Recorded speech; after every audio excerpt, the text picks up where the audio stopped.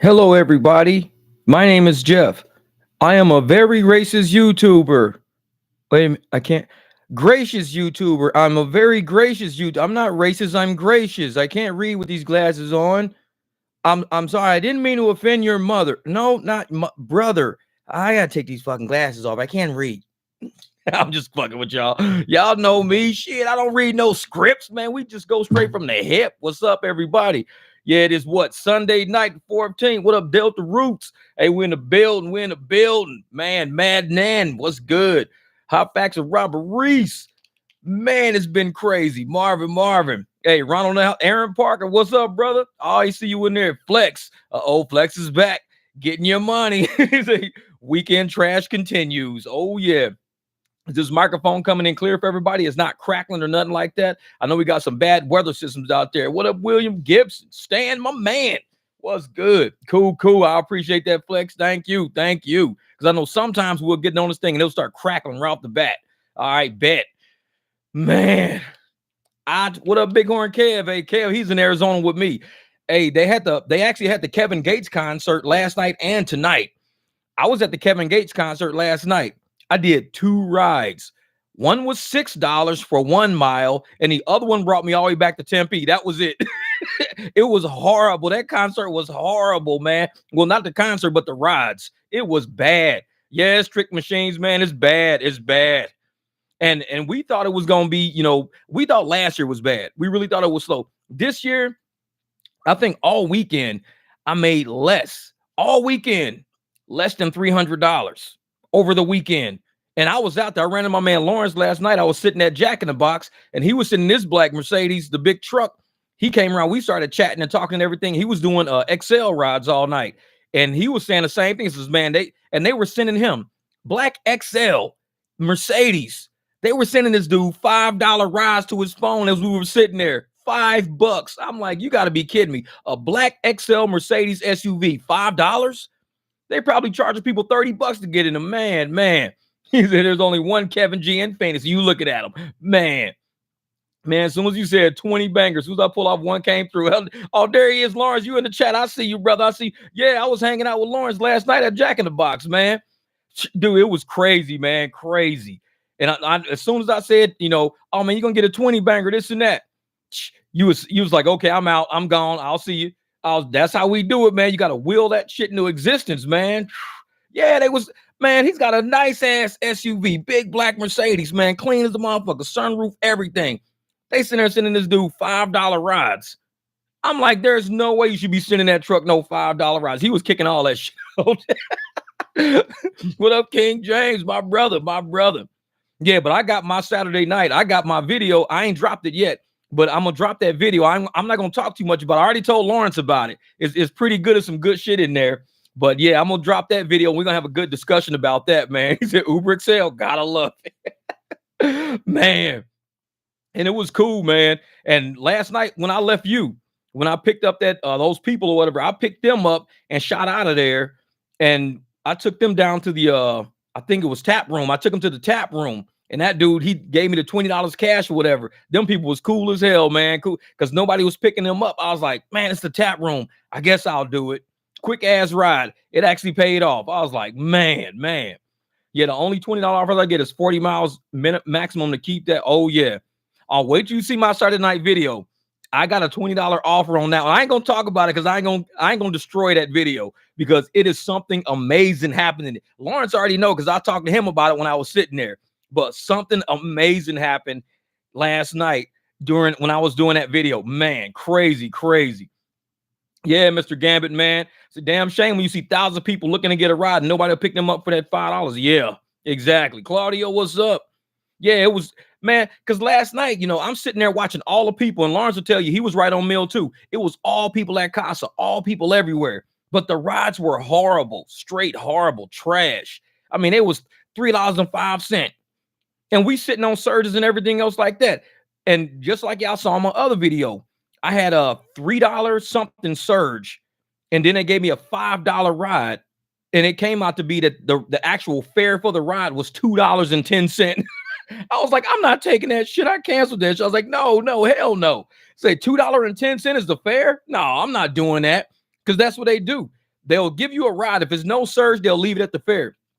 The moment you get surge, they tank it because they want to retain so much profit. It's just like anybody, like Dalton.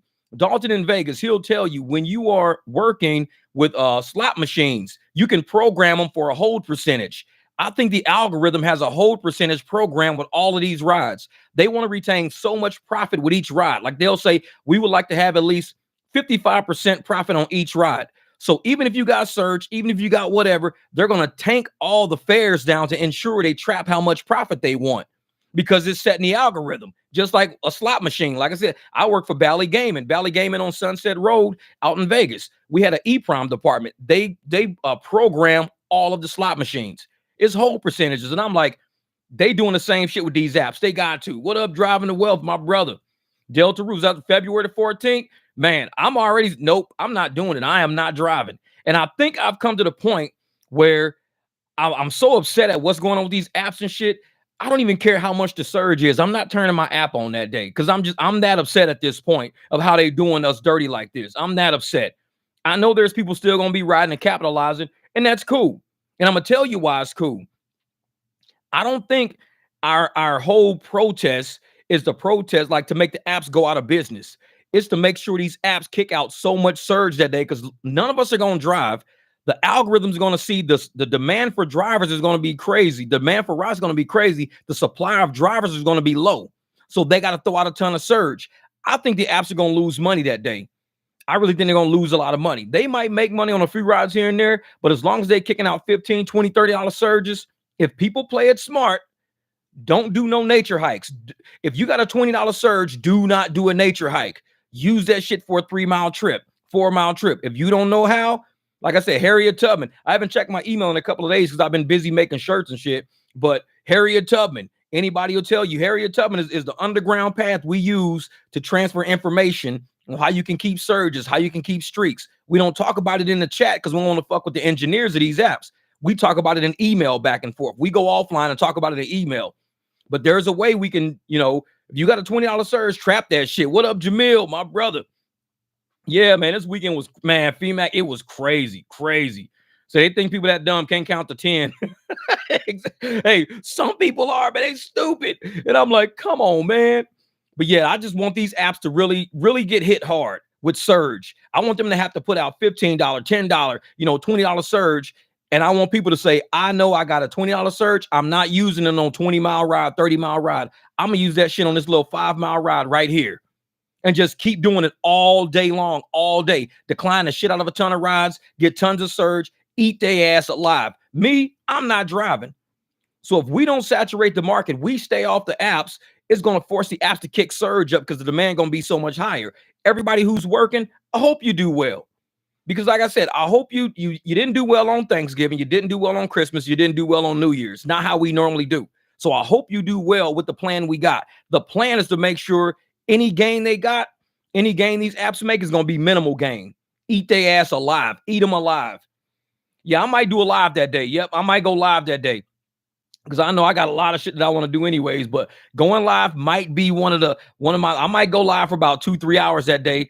I'm still doing a lot of garage work. The weather's changing. I got my saw fixed, so I'm cutting wood and shit. I'm back out in the backyard doing shit again, man. So I'm like, I'm not working February the 14th. I'm not letting them play me. Oh yeah.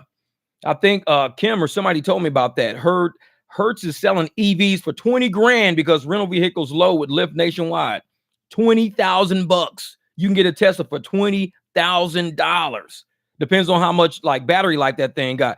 You can't really say how many miles it is. I just wonder how much battery life that shit got. Like if you charge it, what's the good rate? Like is how phones are. If you keep charging your phone too much, at some point your phone just stop taking a good charge. It'll only go up to a certain amount and it'll just die real quick. I wonder how much, those cars have been charged up and down all the time. But man. Yeah, same here. Already money put away will not turn on the apps. Yeah, that's right, brother. We ain't doing it. This is 2/14/24 is our barbecue day. I'm not driving. It's a slow ass Wednesday. Exactly.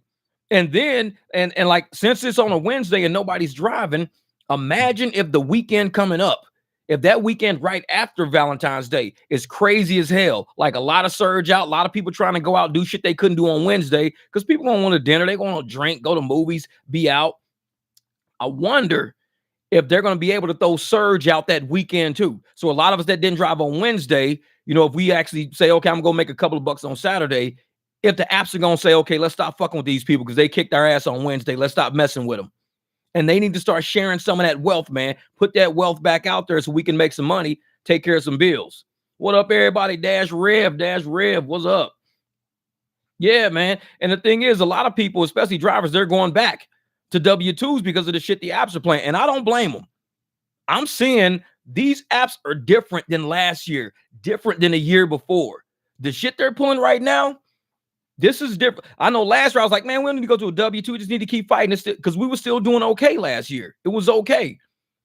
This is not okay. The shit they're doing right now is not okay. This is slave economics. This is, plantation economics. They treating people like, you know what, especially in Florida, they know there's a lot of drivers down there taking every single ride they can do. Lawrence even said that shit. Lawrence was like, man, he says, dude, I don't know, Lawrence, I can't remember where you say you were, but you were somewhere and you heard a app go off. It was a driver and it was an immigrant driver. And the dude didn't even look at his screen. It was like, blue, blue, blue.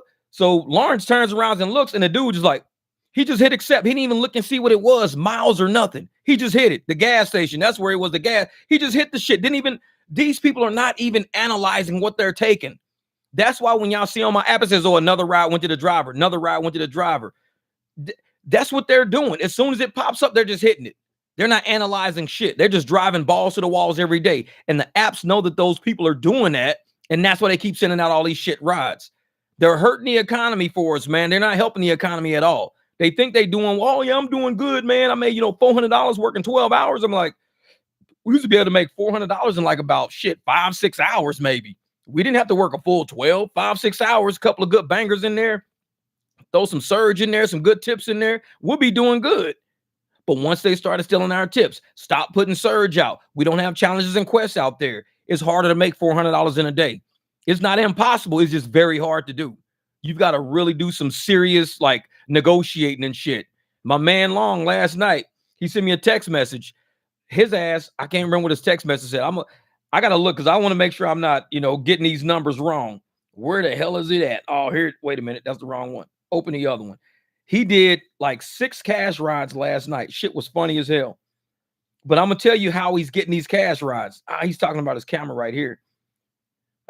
Where is it at? Where is it at? It's somewhere. So at one point, he did 4 cash rides. In an hour and 15 minutes, he did 4 cash rides. He had $100 in that hour and 15 minutes doing 4 cash rides. His first cash ride was $45. $45 was his first cash ride. But this is what he says. Because I was talking to him on the phone today. This is what he says. He said, dang it. He says something like, no disrespect. That's what he started out with. He says, no disrespect. That's how he started. He says, you know what? No, don't mean any harm. No disrespect. But this ride really isn't paying me what we normally get paid. He said, this ride is paying me $13 when we normally get paid like $25. No disrespect. And that's what he kept letting the people know. He was just explaining the situation. Wasn't disrespectful. And he says, do you mind if I ask you how much you pay for the ride? And the guy like Levi, he'll pop up in the comments sooner or later. And he was saying the guy paid $38. So Levi was getting $13 out of the 38. And so the guy was like, well, we'll just pay you cash, So they cash apped and said, we'll just pay on cash. Gave him $45. They paid 38 to Uber, but decided to give him 45. Just gave him $45. So I'm like, dude, that's what we need to start doing. Just say, hey, you know what? No disrespect. No disrespect. Yeah, Jeff, that's what happened in the airport. The immigrants are not analyzing any of the offers. They're just taking them. That's why they're fucking up everything. They don't know how to get surge. Yeah, man. And they see Jamil, and that's what the problem. And Lawrence pointed that shit out to me last night because I wasn't thinking like that. But he saw that shit with his own eyes. They're just hitting it. As soon as something pop up, they're just bling. Okay, I'm out of here. Because each person who's using that rental car that they got or whatever they're using, they only got so many hours before they got to pass that car to the next person. So they're trying to make as much as they can with that rental car while they got it. They only got 12 hours. Then they got to pass it to the next. They got to go home, get out the car, give it to the next person. Yes, nobody's going to take these $3 rides and lead their way through traffic for a half hour. Exactly. We ain't doing that shit, man. We not doing it. Yeah, that was the one I had like the other day. I was talking about I got 100 for that $12 Uber XL. Yeah. And that's what it is, man. Closed mouths don't get fed.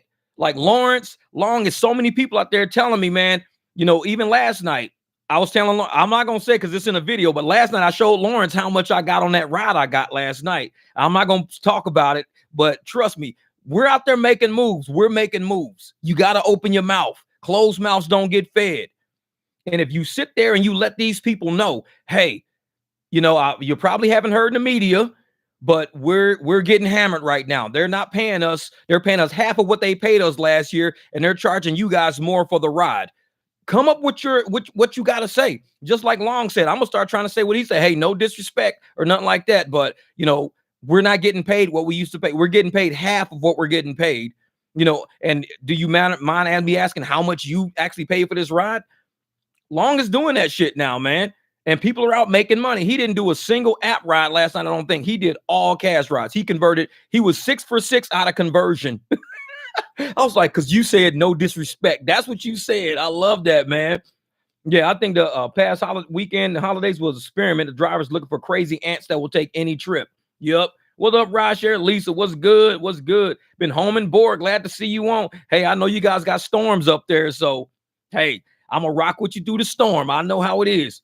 But I said the other day when I slept and I said it was crazy windy in Arizona, like it was knocking everything over. I said, you guys going to have snow drifts like crazy. I said, it's going to be whiteout conditions. Because when that wind came through Arizona, I was like, y'all about to get whiteout conditions. That shit was crazy when it blew through here.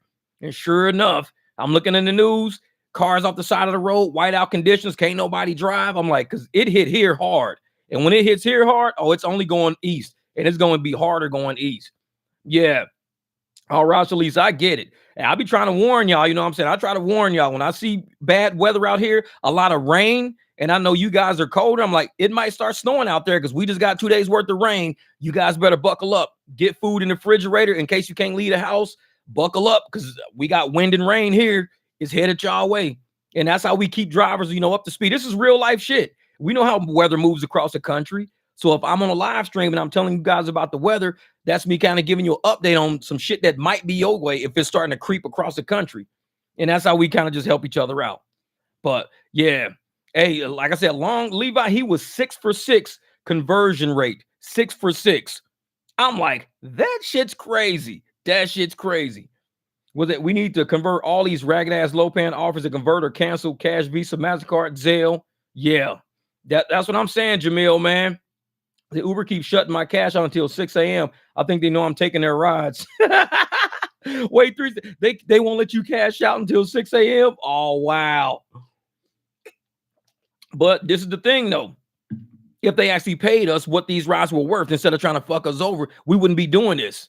Because I'm going to tell you, when I had Lux on my car, I didn't have to worry about it. And I was telling Lawrence that shit last night. He knows when we had Lux because he was on Lux with that. We can go take a ride, a 2-mile ride. We're getting $12, 2 miles, $12. And then somebody tip $16, $17, on a 2-mile ride. We get that shit all day on Lux. If it was a Lux, like I went to Fountain Hills one time from like Frank Lloyd Wright up to Fountain Hills. That shit was damn near $70. It was only like maybe 8-9 miles probably where I drove. It was like damn near $70. So there's no reason to convert rides when you're getting paid well, when people are doing well, everybody's eating good, all the drivers are eating good, corporate's eating good, everybody's happy, the riders ain't complaining about what they're paying. That's when it was good. A lot of the new drivers right now, they don't realize how good we had it. They're still, you guys don't know how to drive. I can't believe y'all just kicking all these rides out.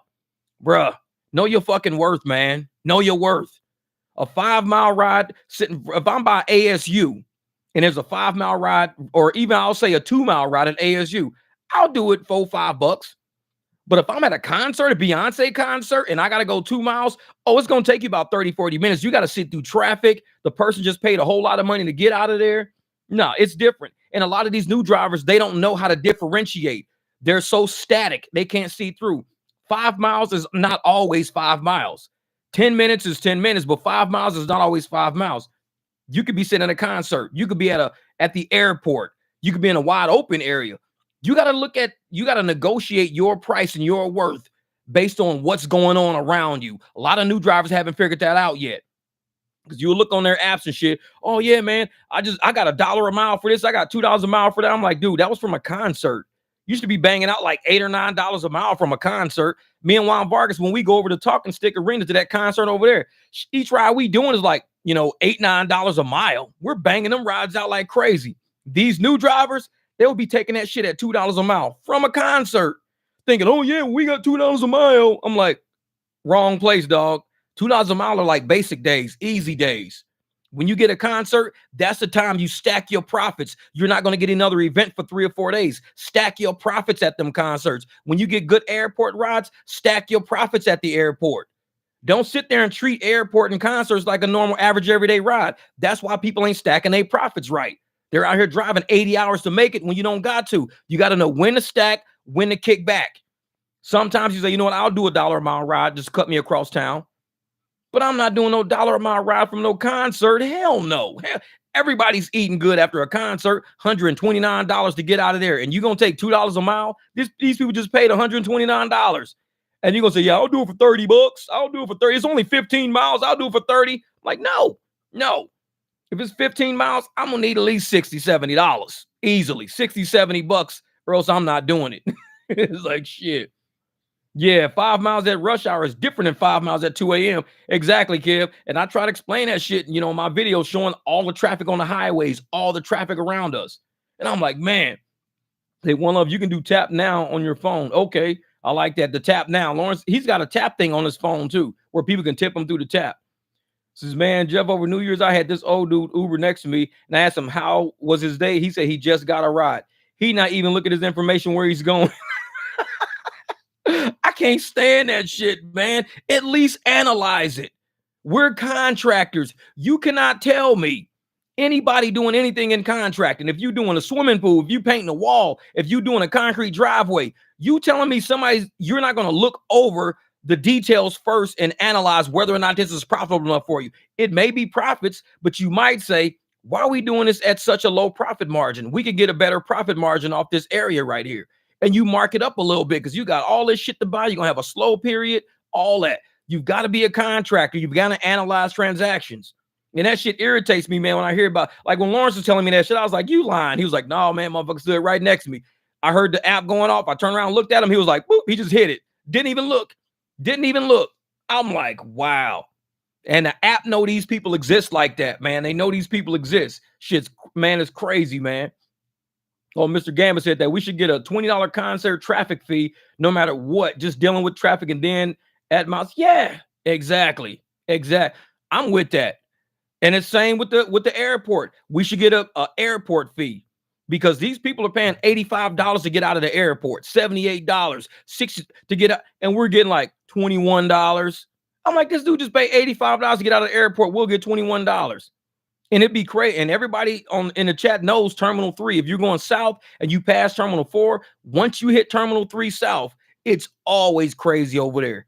I do not like airport. It should be an automatic fee if you got to go to the airport. Man, automatic fee. Because the people are paying it. The customers are paying it. Why ain't we getting it? So the people are okay saying, okay, I'll pay $85 to get out of here. That's cool. That's fair enough. They see how crazy it is, how busy it is. They see all that. They know, they have no idea the driver ain't getting shit out of that. They have no idea. They think sitting in the back seat like, man, $85, woo, I know you guys are making a killing, man. It's crazy busy out here. I just paid $85 to get out of here. Are you thinking you paid $85? I got $19 for this shit. What are you talking about, $85? I'll be like, cancel. You want me to throw your motherfucking luggage out? No, I'm just kidding. Yeah. Oh, yeah. Go to Terminal 4 North. And Lawrence, I would do that shit. If I was at the waiting lot, at the airport wait, I would tell people, hey, can you do me a favor and go to 4 North instead of 4 South?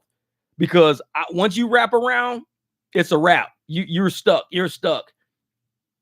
So I got banned from the airport because I didn't want to take crap trips. You kept kicking them out. Just kicking them out like, fuck that, man. See, nowadays you have to cherry pick through the cherries, man. You can see it on the videos. People are like, oh man, you didn't take that? Like, no, hell no. You got to cherry pick through the cherries now. Because you fuck around and get $1 ride, $1.50 ride. Like yesterday, I was waiting at the concert. They were sending me $15 for like 13 miles at the Kevin Gates concert. You know, $11 for 9 miles. A waitress was at Twin Peaks getting off work. $6. She lived a mile from Twin Peaks. I was right across the street. $6 for 1 mile. I had a $3 surge and she had a $3 trip. $6 for 1 mile. I'll take that. And I went right back to the parking lot and sat there. And then I got my next ride. And that was the last ride I got out there. It was crazy. Was that no rides this weekend for me? I need to get motivated for the ASU frat party shuttle. Need to hand out hum and private ride info. Yeah, Brian, I'm telling you, man, those frat houses, go and talk to them. Because I'm definitely going to go talk to them and let people know, because there's so many frat houses, so many house parties be going on. There's no way we can get all drivers taking, like all drivers. We're not going to step on each other's toes, because they got all of them down on, like, you know, by the 60 and Mill, all those houses, all those neighborhoods with all the frat parties and the house parties. We can never step on each other, because as soon as the police break that shit up, what do these kids do? They panic and they start hitting Lyft and Uber quick as shit, panicking. And what does Uber do? Uber and Lyft, $2 surge, $3 surge. You got 200, 300 kids in one neighborhood panicking because none of them want to go to jail. And the police show up, Tempe police show up, breaking that shit up. You got kids running out of alleyways, sitting on curbs and shit and everything else. And Uber and Lyft will throw a $2, $3 surge on that. But they're charging these kids $15, $20 to get back to campus. Campus is like 3 miles down the road. They're charging them $15, $20 a mile to just go down the road, but they're giving us like $4. I'm like, shit, I'll do it for $10 all day, $10 rides. Just pop up to the thing, just back and forth all day, $10 rides, plucking people off the curb. You can do 10 rides, I guarantee. If your people know you, you can do 10 rides in about maybe 2 hours. So you can, you know, $50 an hour just doing shuttle from ASU to the frat party, back and forth, $50 an hour. And it'll be quick as hell, quick as hell. Now, if you do it on Uber or Lyft, you're going to get $4 a ride. So instead of $50 an hour, you'll be making like $25 an hour, fucking with them apps with no tips, because them kids don't tip. The code will link to Cash App, Zelle. I made a QR code for the back seat that says scan to save money on your trip. It has been working. A-Pain wins. That's what I'm talking about. Get them QR codes out there, man, and let people know. You know, you're going to see a lot of channels try to, you know, dissuade us, because I'm about paying bills. That's my crazy dog over there. I'm about paying bills and knocking out debt, stacking money to the side in case of a rainy day. I don't care about these Uber policies and these Lyft policies, because they got a policy to steal from us. They got a policy to take our tips. They got a policy to reduce our fare to 30 cents a fare. That's their policy. If that's the shit they want to do, we're going to come up with our own shit on the back end too. So you can't be a company running some illicit, weird-ass policies behind the scenes, but telling us the whole time, hey, make sure you guys abide by our policies. You're not even abiding by your own policy. Why are you talking to me? You need to talk to the people in your departments. You're like, hey, quit ripping these drivers off. Stop selling their tips and shit. You need to be telling them that. Don't tell me that. So it's like, I'm glad y'all out there doing them QR codes, man, because at some point, all those bonuses, all those profits are going to stack up, and you guys are going to do a lot better. You can wait like last night long. In the first hour, 15 minutes, he was already at $100 in an hour, 15 minutes. Me being out for an hour, 15 minutes last night, dealing with the apps, I was at $6. He was at 100. I was at 6. I did that one ride before my big ride hit and brought me back to Tempe. First hour and a half, I made $6. He was at 100 already. Like I said, you got to convert, man. You got to convert. Because if you don't, you're $95 in a hole. He was $94 up on me in the first hour and a half of the night. He was already $94 up because he was converting every fucking thing he touched. If it was close, he would go get it, convert it. Hey, no disrespect, but this is, and he would start his little spiel. Next thing you know, the person, oh, no problem, no problem. How do I pay you? Like, how do you want me to pay you? And it was like, they was completely cool with it, completely cool with it. Closed mouths don't get fed, man. Tap and pay is better. And see, the thing is, I seen a guy with a card, like a business card, and it was like a metal card. It was metal, and you could tap that thing, and all the information will pop up and shit. You could select something. It was crazy. And I was like, what kind of card is that? He was like, it's a tap card. Like, you just tap it, and all the information pops up. Yeah, QR code is a lot of steps, but with a QR code, you just aim your phone at it. That's it. When you aim your phone at it, it opens up your Cash App. That's what it does on my phone. Like, when I just aim it at it, it'll just pop up my Cash App page. And it's like, you just enter in how many dollars and you're done. That's it. I don't know what tap and pay is. I haven't done tap and pay, but I've seen it. But I did a 12-hour ride today that the customer said it would charge $80. Damn, Freddie. Man, bro, I don't know, man. If you're picking up $12, I tell you like this. If I'm picking up any ride that automatically comes up over $10 on my phone, I think I need to ask a question. Because if it's over $10 on your phone and they're only paying you like, $1 a mile, 50 cents a mile, 70 cents a mile, I bet the customer probably paid $4 or $5 a mile for that ride, guaranteed. And it's like 170 for 3 hours this morning. Yeah. What is it? I noticed a surge when it goes away. They always try and send you out the way to earn that surge, which end up equating to the miles. So you get $1 a mile after surge. I'm telling you, man, it's crazy. The way they're setting us up is crazy now. And a lot of people are catching on to it and they're sharing that information with other drivers. Every once in a while, like I said, I'm on my channel a lot of drivers, new people who haven't never been to the channel before. I can see them dropping comments, this and that. They're not getting it yet. They'll see like one video because YouTube sends videos out. They'll send them, hey, you might want to check this video. So they'll look at it. They're not getting it. You can tell they're a new driver because, oh man, I can't see you. I just sitting there for 30 minutes, this and that. So one dude actually did a calculation to help him understand what 30 minutes means to me in a 12-month period. Because I don't think most of these people realize we're businesses. We operate on a 12-month structure. But within that 12 months, we got to trap profits. I don't want to drive 100,000 miles a year to make $100,000. I want to trap 25,000 miles at $4 a mile, 50,000 miles at $2 a mile. I'm trying to trap a higher dollar per mile. I'm trying to explain it to this new dude on my channel. So I told him 30 minutes in the scheme of an entire year. You don't talk about 30. We have 52,000 minutes to work in our year. 52,000, something crazy like that. And that's only so many days. So if you do that, it was like 0.0000 like 5%. That's how long 30 minutes is in the scheme of a year of you sitting there waiting. 0.000 like 5% of your time. That means you have 99.99995 more time left. 30 minutes is nothing. And I tell people, it's like, you've got to understand, a lot of these people are employee minded. They think 30 minutes is a long time because their boss will tell them, why are you sitting around not busy? You're not doing shit. You've been sitting there for 30 minutes. If you were sitting there for 30 minutes generating profits, it would be different. Your boss wouldn't fuck with you. He'd be like, dude, don't mess with Jeff. When Jeff sits there for 30 minutes, we make a lot of profit. He's analyzing shit. He's going to make a lot of profit. But if you're an employee minded person, the profit is what the company makes by keeping your ass busy. It keeps you like this. It keeps you like this. The company's making a ton of profit. You ain't making shit. So you got to use your brain to say, I want to make like $50 an hour, $40 an hour. And I'm just like, man, Alex said, hey, how's your trips this weekend? Jeff talks numbers. Well, I already got one video on the channel already from Friday. Then I drove last night. I haven't dropped that video yet. I'm not going to talk about that video because there's some important shit happening in that video. But if you want to see my Friday numbers after this live stream, go check out the video that I already put already on there. And you can see how that went. Saturday was pretty much the same. But it was just a concert last night, and the concert was flat. Shit fell flat. So it's like, whatever. Yeah, I try to tell people, man, you got to stay about your profits. Every business out there, unless you're a 501c3. If you're a 501c3, you're not worried about profits. But if you're not, you need profits to sustain yourself because there may be a period of time, a week, 2 weeks, 3 weeks that you may not drive, may not want to drive. It might be a cumulative 2-3 weeks over the month where you just happen to take off 14 days that month. And so you need profits to carry you through that. If you don't have profits, they got you by the balls. They're going to keep you just spinning your wheel, and you taking all these shit rides to try to catch up again. And a lot of these employee-minded people, they think, well, it's kind of like working a double shift. No, it's not like working a double shift. Because working a double shift, you drive your car to the building, you park it. You only drove like 10 miles to work, you park it.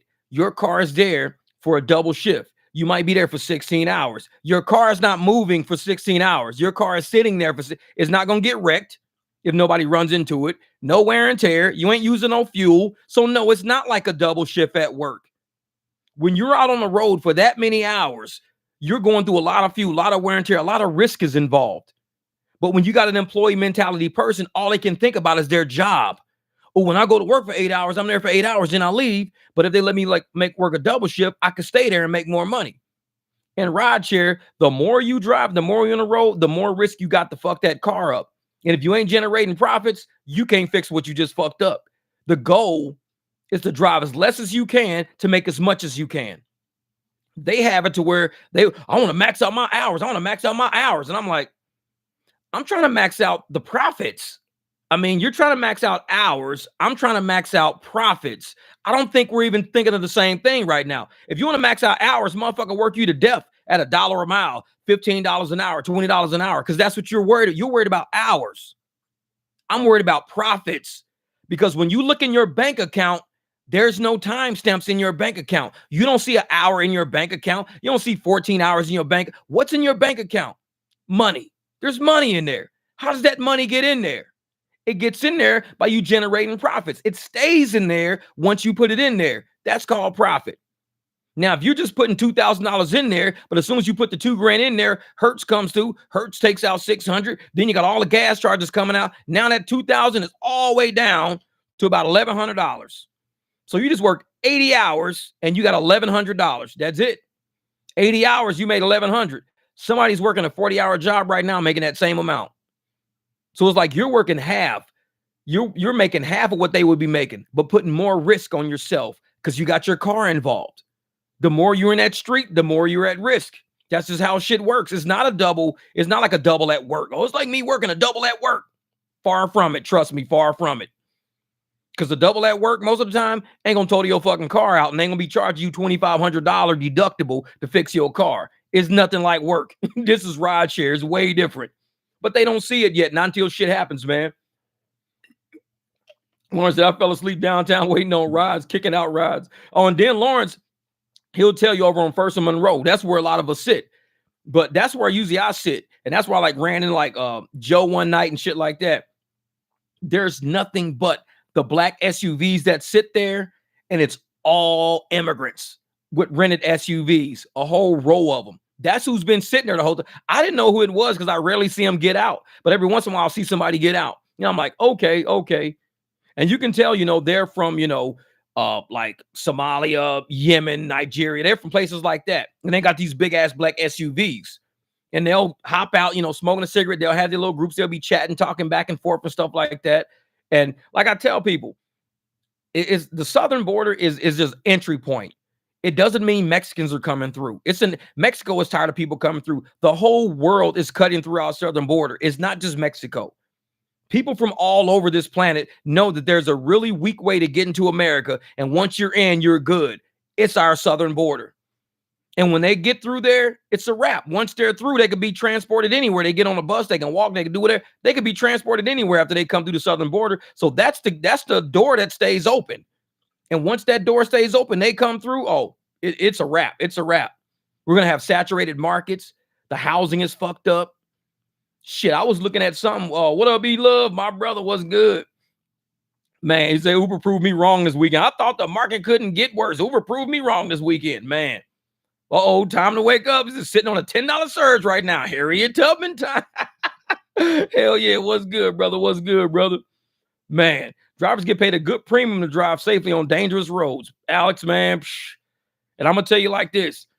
Once your car is hit, anybody will tell you, anybody who's been involved in an accident while on Uber, while on Lyft, they'll tell you the hoops they got to jump through just to get their shit fixed.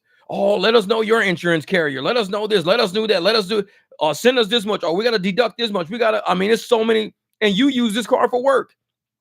You don't have a second car. You don't have a third car. So for every day that this car is down, for all the runaround they give you, you're not working. And your car is broken. And you need to come up with some money for a deductible. Unless they say, well, we're just going to cut you a check minus all of this. You got to go get it fixed. And that's your insurance will say that. So if your insurance says that, then you got to find some way to get your car fixed at a discount. Hopefully it'll pass an inspection to be able to ride without, the tie rod fucking falling apart and shit. But it's like, we're out here, some dangerous streets. You hit a pothole and your shit's not together right, your wheels coming off. You can look on the side of the highway and see cars with no wheels and shit on it. Your wheels coming off. Have that shit fixed right. Don't try to I'm going to save some money. And I'm going to have them, just take it to a little spot and they're going to fix it for me. They're going to patch it up for like $100. Is your life worth $100?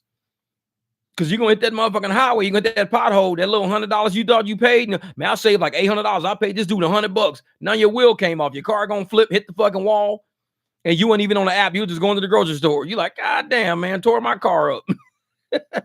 You don't want to do that shit. Oh yeah, Zick, right? A lot of immigrants fly here with visas and just don't leave. Yeah. And like I said, they're all coming across the Atlantic. Like people think it's all from down south. It's all from across the Atlantic too.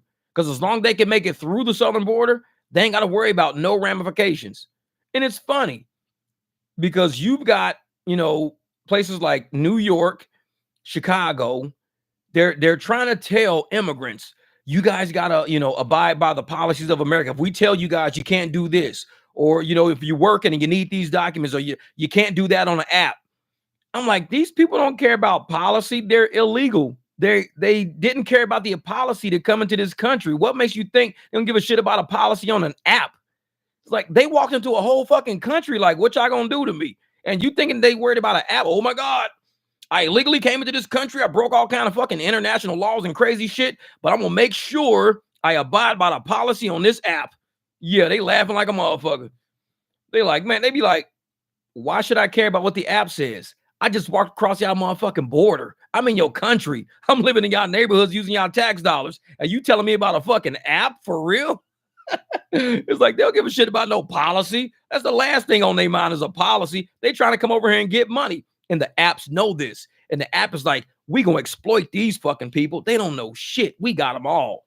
And what do we get as Americans? Shit on. I mean, we sitting out here trying to make money. And the harder we work, the less we make, because like Lauren said, people are walking up, just hitting the fucking button, not even looking, just boop. What up, JJ? My man. Man, Andy said, hey, the cost, their high-ass insurance should pay for the rental. I've never been so poor and broke as I am now because of a dang deer and predatory Uber. Also, Andy, you end up hitting a deer. That's what it was. So once you hit that deer, what happened with that? When you hit that deer, they said they're not covering your car or something like that, or somebody wasn't covering it. And that's crazy. What up? Hey, what's good? What's good? LXRD, Divine Supreme, what's good? Yeah, my AR is 84%, CR is 53%. Get a good surgeon. They send 5 nature hikes before sending a cherry. Yeah, exactly. Finally made alive, man. I'll be in here, man. I left Carl's double cheeseburgers in my car overnight. It was negative 10 degrees. Now I'm trying to cook that thing on my dashboard using my heat to defrost. Tough times indeed. We do it needs doing, baby. Motherfucker eating the goddamn defrosted. You eating a defrosted cheeseburger, man. That's some shit right there. Yeah, motherfucker, what you eating for lunch? Defrosted cheeseburgers, goddamn it. It's negative 10 right now. Hey, put that motherfucker in your air box inside of the engine. Just drive around for a little bit. That's called air frying. You're like, I got an air fryer. Straight, pop the hood, throw that motherfucker in the air box, air frying it. Man, the condiment caddy in the back. Man, Zick said they are a hero to their entire family, sending 1K plus a month in nations that make 4K a year. They ain't going nowhere unless they get caught. I'm telling you, Zick. I'm telling you. And they're not going to leave until this country starts, making it kind of hard. Because right now, when you make crime easy, people are going to break policy. People are going to do crime. It's just human nature. If you tell me, if I keep getting caught stealing at the school cafeteria, but you never do shit to me, and I'm like, every time I get caught, they just send me to the other side of the cafeteria. Nothing ever happens though. At some point, you've got to start saying there needs to be consequence to violating these policies and these laws. If there's no consequence, they ain't going nowhere. Just like walking out of stores. People start walking out of stores with clothes and shit like en masse right now because nobody's doing shit about it. Imagine if they said, okay, if you try to walk out of this store with clothes, gear, anything else, you try to just walk out, these people have a right to unload a shotgun on your ass. I guarantee they'll stop walking out with fucking clothes. Because you're going to kill somebody over clothes. You're going to kill somebody over shit that's insured. No, you could buy the shit. What's wrong with it?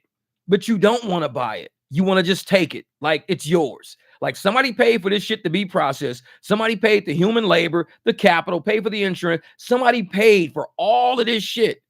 And you just walk up like, well, I'm taking it. I'm taking it. That's how immigration is. Somebody had to pave a way through wars, death, serving military, building, neighborhoods, taxes. Somebody built this fucking country. And you just walk up like, I'm taking it. I'm here. I don't give a fuck what y'all say. Shit, I'm about to, use some tax dollars, get me a new car, give me a phone, rent me an apartment with like 4 or 5 different fucking people. We finna make money now without even paying homage or respect to all the Americans that made it possible for this country to even exist in the way that it does right now. You're turning this shit into a third world country. We all see it. Everybody sees it.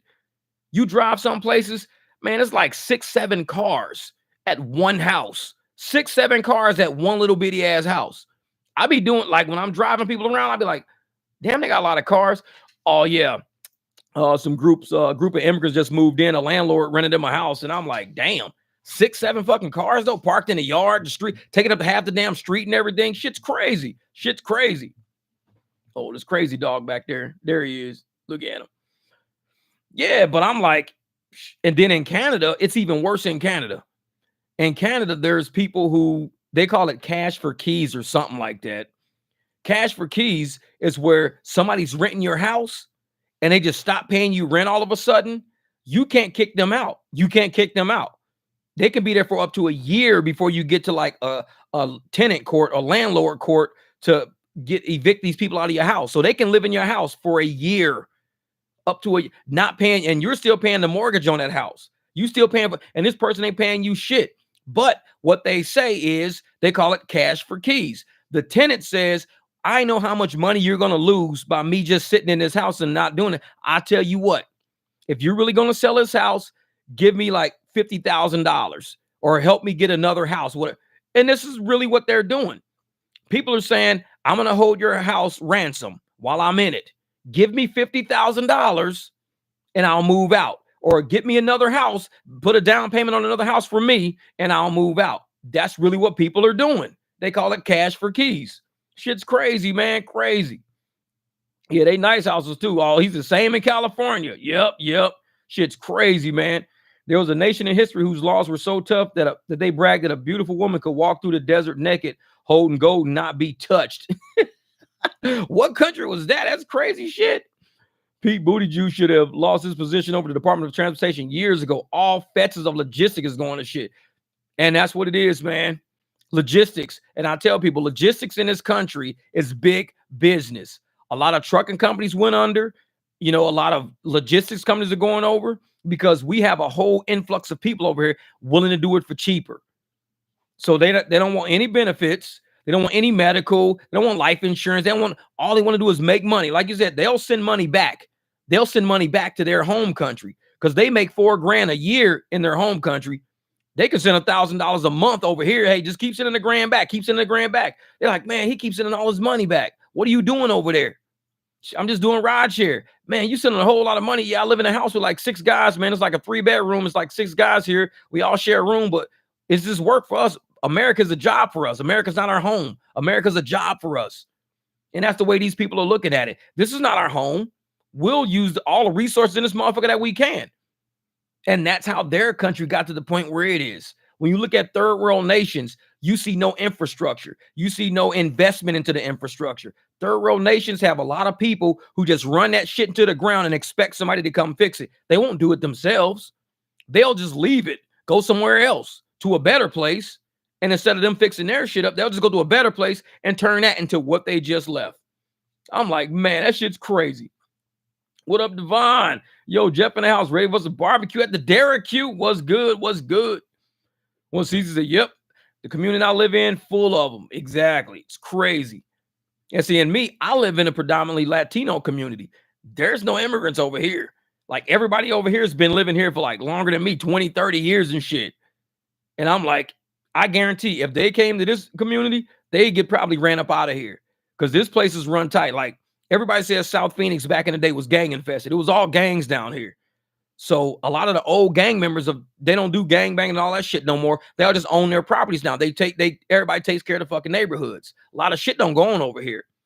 So I highly doubt anybody will be able to come and infiltrate this neighborhood from another country and start taking over and running shit into the ground. Motherfuckers be knocking on their door like, hey man, took me years to put up this nice ass fence, these nice ass palm trees, my nice ass lawn, and you motherfuckers gonna just walk in here and tear this shit up. Nah, y'all can get the fuck up out of here.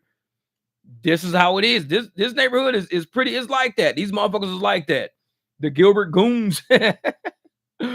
Being illegal is legal. Nobody's afraid of consequences because there are none. Real shit, man. DoorDash is paying $2.50 to $3 a mile in my area. Eat up. That's what I'm saying, William. And the only thing is about, delivery. And I tell people, in delivery, you have to watch the clock. You don't have to watch your miles. The miles are going to be okay. I wouldn't worry about the miles in delivery. I always say delivery is very high profit, but it's also a lot of hours. Because in delivery, let's say you do 2 orders an hour. Each order, if you want to make $24 an hour, you got to make sure each one is $12 because you might not get a tip. Don't be doing no $3 shit, $4 shit. Don't do it because you might get caught up. Like one time I did a $10 order at Rallies, $10 for 1 mile. $10 at Rallies. I even got a video of that shit. $10, 1 mile. It took the motherfuckers like 30 minutes to get my order together. 30 something minutes. I sat there I was right down the street. I was coming down Broadway, made a left turn on Priest, went north, and it was on University. It was sitting right there at the Rallies. So I went ahead and just did it. I said, I'll just do it while I'm here. Took their ass 27 minutes to get my order. $10 for 1 mile took me 27 minutes. I was just sitting in front of the place like, I thought I was going to pull up, get the shit, and go. I was ready. It's like, after that, I turned deliveries off. I was so fucking mad. I was pissed. I was like, it's time is what kills you in delivery. The miles are good. The time, I don't know.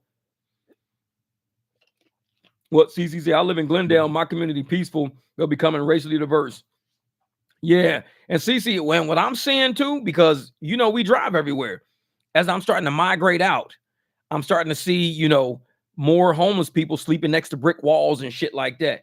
It used to not be like that, but I'm starting to see homeless people sleeping next to brick walls that are far from the areas where homeless people usually go.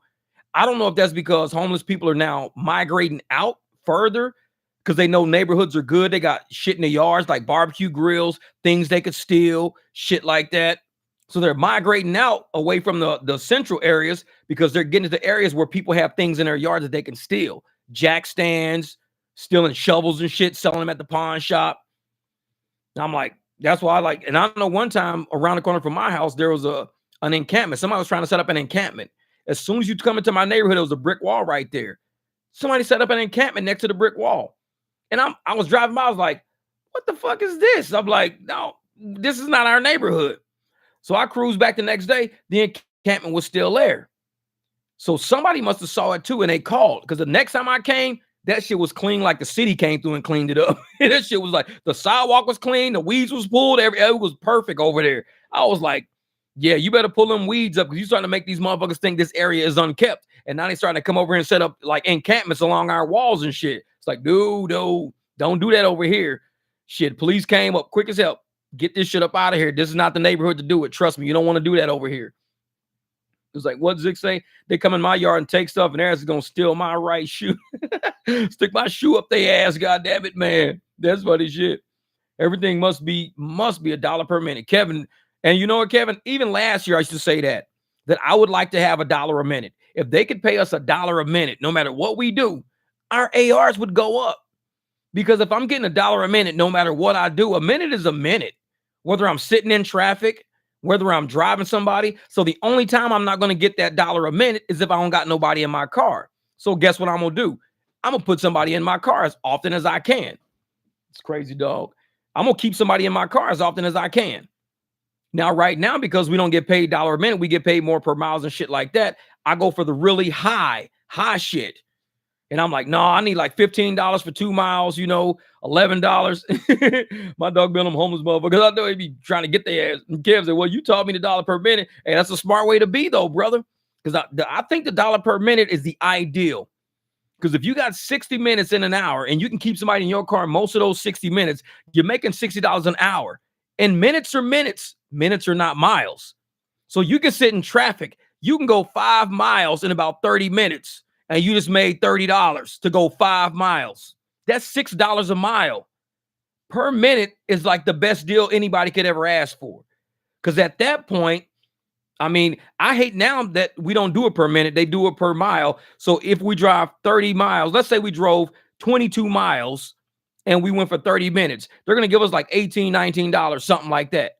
So it's not ever going to add up to be something good. When I do a ride and I get a tip and a surge and all that, and the minute to minute comes out, I feel better, but I just don't like the miles.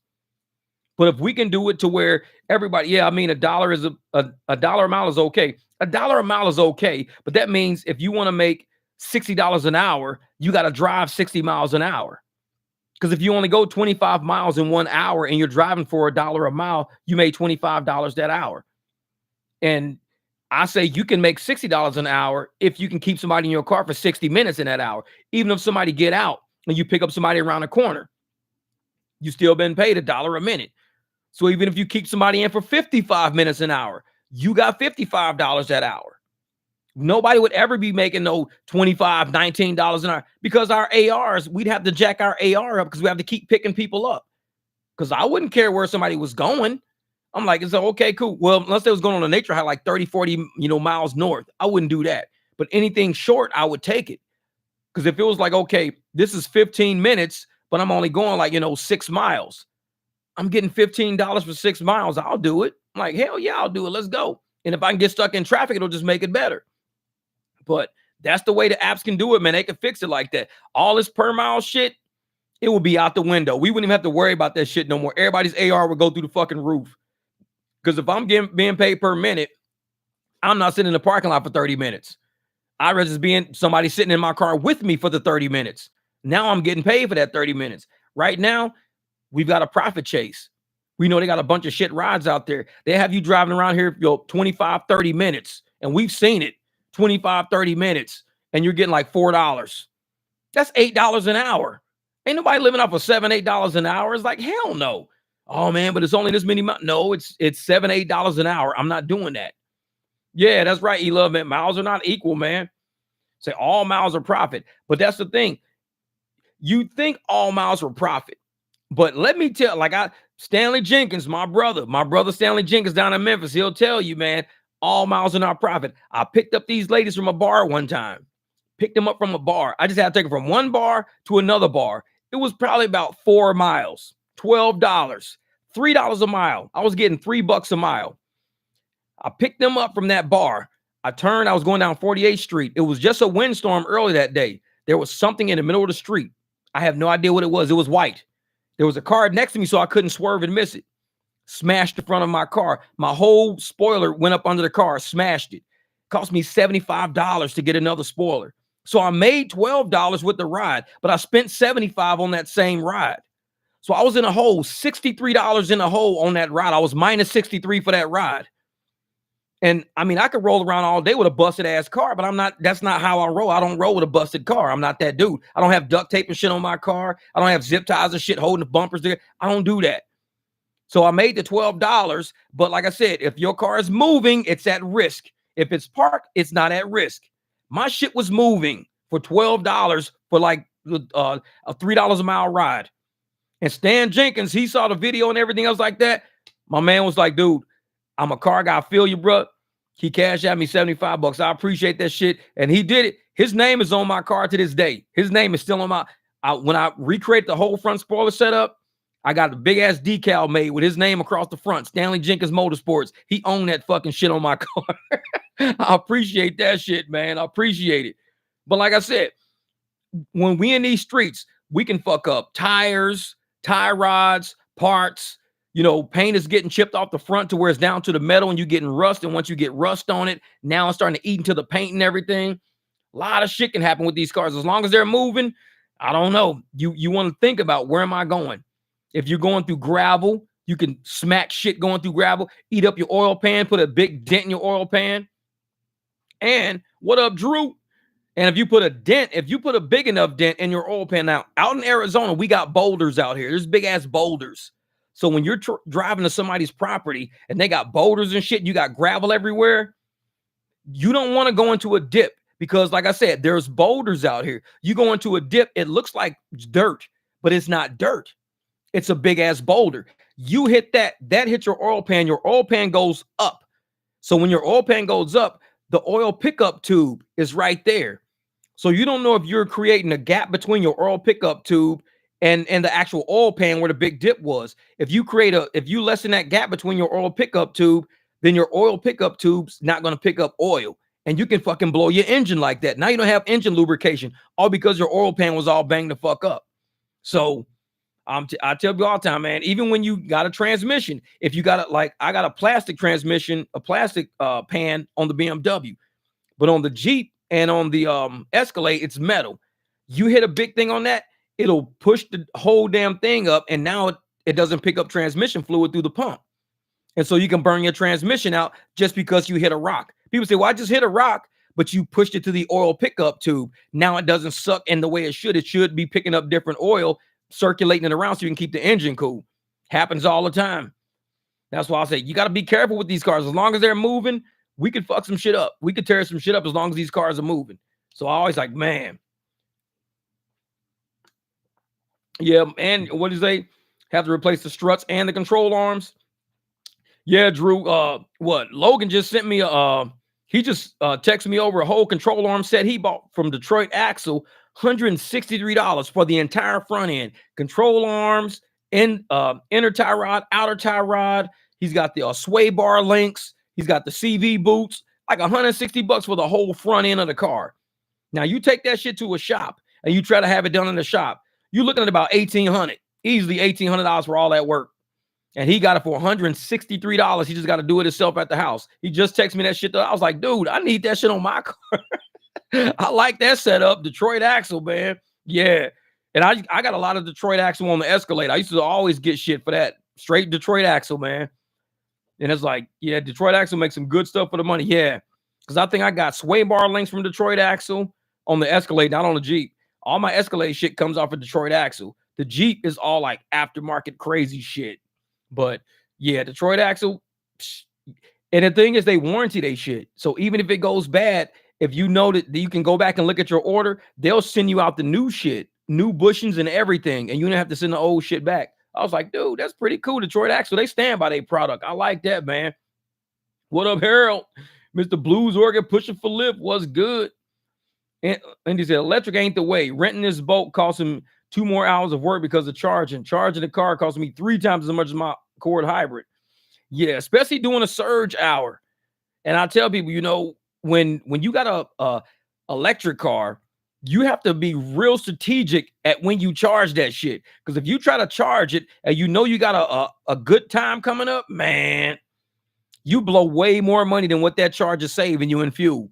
You like, oh yeah, man, I just saved like, $40 in fuel, but you lost like $120 in like potential revenue sitting here for like 2 hours. You could have been making $60 an hour.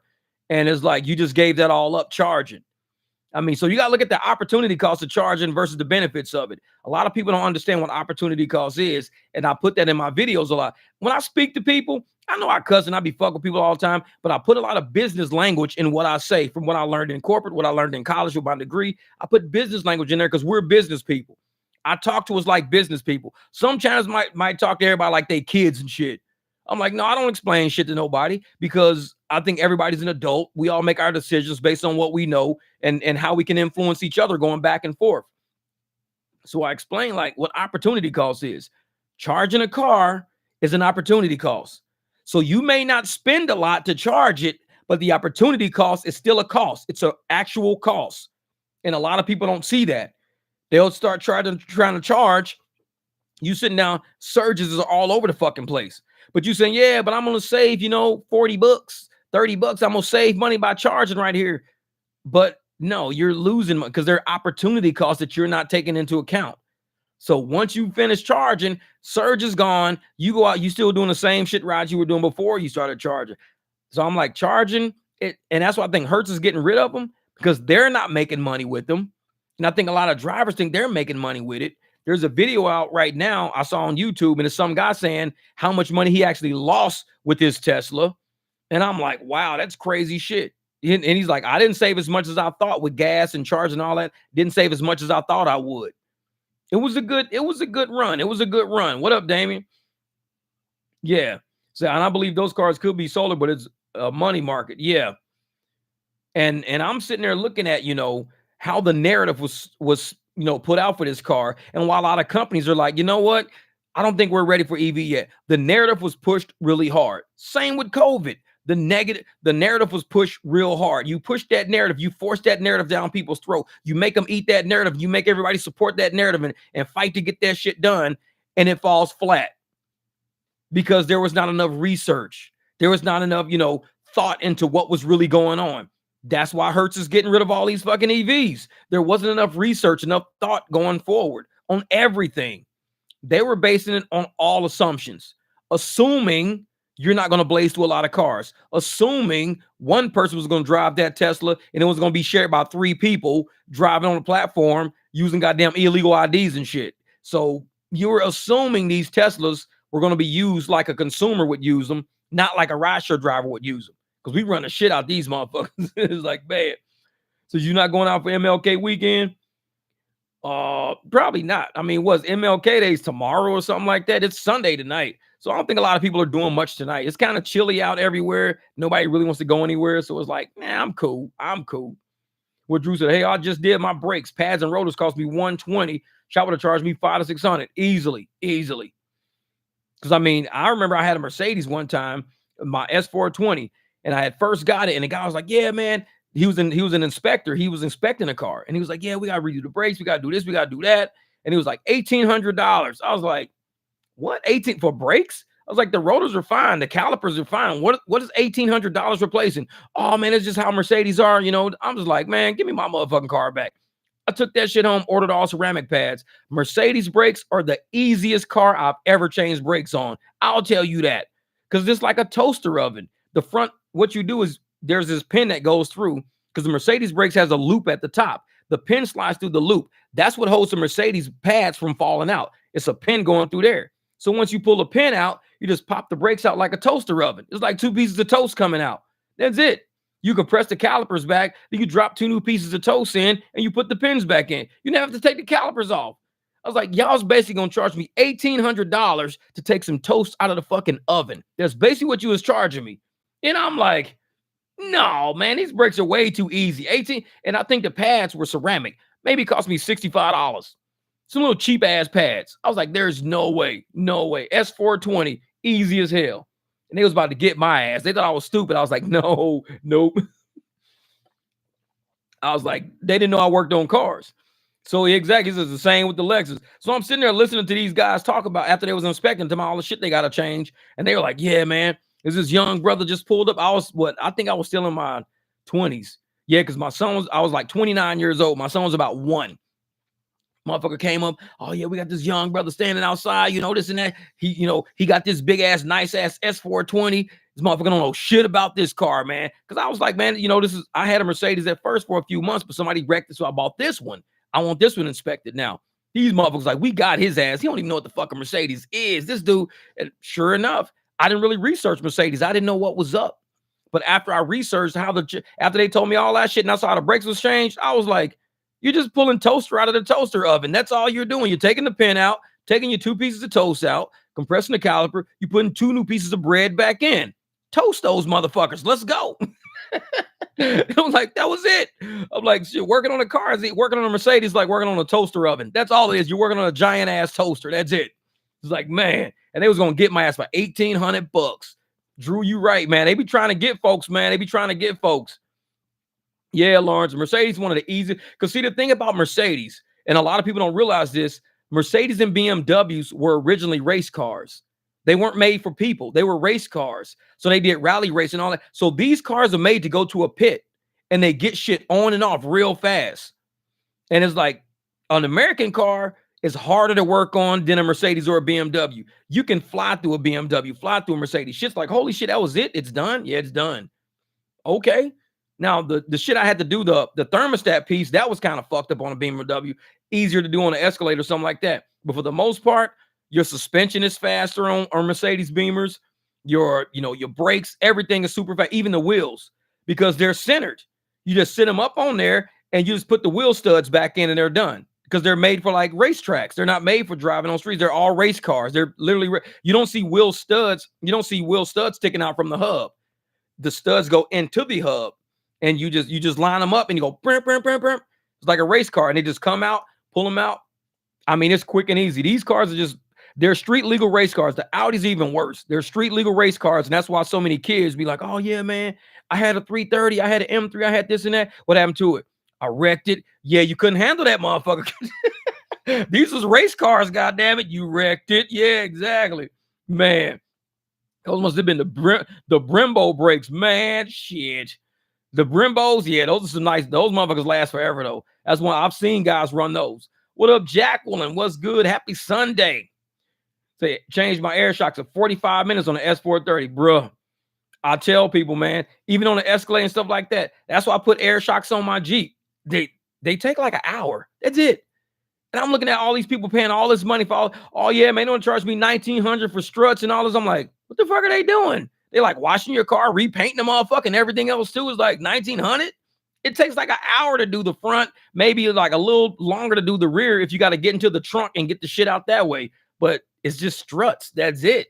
They just bolt to the body, bolt to the control arm or something, and you're done. That's it. It's like, nope, 1,900, boy. And see, Lawrence, man, that's why we need to run a shop for rideshare drivers on how to fix their cars and not to be scared of them. All you need is basic tools. Most of this shit, you just need basic. You find out your tool list and you order your tools. So many drivers are putting their profits into these fucking shop pockets. And all these shops make a killing off of rideshare cars. And we sitting there like, dude, we could save you a ton of money. We really could. Florida said, yeah, I made a live. Yeah, shit is so simple. I'm telling you, Drew, man, we could sit there and save people so much money with all the cars we got. We could all be like, we're going to start this YouTube channel and we're going to just post our videos to it. Anybody working their car, post it to that fucking video. Anybody post to that channel. Anybody got the same car, they can say, oh shit, I'm going to go to that rideshare repair video. It's called rideshare repairs. They can go there, type in Prius. All the Prius videos show up. Type in, Prius brakes. Type in, Escalade brakes. Type in Tahoe, rear suspension. And that'll be one channel with nothing but just rideshare driver car repairs from all over the world. And it's like, man, so many people save so much. Shops will try to have that motherfucker shut down. Every car shop in America be like, we need to shut that YouTube channel down. Like, I'm losing all my customers to that rideshare repairs channel, man. It's like, what the fuck? Yeah, man. It's like everybody's figuring out how to work on their cars from that rideshare repairs channels. He's like, shit. And then on top of that, as people finish their stuff and they do it, they can send their video in and say, hey, I followed this video. This is mine. And next thing you know, you got all these motherfucking, videos showing the exact same thing. How to do spark plugs, how to do the serpentine belt, how to remove a seat and put a seat back in, all kind of crazy shit. And that'll be a whole just rideshare repair video channel. Man, every shop in this motherfucker be looking, who made that video? I'm finna kill that motherfucker. He just cut out like $15,000 a year out of our pockets making that fucking video. Like, yeah, exactly. Yep. Hey, Drew said it. To change my struts is literally 2 bolts and a nut. Yep, that's it. Because you got the 2 at the top. You take those bolts out, and at the bottom is the big slide. Now you just slide that one out, and it's done. You just reverse it. I mean, and usually when I show some of my repairs, I'll show taking it apart, but I won't show putting it back together. Because I'm like, to put it back together, just reverse what you just did. That's it. It's like, I'm not going to take it all apart and put it all back. Sometimes I'll do it just for shits and kicks, but you don't have to. Once you take something apart, reverse it is putting it back together. And it's always easier putting it back together than it is taking it apart, just how it is. But man, my Toyota Corolla is easy to work on, and I could buy JDM version, motor, or transmission for less than $1K, do all my own maintenance. Because that's another thing. Toyota, another race car. A lot of the overseas cars were set up. They do the prototypes are always set up on races like rally racing, track races. They always do the prototypes there. When they make it, like they'll have a race team test this car out. Toyotas, Mazdas, all of them. They always do races first. Then when they get it to where they can say, okay, let's do it on a mass production level. We know what this car can take. We know how to beat it up. We know everything about it. Let's make it for a consumer now. So they'll just downgrade the parts. So everybody's riding in cars that have been raced before. They're just downgrading the parts and selling to consumers. So when you take it to a track, they can't be sitting there all day trying to figure out how to get a fucking motor mount off because they got to get back on the track. So they'll just hurry up. All these cars are race level cars, but they make them for consumers. And it's like, man, and people are so scared to work on them. I got to take it to a shop. I'm like, how much money do you make doing rideshare? And think about how much you pay a shop. All those profits you just made, you got to work another 3-4 months to cover the $1,900. Because I told y'all, I made maybe $300 a month profit over the past year. because I ended up from 10 grand up to 13 grand. I made about $300 a month profit all last year. That's covering all my bills, all my expenses, everything. $300. So imagine if a car repair was $1,900. That would be half the money. That would be 6 months worth of profits for one car repair for me. 6 months worth of profit. I have to work 6 more months to make the money back that I just spent at a shop. And you can't live like that. We're trying to do this shit for a living, for a career, to make a living. A lot of like, even with what's that man, Tristan? I mean, he likes to talk about weird shit all the time, and he's a cool guy, but he never wants to talk about profits. And I understand why, because profits take a lot more thought. It takes a lot of thought to make profits. To just go out and make money is easy. Anybody can do it. I mean, I can go rob a fucking 7-Eleven and be like, hey, man, I just made $1,000. I'll show you $1,000 because I just went and robbed a 7-Eleven. But let's talk about profits. Let's break down how to make profits, how to retain profits, how not to spend so much, what you can do to exercise, care with your money, financial management, exercise care with your money. There's a lot of careless people that are doing business that shouldn't be doing they should be employees somewhere. Because when you're careless with money and you're not good with money, they call it being bad with money. You don't know how to handle finances. And when you do that, you live a very low profit lifestyle. You might be making good gross. Oh, I make a lot of money, man. Look at me make money. Same with a lot of people. They go to a W-2, they work 2 jobs, 3 jobs. They make a lot of money. But why aren't they profitable though? Because they're bad with money. It takes thought. And that's why people become financial planners, financial managers, because they've got a degree in it. They were taught how to think about all the aspects of this shit that we call money, and they teach you how to use it right. And rideshare, they don't give you financial management classes. Why do Uber and Lyft not give us financial management classes? Because they don't want you to know how to handle money. They want you to blow through that shit. Be like a little kid on the weekend, blow through your fucking money and have to work, 12 hours on Monday. They want you to do that. They don't want you to be financially, financially literate. They want you financially illiterate. Because the more illiterate people they got driving, the more people that don't understand money is a tool. Money is not to be bragged about. It's a tool. Just like every tool I got in my garage. They sit there. Those tools sit there until I need them. I have hammers in there, saws in there. Everything I have in there, at one point, I had to buy them. Now, I had to buy them once. But they keep making me money, or they keep fixing things and saving me money. A penny saved is a penny earned. So they keep saving me money the more I go. But I keep it. That's all a bank account is. A bank account is nothing to be bragged about, like a whole garage full of tools is nothing to be bragged about. A bank account is a tool. When my car breaks down, my bank account is that tool. That's my garage for the car. I can say, okay, I need tires. I go into my bank account. That's my tool chest. I pull out tire money. Okay, I need a new door. I go into the bank account. That's my tool chest for the car. I'll pull out door money. A lot of drivers I heard, they don't think. They think, oh, money is this and money is that. Money is a tool, man. It's a tool. And when you ain't got no tools in the toolbox, you live a poverty lifestyle. You live into the point where every time shit goes wrong and shit breaks, you don't have the tools to fix it now. Oh, man, I just, busted this on my car. Do you have the money to fix it? Nope. So you don't have the tool to fix it. Profits are that tool. Put profits to the side. I don't go drinking, smoking, kicking it, partying. I don't do none of that shit because I don't have enough money to do that. My liabilities exceed what I have in the bank. Fucking times 30, probably 20, 30x. What I got in the bank, I actually owe to other fucking people. So if I'm sitting like, okay, I got to pay off this fucking house. So if I can't go to work for 2 months, at least I got the tool sitting in the bank to pay off my house for the next couple of months while I figure shit out. Without profits, you have no tool chest. And I ask YouTubers all the time, yeah, Tristan AR is like 300%. This motherfucker is accepting rides that ain't been sent yet. Hey, man, he calling Uber. Hey, man, if you guys got anything, send it to me. This motherfucker 300%. He calling Uber. Y'all ain't got nothing for me to do today? I'm done with all my work. It's like, shit, you 300%. You asking for fucking rides at this point, motherfucker. It's like, shit. But you should have money. Because if you don't have that and you're not, like, every time I talk about, okay, bank account shit, bank account lets me know if you're an actual business person. Because when I was with corporate America, or I did with schools, or I did with home builders, every single month, the bank statements would come 4th, 5th day of the month. Bank statements come every 4th to 5th. First thing you do when the beginning of the next month hit, because you got to do journal entries and you got to do your general ledger duties. Do your bank reconciliation before you do anything. Do not touch nothing until bank reconciliations are done, because bank reconciliations let you see if you made a mistake, if the bank's made a mistake, if there's been overpayments, double payments, underpayments. Your bank account reconciliation is the very first thing you do. And all of us in our departments, because casinos have a lot of bank accounts. We got huge bank accounts that deal with employee payroll. That's a really big, nobody wants to do the payroll account because you got 3,000 employees. That's 3,000 checks. Plus you got deposits and you got payments to the government. You got a lot of shit going through that bank account for the payroll bank account. Nobody ever wanted to do that.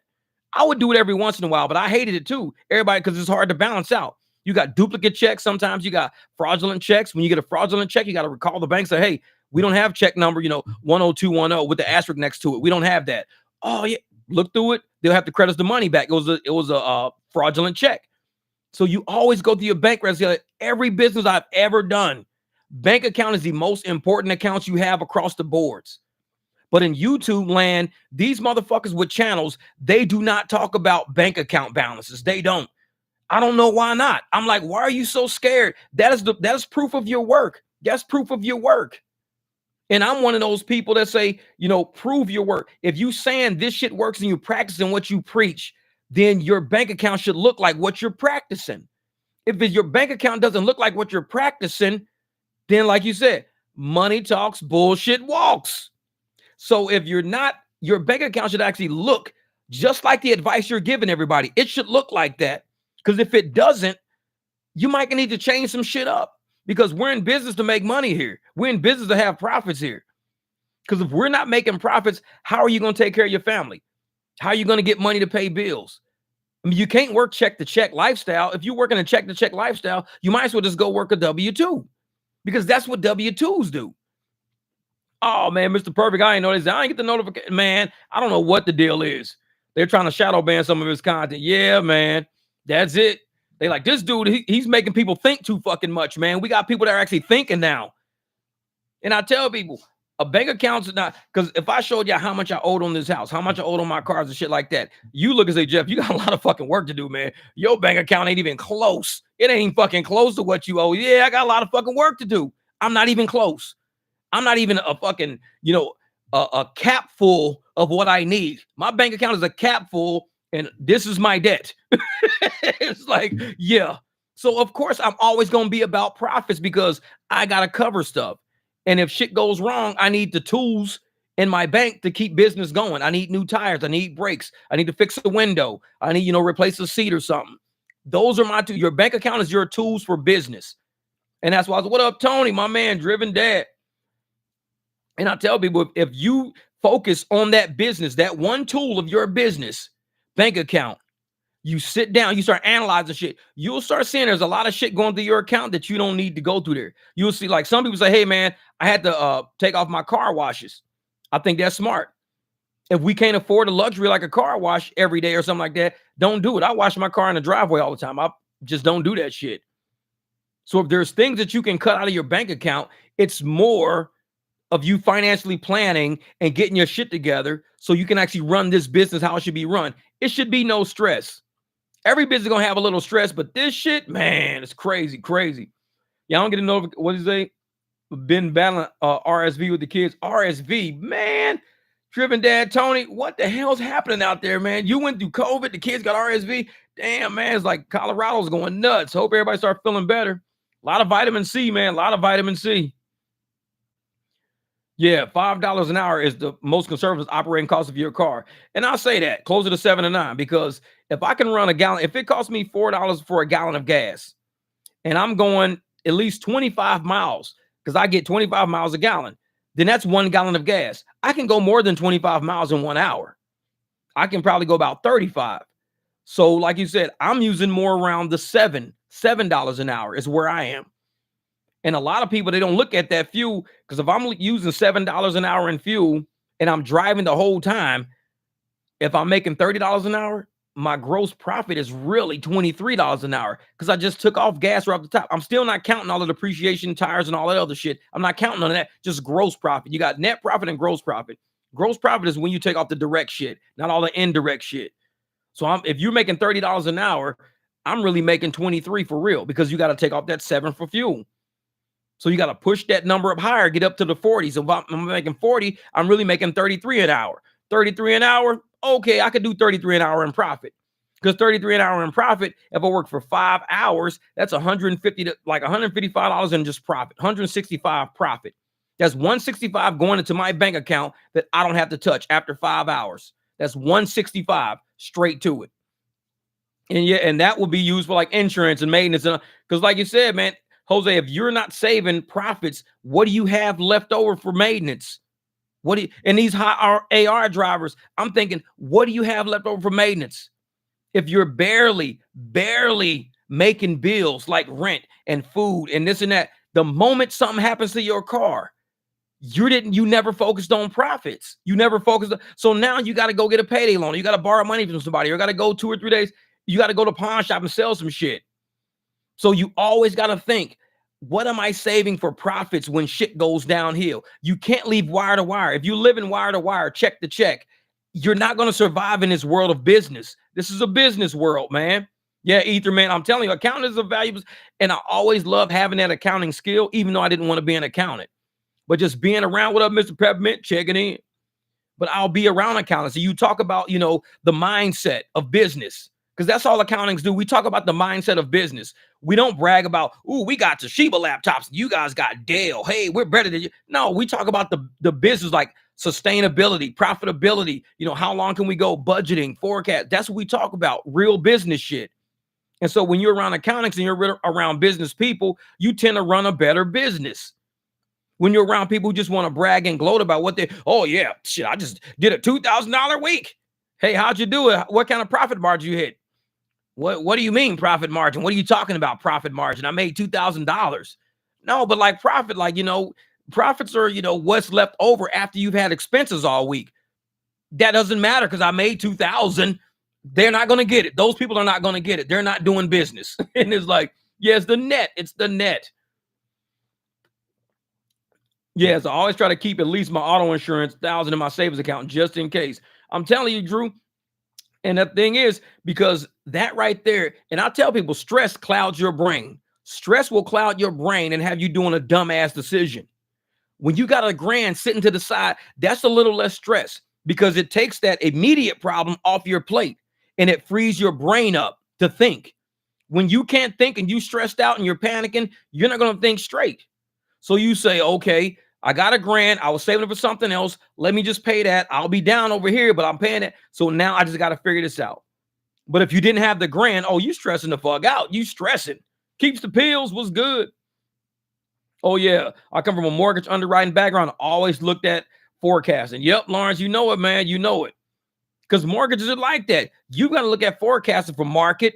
You got market. You've got interest rates. You got a lot of shit coming down the pipe with mortgages because 30 years is a long ass time. You can't worry about today. You got to think about variable. You got to think about arms. Hey, you want to get an arm? You want to get a, variable? You want a fixed rate? In mortgages, you have to have a forecasting mentality. You have to see tomorrow. A lot of people, Lawrence, they live for tonight. They don't care about tomorrow. They don't care about next week. They don't care. They live in check to check, wire to wire. They don't think forward. They can't see that far. If you're in mortgage, you have to see that far. You've got to see 2 years down the road, 3 years down the road. You've got to say, hey, in this area right here, they're developing property. They're going to develop this. And when they develop this, these values are going to go up once that whole project is done. There's going to be a park over here, a shopping center over here. And now you can say, okay, you can now sell a mortgage a lot easier now. And you can have somebody take a certain rate that they can refinance at some later point because the area value is going to go up. Equity is going to go up. The rate they have now is going to easily be refinanced because they got a lot of equity in the house now. You can see that far. Some people can't see that far because they're not from a background that teaches them to look that far. Employees, most of us from employee backgrounds, me included, all employees are not taught to think far. We're taught that, okay, man, don't forget tomorrow. It's Gene Day, and we got donuts. That's as far as you fucking got to think about tomorrow morning. Hey, man, it's fucking Gene Day and donuts tomorrow, bro. I got to go home and go to sleep. That's as far as you fucking thinking. They don't tell you, hey, man, in 6 months, we're going to start getting custard fucking donuts.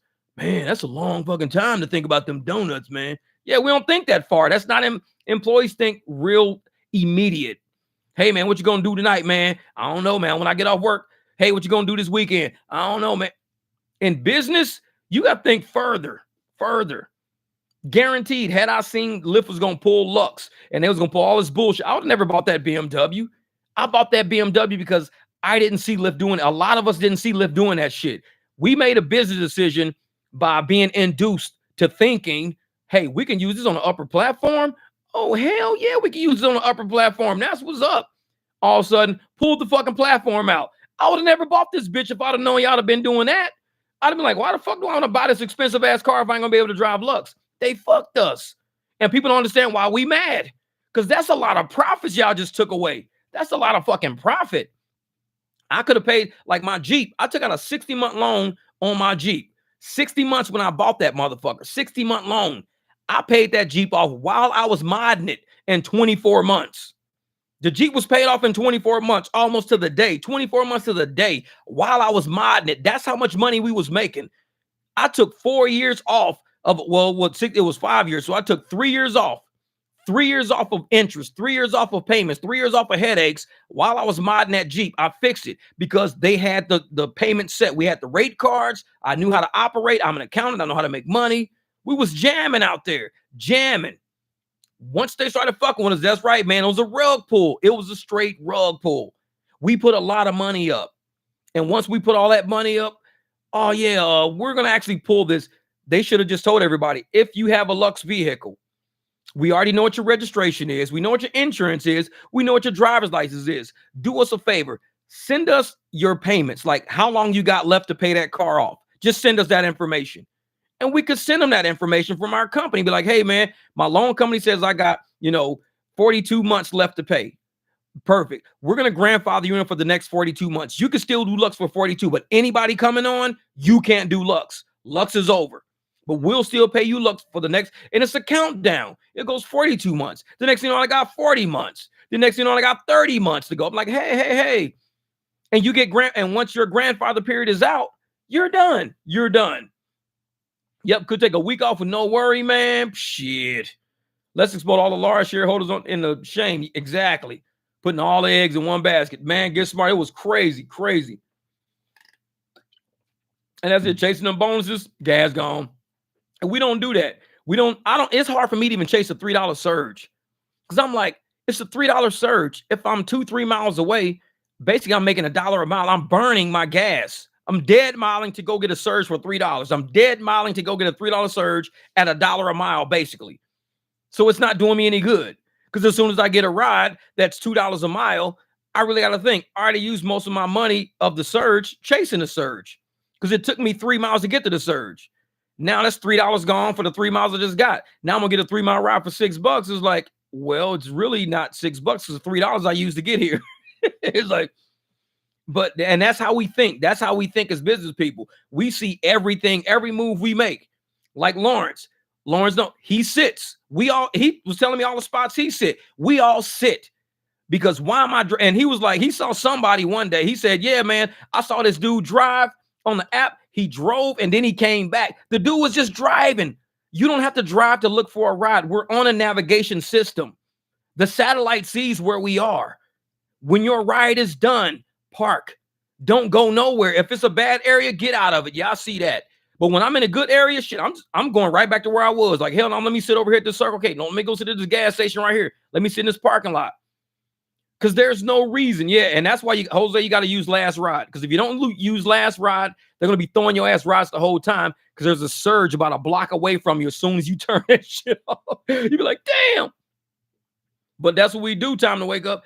When I drop somebody off, I'm going right over here and I'm going to sit because the satellite sees me.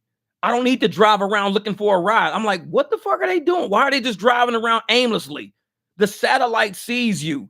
You could turn the app off, kick back, get out, stretch your arms, stretch your legs, walk around the parking lot real quick, come back to your car. You're free to do that. We don't have a boss telling us you need to sit back at your cubicle. Don't be walking around the office. Shelly's upset. Like, man, fuck Shelly. Like, as in rideshare, we can get out of the car and just walk around the parking lot. If I just feel like I want to walk around, just get out and walk around for a minute, stretch my legs out. Shit, like I said last night, me and Lawrence, we was kicking back. Me and Juan Vargas do it all the time. When I run into King James, same thing. We all get out of the cars and we kind of stretch a little bit. You don't want to sit in the fucking, fetal position for the next 8 fucking hours. Was Shelly cute? Fuck Shelly. Shelly smelly. No, I'm just kidding. Shelly's fine. She got long red hair and she wears glasses. She can't read. But shit, man. But that's what I be telling these drivers. In business, all the expenses you can trap, please trap them. And it sounds like the perfect woman. And it's hard, on the East Coast because right now it's so cold. They have to leave their cars running the whole time. So they're using more gas even after a ride by leaving their car running because without the car running, they don't got any heat. So this is a very expensive time, even with them sitting and everything. So, we got it easy where we can drive somewhere, park, turn the car off, get out, walk. It's still kind of warm out here. But in areas where it's not, you can't waste that gas driving around. You're going to be at the gas station a whole lot sooner. And the quicker you keep going back to the gas station, that's $40, $57, $61, $40 again, just over and over and over, all over again. This is, listen, Linda, listen. Injectors go to shit on idle. It's like, hey, you got to put that, what do you call it? That Lucas, that injector solution shit in there. Because that shit will eat away at anything that's caught in your little fucking jets. Man. And because whatever's in your tank, if it gets to that filter and it gets to your screen, that fuel treat is going to end up in your jets. And if that shit clogs your jets, it's not kicking out as much as you think it's kicking out. So you're losing gas because the engine is not running like how it's supposed to. So you're flooring it, going all over the place. All your gas is clogged up. You got to clean all that shit out so it runs a whole lot more efficient. But I'm like, man, you got to just park. You got to park. Park at, Jack in the Box. Park at Burger King. Go somewhere and save that money. And these are all little small business taxes that all of us do. All of us do it. $1,800 fix. Yeah, exactly. And I got a fuel injector replacement video on my channel for Jeeps or whatever, because I had to redo my fuel rails when I went up to a supercharger. So I show people the whole gamut of taking off your upper intake, plenum, all this shit. All that shit's got to come off. And a shop will charge you $1,800 to do it all. Me, I just did a video of it showing how long it takes, everything you got to go through, all the, lubing up the O-rings, putting everything back in there. I mean, it's a process. It's a long ass fucking process. You got to put all that shit back together right too. And it's got to be sealed because it's all pressurized. Everything's pressurized. Because if your injectors aren't sealed tight in there, as the pistons are building up pressure, it'll pop an injector out because that's a lot of pressure coming through. All that compression is coming through your engine and all your pistons are going up and down. Everything's got to be fucking tight. If it's not tight, your engine's not going to run how it should run. So $1,800 will save you a blown engine if you don't know what you're doing. It's like, but you're like, damn, man. Aaron said, yep, I had to do that last month. Yeah. See, there you go. Lauren said, I was on a quarter tank last night, made 170, still less than a quarter tank left. And see, I started last night with the quarter, drove out to the stadium, filled all the way up. And now I still got more than a quarter left right now. I used about an eighth of a tank last night to make about, I think it was like 130, 140. I can't remember what it was. But because we don't go nowhere. And imagine if you're using a quarter tank of gas every night, quarter tank, and that's all you're using, a quarter tank. You should only be going to a gas station once every 3-4 days. That's it. Because on your fourth day, it's going to go all the way down. I don't wait till I go all the way down because you might be on a banger. What's up, endorphin? What's up? Yeah, because you don't want to be, have a quarter of a tank or an eighth of a tank of fuel and you get a banger ass ride and you like, shit, the gas light's going to come on. I'm too low right now. I know the gas light's going to come on. So I wait talking about a quarter of a tank, eighth of a tank, and I run to the gas station, top that shit off real quick. Because you let it get too low, you're going to be like, running. All of a sudden, you got all these bangers coming. The surge is hitting. You're like, shit, the surge is hitting. And my gas light just came on, and the surge is like $11 here, $8 here, $5 here. And you like, shit, I got to go to the gas station. Man, I knew I should have filled up. Never want to be caught like that. No. Lawrence, that shit be happening, man. So it comes and say, hey, the Lyft driver stopped at the gas station with him. Man, that should be happening because they don't think. Man, we're like I said, we're in the logistics business. If you got a Tesla, you got to charge that shit up when it's not busy. Just charge it. You might do, I'm at 60%. Go charge it. Trust me. Because you're going to run that shit and you're going to end up just like that shit. Motherfucker had to stop at a gas station with them in the car. We're not going to make it. It's like, man, that's the worst. That's the worst. Yeah. And then this Tesla, it's worse not having enough battery. Because what are you going to do? You're going to get stuck. So even if you got 60%, 50%, just go fill up. Go top that shit off with electricity. Be like, I'm gonna go recharge back up. Well, you don't have to. No, trust me. Shit's gonna happen, and I'm gonna be caught up in rides, caught up, getting surged, caught up in the street, caught up in something, and I don't want to get caught up in a jam. And so, a lot of people, just like Lauren said, they run that shit all the way to the wire. They're used to driving like employees. How many employees be like, I just need $5 for gas to get to work. Otherwise, I'm gonna run out on the way to work. I'm like, but you work all week every day. Why don't you just put a fucking full tank in on Monday? You sitting there trying to $5 gas it all the time to get to work. I just need $5 to get to work. I need $5 to get to work. But you got a job. That's your thing. Just fill up this day, drive to work all week. They always wait until the last fucking minute, man. Last minute. This is what I'm doing, 48 miles per gallon. But even with that, my profits could be much better. These corporations are playing with our lives, man. Yeah, exactly. And Etherman, that's the thing. At 48 miles per gallon, just think 48 miles per gallon, I'm running about 15 gallons of that. So you're running over 600 miles. I could possibly drive on that 48 miles a gallon about 5-6 days straight, 5-6 days straight without going back to a gas station. Right now, I'm running 2-3 days before I go back to the gas station, 2 or 3. You can go 5-6 days, no gas station. That's crazy. That's once a week. You fill up on Sunday, you got to fill up again till maybe Sunday again, because you're not going to drive every single day. So you fill up every Sunday, you're good. 4 days a week. That's it. 4 times a month, you're done. That's crazy shit. 48 miles per gallon is crazy. But that's, like I said, it's good for business. It's really high profit driving. And especially if you're not doing shit rides, man. Yeah, see, I drive, I don't think every day. I would say about maybe 4 to 5 times a week I would drive, 4 to 5 times. But it's like, even with that, I'm looking at the middle of the week, it is horrible. Garbage.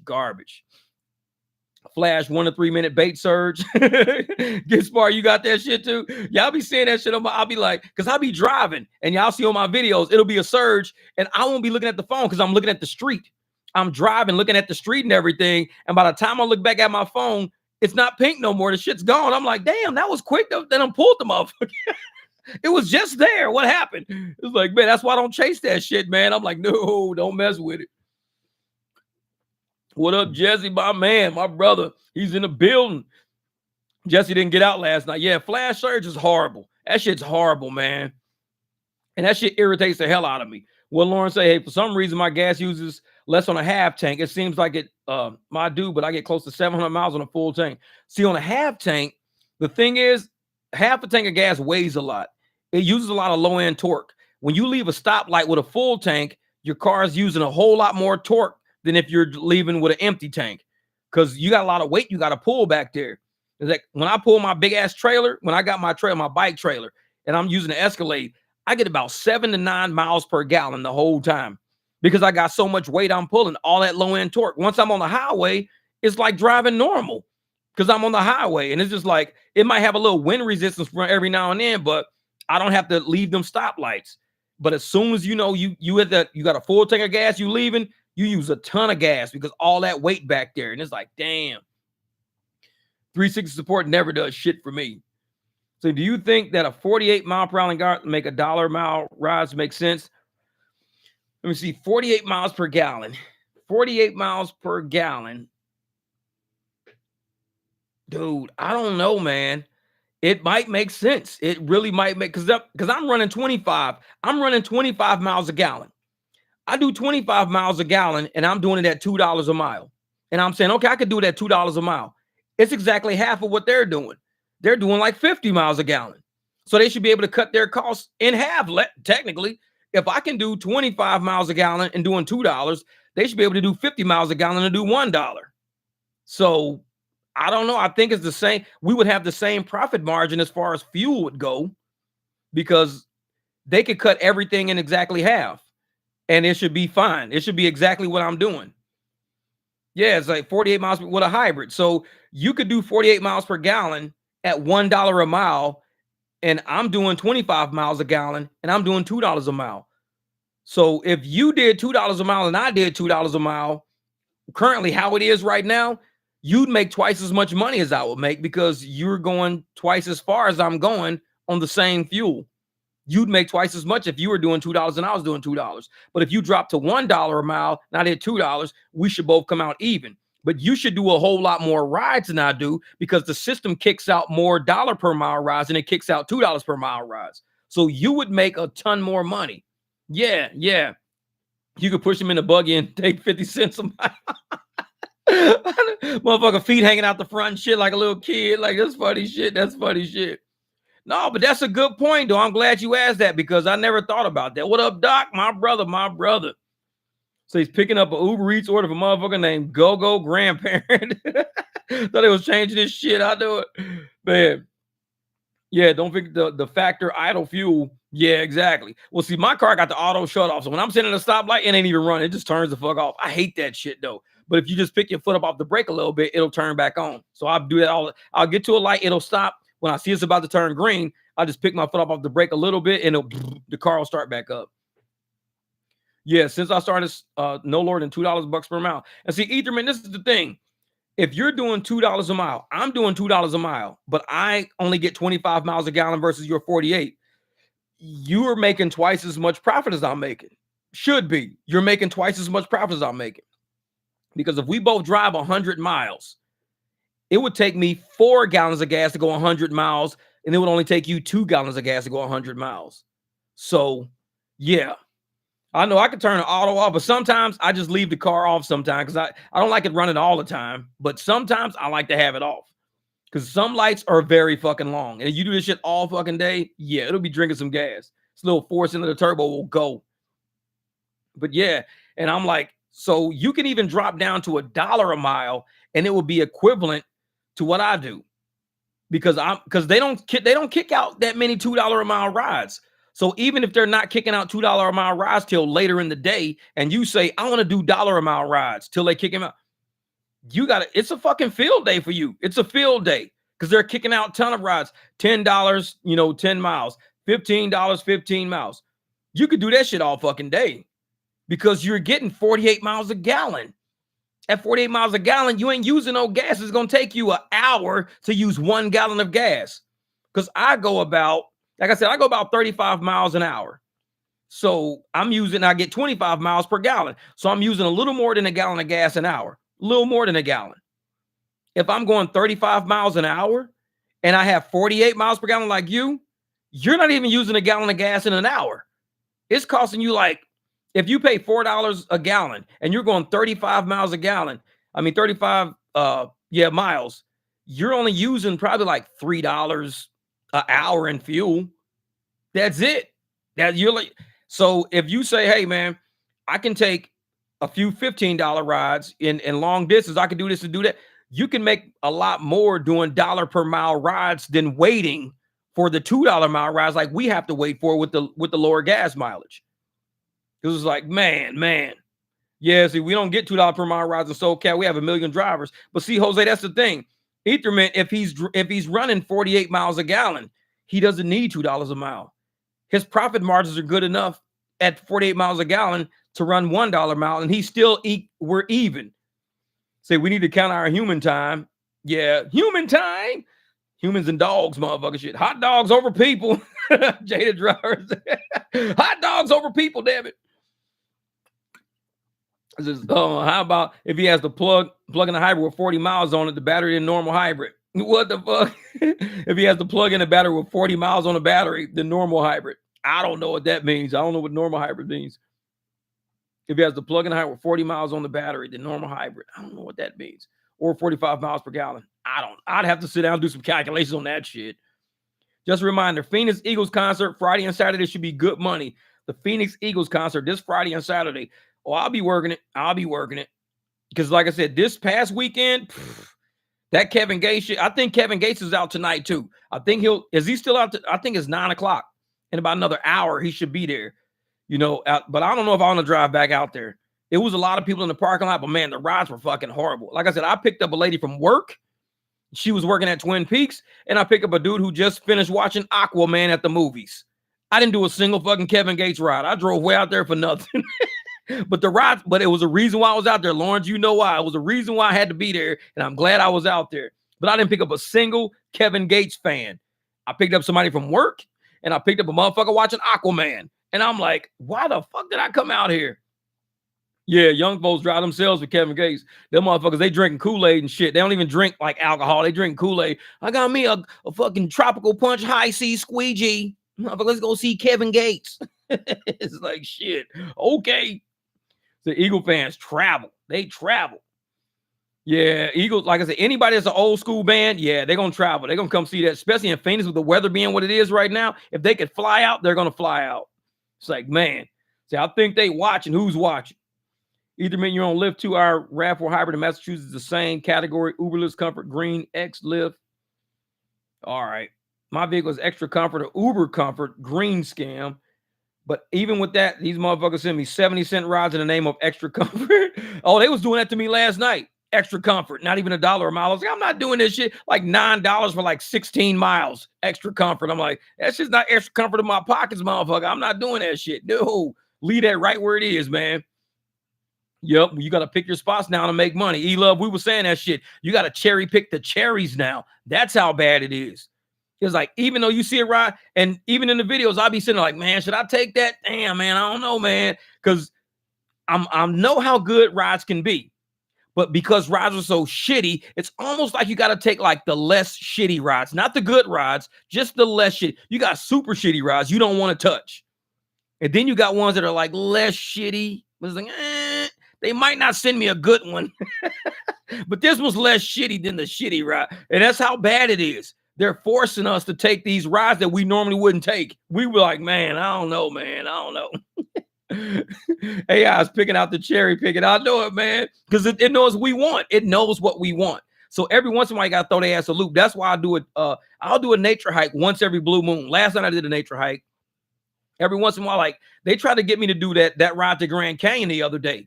It was like 28 miles to Grand Canyon down to 60. 28 miles. That's a long ass way. 28 miles down to 60, a straight highway, 28 miles. It's past East Apache Junction. Shit's tucked back in the mountains and shit. And it was for $18. That means I got to go 28 miles that way, but then I got to come 35 back to my house. I'm like, dude, that's like 67 miles for $18. 18 bucks? I'm like, man, that's a hell no, a definite hell no. And I was so close to saying, you know, I want to do this as a cash ride. But she's only going like 28 miles. The most she paid was like 50. And I got to go 67. So even, you know, $50 for 67 miles is not good. I'm not even getting $1 a mile. It was just all bad. It was all bad. And I was like, there's no way I could do this ride. No way I could do it. It was like, somebody has to live out there. If somebody lives in Apache Junction, or well, yeah, you could do that ride. AAAZ.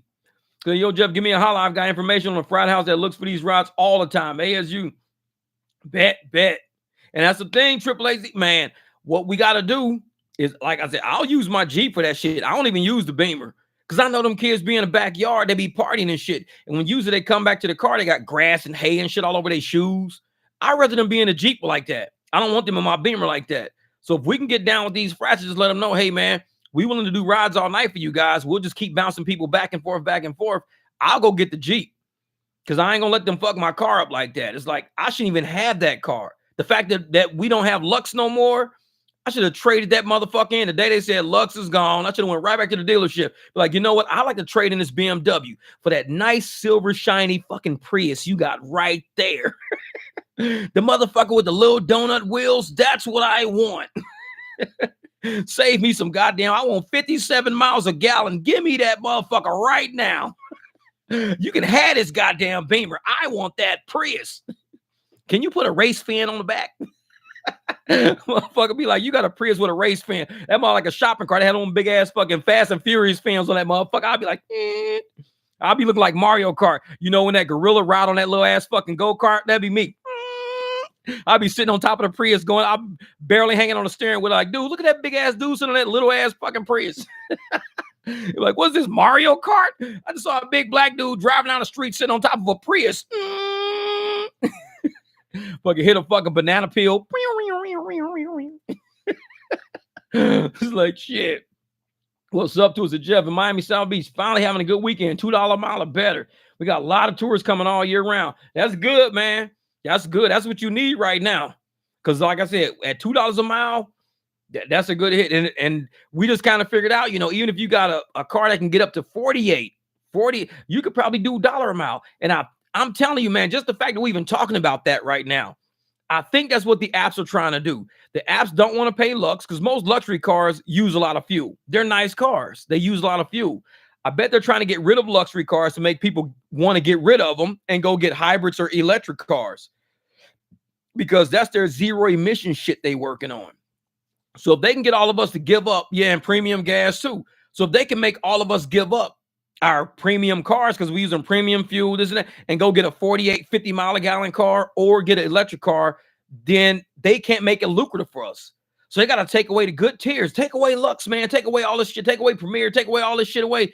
And that way they're not gonna make no money. When they're not making money, they're gonna say, well, how can I make money? They're gonna say, we got some electric cars you can use, or you can use something with better fuel economy. Since you're not going to be making that much money, and we'll just pay you $1 a mile. Instead of you going for $2 a mile, we can pay you $1 a mile because you're getting 48 miles a gallon now. So you can do $1 a mile and kind of make the same profit margins. I'm telling you, man, I think there's some smart motherfuckers running these apps. Trust me, they don't have like stupid people sitting in their boardrooms. They got some smart people there, but they have no fucking heart. And that's why I didn't like corporate. It was a lot of smart people, man. I worked around a lot of smart motherfuckers, but they did not have hearts. They are cutthroat fucking people, man. And it's like, it's either they do what they're told to do, or it's their job. They'll find somebody who will do that. And when I first got to corporate, I was young. I thought it was cool, man. It's like, you know what, Jeff, you can hire people, fire people. You can do this, do that. Then I started realizing that nobody really liked me. Like when I first walked in, everybody was scared because they knew what my job was. But after people got to learning me, they knew I really had a heart. I wasn't like these people was trying to make me out to be. So I was having a hard time fitting in. I fit in more with the people at the mailroom I played basketball with. Fit in more with the people and all the cooks and the chefs and the waitresses, because I played basketball with everybody. I didn't fit in with the executives because I didn't act like them.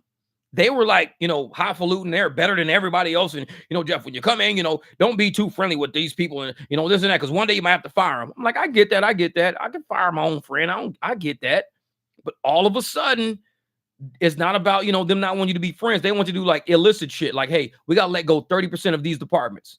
If we get rid of 30% of this department, get rid of 20% of this department, I'm like, well, all of us make a lot of money. How about us look at the money we make? We making crazy fucking money. We don't have to cut people and fire people. We just got to agree that we're probably making too much. Some of us are getting bonuses. How you going to cut all these motherfucking people out, but then you give everybody a $25 bonus? You just cut all these fucking people out. I mean, I was getting $5,000 bonuses, $10,000 bonuses after laying people off. I'm like, this shit don't even seem right. It's like, it don't make the numbers don't match. How are we getting all this fucking money, but we letting all these people go? The shit's not matching. And as an accountant, we ask questions. And I just wanted to know, what are we fucking doing, man? Like, this shit's kind of like wrong. These people are having kids. They're like pregnant people. You firing fucking pregnant people. Motherfuckers just got their brand new apartment and shit. You just let them motherfuckers go. It's like, these are real fucking people, man. What are y'all doing? This shit's weird. And it's like, I just didn't fit in, man. So I walked away when I was 38 years old. I just walked away. I said, you know what? I think I've had my last day in corporate. This is it. I'm done. What do you mean, man? You're at the height of your career, man. You can go places. You can do things. I'm like, I ain't doing this shit, man. I'm cool. I'm cool on this shit. I can't do this. Y'all different than me, man. Jada said, I'm the smartest person I know. I don't know many people, though. Hey, that's a fucking t-shirt. I'm the smartest person I know, but I don't know many people, though. That's some funny shit right there. That's some funny shit, man.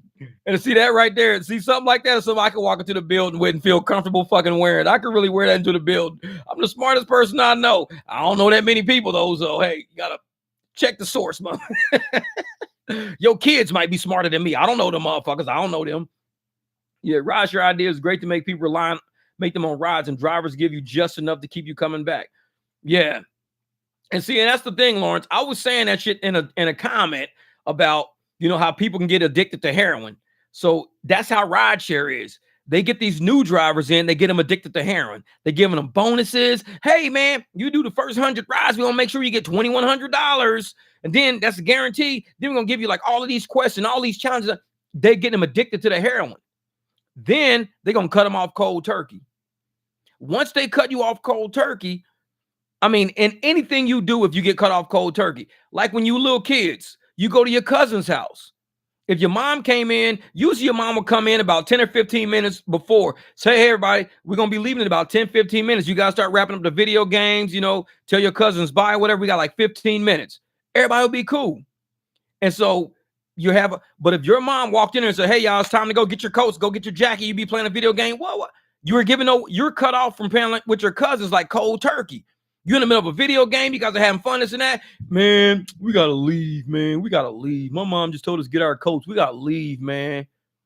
Even as kids, you don't cut people off cold turkey. You got to wean people off of things, especially when it gets your endorphins activated. Because making a lot of money gets your endorphins activated. You like, oh, man, we making all this fucking money, man. I'm paying bills. I'm knocking out fucking debt. I'm fucking buying cars. I got shit fixed. It feels like that. But all of a sudden, it goes from that to, yeah, you ain't making no money this Christmas. You ain't making no money this Thanksgiving. You ain't gonna make no money this summer. Just cut you the fuck off. And these people, they don't even realize it yet. But it makes you desperate at that point because you were banking on that high. You were banking on it. You want to go out and work Friday night because Friday nights be fucking kicking. And you done hype yourself up, clean the car all week, got shit done. Saturday night, we're gonna make this fucking money. You done did all that. Friday come. It's flat. Saturday, flat. You like, man, what the fuck, man? You don't feel good during the week now. Because during the week, now you got to probably work during the week for what you messed up on over the weekend. So they're slowly fucking your life up. Yeah, it's like taking an iPad away from a kid, like instantly. And it's like, that's what they did with our money. They took that shit away instantly. It's psychological. It's psychological across all fucking levels. It's like that with any company. When all those people got mad, when they got the emails saying that they were out of a job, nobody knew. Nobody knew they were out of a job. People just said, I woke up in the morning, got ready to log on. Next thing you know, hey, everybody, this is your new CEO. I just been here for 3 days. Just let you know, if you're getting this email, you no longer have a job. People like, what? And it's like, that's how it is. You don't cut, motherfucker. You have a meeting. Let people know, hey, guys, we're going to be downsizing. In about 3 months, we're going to start doing layoffs in about 3 months. So everybody in these departments, make sure you guys at least have a plan B. Start looking for other jobs. If you can find another job, that means we ain't got to lay you off. It means you found another job. You can leave, whatever. We'll severance package you out. And they don't do that shit. Motherfuckers just wake up and they hit the computer. If you're reading his email, your department has been cut. You're like, motherfucker, I just put a deposit down on like a new motorcycle. What the fuck are you talking about? You don't do people like that. It's like across the boards, you don't do people like that. And when you start doing that shit, when corporate starts doing that shit, they need to be held accountable for the shit that happens after that. Because you cannot tell me motherfuckers don't stress out to the point of doing something stupid when they get cut off like that. People get cut off like that, they start doing stupid shit. Start beating up, their wife or their husband, start trying to steal shit, robbing. People do some stupid shit. They do some stupid shit when they get to that point, man. And corporate has to be responsible for that. You're fraudulently inducing people to go to those levels. Oh, just go get a different job. Go get a different job. It's like, no, it's not about getting a different job. Yeah, shit is dopamine, man. And it's like, you don't just go get it. You got to wean people off. Let them know what's coming down the pipe. When you surprise people like that and you hit them with that cold turkey cutoff shit, oh, trust me, shit can get real. Shit can get real. And that's why I think, honestly, in my opinion, and I've told this to other people too, because I don't say this shit online because I don't want people to think that I'm that way. I don't say a lot of shit online like what I'm about to tell you because I think it makes people think I'm like one of those people and I'm really not. But that's why I think they removed all the people from all the headquarters at Lyft all over the place. You don't see Lyft headquarters nowhere because I think these motherfuckers knew what they were going to do. And they knew that they're going to push somebody to the fucking point to do something fucking detrimental to a lot of people. People involved. What up, Charvel? Thank you, brother, for the super chat. Well, I was fired from Frito-Lay after 26 years. Had an injury. Couldn't return within 2 years. HR showed zero emotion. Fucking BS, man. Yeah. That's what I'm saying. It's corporate, man. And I don't know, man. I was raised by a woman. My dad, my stepdad and my dad and my uncles, everybody, they helped me in a garage and shit like that. I was always mechanical, hands-on. But that's why I say, women and men you need to have two parents in your life. Whether or not they stay together or not, you need to have two parents. I got real hard I got real hard off my fucking dads and, my uncles, they taught me how to be hard and do shit. But your mom teaches you compassion. And she taught me so much compassion, I couldn't do what the fucking people was doing in corporate to people. I couldn't do that shit. It was fun to have titles. Ooh, yeah, I got a title. Ooh, I'm this, I'm that. But you start thinking about how you are as a person, and you don't get trapped in that corporate shit. I couldn't see a motherfucker of 26 years, and you're just gonna let this motherfucker go after all the investment, everything they ever done. That shit, I wouldn't be able to look at somebody the same in the office. I'm like, you know what? If y'all did him like that, y'all do me like that. I don't trust corporate people. I just don't trust them. I tell motherfuckers I'm very cynical when it comes to corporate people. I don't trust those people, man. I was around those people. I know what they're about. They're about promoting themselves through life. They're not about helping fucking groups of people, doing shit for groups of people. They don't give a fuck about that. They're about showing up at the barbecue. Oh, yeah. Today I just got promoted. I'm assistant director of the franchising division of. That's all they give a fuck about. It's like, okay, you just told me your new job title, which is about 6, 7 fucking titles. And well, I'm the assistant director of the franchise of the regional management financial district of the, I'm just like, what the fuck are you saying? What do you do? I just count the receipts. Well, say you count the receipts, motherfucker. You ain't got to add all these words and shit all around. Tell us what you do. Give a fuck about titles. But people would do that shit. They chase titles. And that's what corporate is. And they like to see their names next to titles and then on a director statement. I'm like, dude, this shit's weird. It's fucking weird. It's like a club. It's a big ass club and you ain't in it. Fucking George Carlin shit. It's one big ass club and you ain't in it. Yeah, exactly. Get into a trade school. Apprentice pipe fitter makes a 22 apprentice every 1,000 hours increase to the wage of $45. Yeah. Man. What up, Lex? He says, man, you cooking. Man, we in here barbecuing like a motherfucker. These orders should be $20 in this cold. $20 a piece, man. Yeah, they need that yacht of that G5. Real shit, man. And so I'm one of those people that just, I enjoyed the fact that I had an accounting degree. And in college, accounting in college is a lot easier. As hard as people say it is. They say, oh, man, it's hard, man. I had to drop out and be... Trust me, accounting in college is a lot easier in college than it is in the real world. Because when you get to the real world, do you know how many accountants commit suicide? Look that shit up. Look it up. I've never heard of an accounting student in college committing suicide. I never heard of that before. Accounting students don't commit suicide. But you look at how many accountants commit suicide. It was one of the number one, at one time it was number one career fields of suicide was an accountant. This shit's it's not fun in the real world. It's not fun. It's a lot of people expecting you to do a lot of shit with numbers, and they don't care about life, the people they affect, and they don't care about all that shit. They got numbers on a sheet of paper, and they're in the boardroom, and they got a lot of people looking at the paper like, okay, so what does that mean? We got to fire how many people? Let how many people go? Take away this many programs and no longer pay for childcare? Yeah, we can't pay for childcare no more. Okay, so everybody who we're paying childcare for, we got to let them know in the email that we can no longer pay for childcare. They may have only had this job because it was the only job that paid for childcare. I mean, and this is what accounting would do. It will fuck people up, man. Yeah, accounting is just logic. If people look at it that way, it's not that hard. Yeah, it's not. And accounting is logic. It's not math. It's just logic. Accounting teaches you a way to think, how to trap data, trap numbers, trap information, trap efficiency. And once you trap efficiency, that's where you start seeing the profits at the back. Yeah, my excellent accountant, he drinks a lot. Jacqueline, I'm telling you, it's the number one career field of stress. Number one career field of stress. I was 38 when I said, fuck this shit. Who says fuck this? I spent my whole college career earning that degree. Everything I knew was accounting. All the jobs I had were accounting. I couldn't make it past 38 years old. I was like, fuck this shit. This is crazy. This shit's nuts. And I'm like, yeah, Uber. Jose is stupid. Uber's driving me to drink. Jose gonna need an Uber to Uber, motherfucker. You show up in, hey, who's that in the back seat? Oh, that's my Uber driver. He just fucked up. That's all. Jose in the backseat fucked up like about, hey man, just make sure you add a stop in there for yourself if you need to stop. I'm gonna sit back here and kick back. Like Jose fucked up like a motherfucker in the backseat. Pull up like, dude, who is this dude in the car? Oh, he owns the car. He's the driver. It's like, why are you driving this car? He fucked up, motherfucker. Uber's driving his ass to drink. I still gotta make money though. I'm like, I ain't never seen an Uber driver get driven around in this shit. Jose like, fuck that. This shit's driving me to drink, man.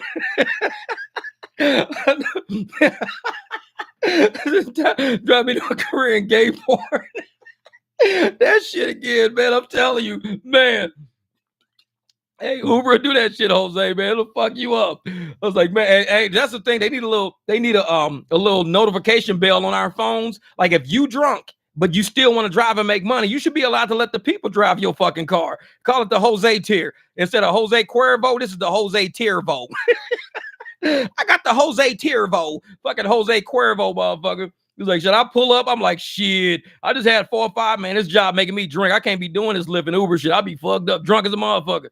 Somebody at the bar be like, bing, bing. You hear your phone hit. Hey, what's up, Tony? What's good? Hey, I'm your driver. I'm just kind of fucked up. Can you drive yourself? Sure can. No problem. Great. But do me a favor. Park on, when we get to your house, park on the street so my next ride can come get me. It's like, that's why we need Tuber. Exactly. Tuber. That shit right there. The Turo Uber. Jose is the director of Tuber.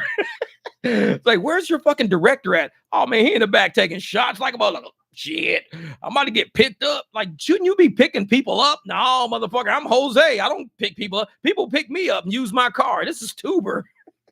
Fuck you mean? I gotta pick people up, man. Oh, endorphin all the time, all the time. Those little bitty bottles, they drop them all. And this is the thing. I've had, I don't know how many what are those cinnamon fires? What do they call those things? Fireballs. The fireball cinnamons. So many of those. I found them in my car. I know I got tons of them in the freezer still. Some of them are lemon flavored. Some are like cinnamon flavored. They drop them. And I'm like, I'm a fucking Uber driver. You can't just leave that shit in my car. It's like I get pulled over, I get arrested. It's like, yeah, he had open containers in his car. I didn't even know the shit was back there. People are getting in the car. Hey, somebody dropped something in the back. I'm like, okay, I'm thinking, it's an ink pen, a phone, maybe. Motherfucker be handing me bottles of alcohol and shit. I'll be like, thanks for I'll throw that shit in my glove box. Quick as a motherfucker. I'm like, man, y'all gonna have me arrested in this motherfucker. Quit dropping shit in my car. Man. So that's why you don't get into porn. It's fun when they line up fine 20-year-old women. Then one day you walk in the set and wonder where the women are.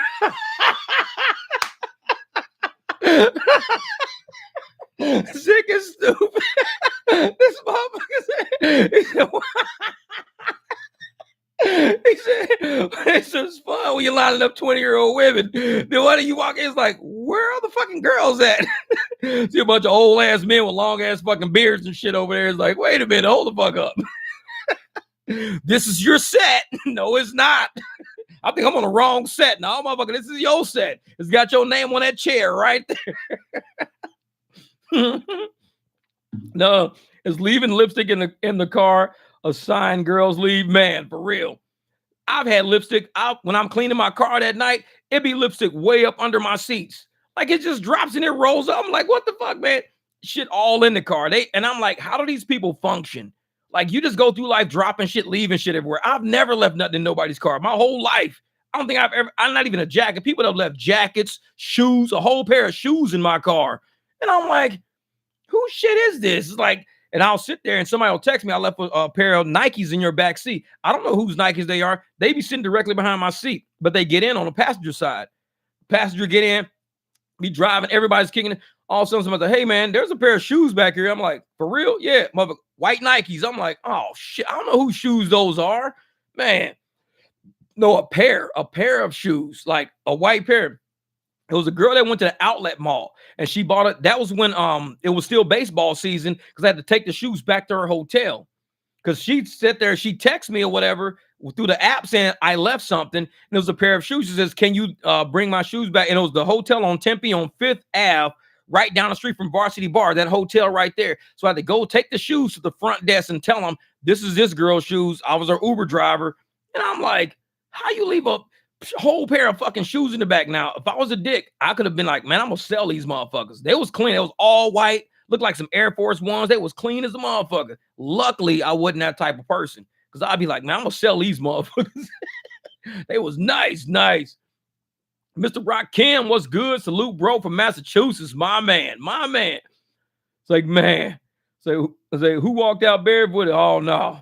Man, that's the thing. If they walked out barefooted, that's something else. If she would have walked out barefooted, yeah, she would have probably known she didn't have her shoes. But no, She was shopping at the damn outlets and shit like that and left her shit in my car. So she took the bags of shit she had. She just left the shoes back there. I'm like, okay. It's like, I didn't know who they were because I'm like, somebody's got to message me for them. A passenger told me they was back there. Somebody's got to message me for them. I had a passenger leave a 2-gram bag with white powdery substance when I was oh, gee, when I was rideshare in Denver a couple years ago, I cut that shit early. This motherfucker went straight to the club. He's fucking stupid. He's stupid. It was 2 grams of a white powdery substance. I don't know what it was, but it made me feel good. I think it was baby powder I sniffed. It was not drugs, definitely not drugs. It was just a white powdery substance. That's just funny as motherfucker. He said, I cut that shit early. This motherfucker went straight to the club. VIP like a motherfucker. We'll be like, yeah.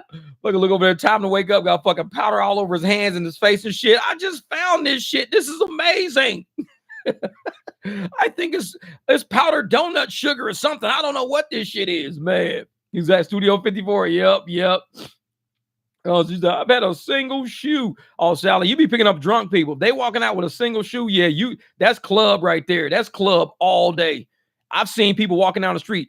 I think it was one night I was sitting by that one bar me and Juan Vargas is by, Loco Patron. Lady walking down the street with one shoe in her hand. She had a heel on. One heel was on, one heel in her hand. So she probably broke the fucking heel off. She was walking. I'm like, why don't you just take off your other shoe too? I mean, she was walking down the street like she was hobbling and shit. She was doing this shit the whole way down the fucking street. Like, I'm like, that dumbass, take the other fucking shoe off and just walk. Even if you broke one, just take both of them off. But some people don't have brains. She's coming all the fucking way down Scottsdale Road. I'm sitting there looking at her ass. She was like, I'm looking over like, no wonder her ass walking by herself. Don't nobody want no crazy ass motherfucker looking like Frankenstein walking down the street. Probably cute as a motherfucker, but she look like Frankenstein. I'm like, but you crazy. You like, like, just put the other fucking that bitch went into limp mode. Her fucking third gear went out. Her transmission went out. She went into limp mode like a motherfucker. She's using half her fucking engine now. She's using half her brain like a motherfucker. What's wrong with you? Fucking limp mode. Her fucking brain. Morgat, thank you, brother. Jeff, you awesome quality t-shirt. Hey, you work hard for the community. I appreciate that, Morgan. Hey, and I sent your other one. I sent you an email or whatever, so I got the other one on the way. Man, hey, just make sure, man, when you wear them shirts out, shit, tell them exactly what it means. They be like, dude, what does that shirt mean? Absolutely. Because that's one of the shirts he got, the absolutely. That shit's funny as hell. Absolutely. You good? Absolutely. Like, shit, motherfucker. I'm asking you a question, goddammit. Man. So what did I miss, brother? Just finished my private ride from Gold Canyon to the airport, 130. Calling the quiz and going home. See, Jamil, that's the shit I'm talking about right there. That's the shit I'm talking about. I had a 28-mile ride to the Gold Canyon. 28 miles to Gold Canyon. $18. And that was from Tempe. From Mill Avenue to Gold Canyon. $28. You just got the exact same ride from Gold Canyon just past Tempe for $130. They was paying me $18. These apps are fucked up. Because I know that whoever paid for that ride paid a pretty good penny. Gold Canyon is not close. That shit. So you just drove 30 miles because Gold Canyon to the airport is about 30 miles because it's 26, 28 to Tempe. And you got to go another 5 to the airport. So you went about 30 miles for $130. So you're running about $4 a mile. They were giving me $18 for that same ride, dude. $18. And I'm sitting there like, that's fucking crazy. I'm like, there's no way I could do that ride for $18 because I got to come back. It's like, I'll drive out there, but then I got to turn around and come on. I'm like, nah, $18? I'm like, that's idiot shit right there. Yeah. Yep. $4 per mile. Yep. Pills trying to wake up. Some guy left his Viagra in my car. Oh, that's funny shit. Error code P0420. What's that? The catalytic converter code? I think that's the O2 sensor code right there. 0420. That's your O2 sensor. Motherfucker motherfucker O2 sensor went out. That's funny shit. They remember trying back in my early 20s. I was working on Wall Street and people were handing them out like they were lollipops at a barbershop. Shit made my heart race, my mouth so dry I thought I was dying. This motherfucker walking around on Wall Street and shit, poking people in the back. Motherfucker, damn, man, what you just hit me with a goddamn pool stick? Like, no, motherfucker, I just took Viagra, goddamn. What the fuck wrong? Something wrong with my heart, goddamn. What the fuck? Well, if you just stuck me in the back with a pool stick, turn around, you ain't holding no pool stick, motherfucker, pants sticking straight the fuck out. You going around sticking people in the butt. Like, what the fuck, man? Dude, quit sticking me, man. When you sticking me with a big ass kindergarten pencil or something, what the fuck? Crayons or shit in your pants? Motherfucker, no, man, I just took Viagra. Something wrong with me, man. It's like shit. Man. Jose, man, it's fucking funny shit. Motherfucker, do not take a Viagra and go to work. Motherfucker, like, what are you doing, man? Are you stealing all the cap erasers? It's like, no, man, I took a Viagra. What the fuck wrong with you? Motherfucker walking around. Fucking pants. He, like, it look like a motherfucker stole a goddamn eyeglass case. What are you doing? Stealing my eyeglass case? No, man. Thank you. Motherfucker, I took a Viagra, man. What's wrong? Oh, shit. Don't take that shit before you go to work. They gonna be accusing you of stealing everything in the fucking office. I think he stole your mouse. It's like, my mouse is missing. He's got your mouse. Motherfucker, time to wake up, walk up in the club. Motherfucker, he stole my microphone. This mother microphone, like, motherfucker, I didn't steal your microphone. I took a Viagra, motherfucker. Fuck wrong with you? Why I'm gonna steal your microphone? They accuse you of stealing every fucking thing. Motherfuckers just walking around and shit. Hard as motherfuckers just walking around fucking with people. Like, man, you don't watch out. Playing joust in the motherfucking break room, just chasing motherfuckers around playing joust with them. Like, dude, quit, man. You tripping today. What's wrong with you, man? I took Viagra, man. I'm having fun with it. I'm just having fun with it. Zick said, stole your mouse, poor guy. Little ass fucking mouse. No, man, that shit wasn't no mouse, man. That was a rat, motherfucker. I stole your rat. That was a New York rat. That wasn't no mouse. What the fuck you mean? Like, shit. Oh, just say, you driving tonight? How long you going to live stream, man? I don't know if I'm gonna drive tonight. It's got to pick up out there, man. Triple H said, man, hard to laugh my ass off. Hard to drive, laugh my ass off, man. He says, Zick, I'm hung like a tuna can. What up, Logan Block in the build? Logan Block's back, man. You came in at the right time. These motherfuckers crazy today, man. Shit. Say, no, I ain't gonna drive tonight, man. I was like, I think it's probably slow out there. It's fucking slow. He said, they're like, Zig, what you do? Steal a baseball bat we use for practice? Like, motherfucker, I stole the wiffle ball bat. You know, the bat with the big ass end on the motherfucker. I stole the wiffle ball bat. We don't even use a wiffle ball bat. Where'd you get that from? I took a Viagra for real. I'm just fucking with you. I took a Viagra. Mother, you lying sack of shit. Is that dust in your car? So I had a couple of 80-pound bags of concrete. Yeah, exactly, Claudio. Motherfucker, what's that? What's this white powder in your back? 80-pound bags of concrete. Motherfucker, you high as a fucking kite. Fuck wrong with you? This is 90 on DoorDash for 4 hours. So taking a break before 1 a.m. here at University in Berea. Get Browns players at the airport hotel a couple of blocks away. Yeah, man, you got to do something, man. Got to do something. This is, have you tried Starbucks new hot beverage? Viagra Chino. 1 cup and you're all on it. No, it's not Viagra Chino. That's funny shit. Viagra Chino. Good day on DoorDash. Lady tipped me $90 because I brought her sister 2 packs of cigarettes. What bullshit is this? App capped me at 50. She asked if I had Venmo. Send her a picture. What, $90 to get some motherfucking cigarettes? Man, that's the kind of people I be looking for. So I'll bring you some weed. Like, motherfucker, I stopped off at the motherfucking dispensary. Here's your cigarettes. Like, shit, I got to go to work tomorrow, motherfucker. Get your QR codes, people. Dash. What you doing? Look at him. That dog is stupid. He's fucking hump. I know, Def Comedy Jam fucking featuring Zick and Time to Wake Up. Hell yeah.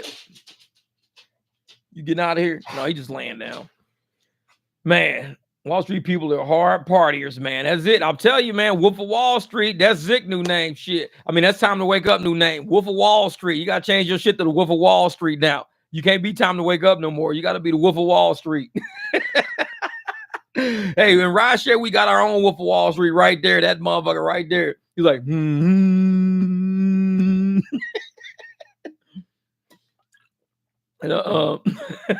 Exactly. That's real shit, man. It's one of the best things about this chat. Nobody gets offended. People just having a good time and just realize it's just for kicks. That's it, man. That's it.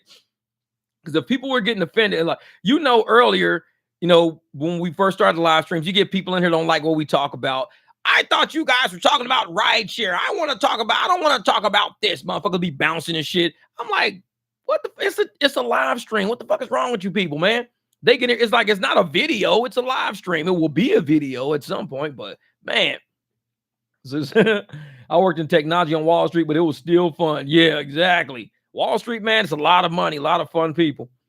Time to wake up, leaving big tip on a Viagra Chino. Dalton, what's good, brother? What's good? Hey, sorry about this shit. Started time to wake up, man. This is the best live stream in the world. Jamil, hey, we come over here and we get it in, man. And I keep saying I got to clip some of this shit out so we can make shorter clips of it at some point. Because, man, this shit, we be dying laughing. It's stupid. Get stupid. But Dalton, hey, man, are y'all surging tonight out in Vegas? Because I know last night Rick was sending me some of y'all screenshots. And I was like, man, it was dead out there. Vegas, Saturday night? I'm like, man, it ain't shit going on out there. What the hell? I thought we was bad out here. And out here, Uber ain't surging at all. Uber, it might put up $3, something like that, $2. They not surging. I don't think I did a single ride on Uber with surge all weekend. I just never caught a surge on Uber, man. I was always in the wrong area. Always in the wrong area.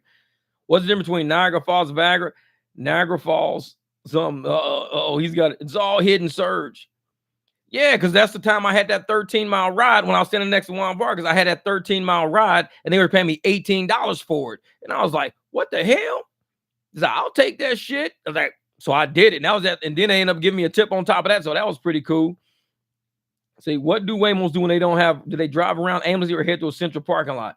I don't know, Tony, man. I've seen them sometimes like sitting with their hazards on, but I don't know if they're like waiting on somebody in the area. But I think they just drive around. Real shit. They just drive.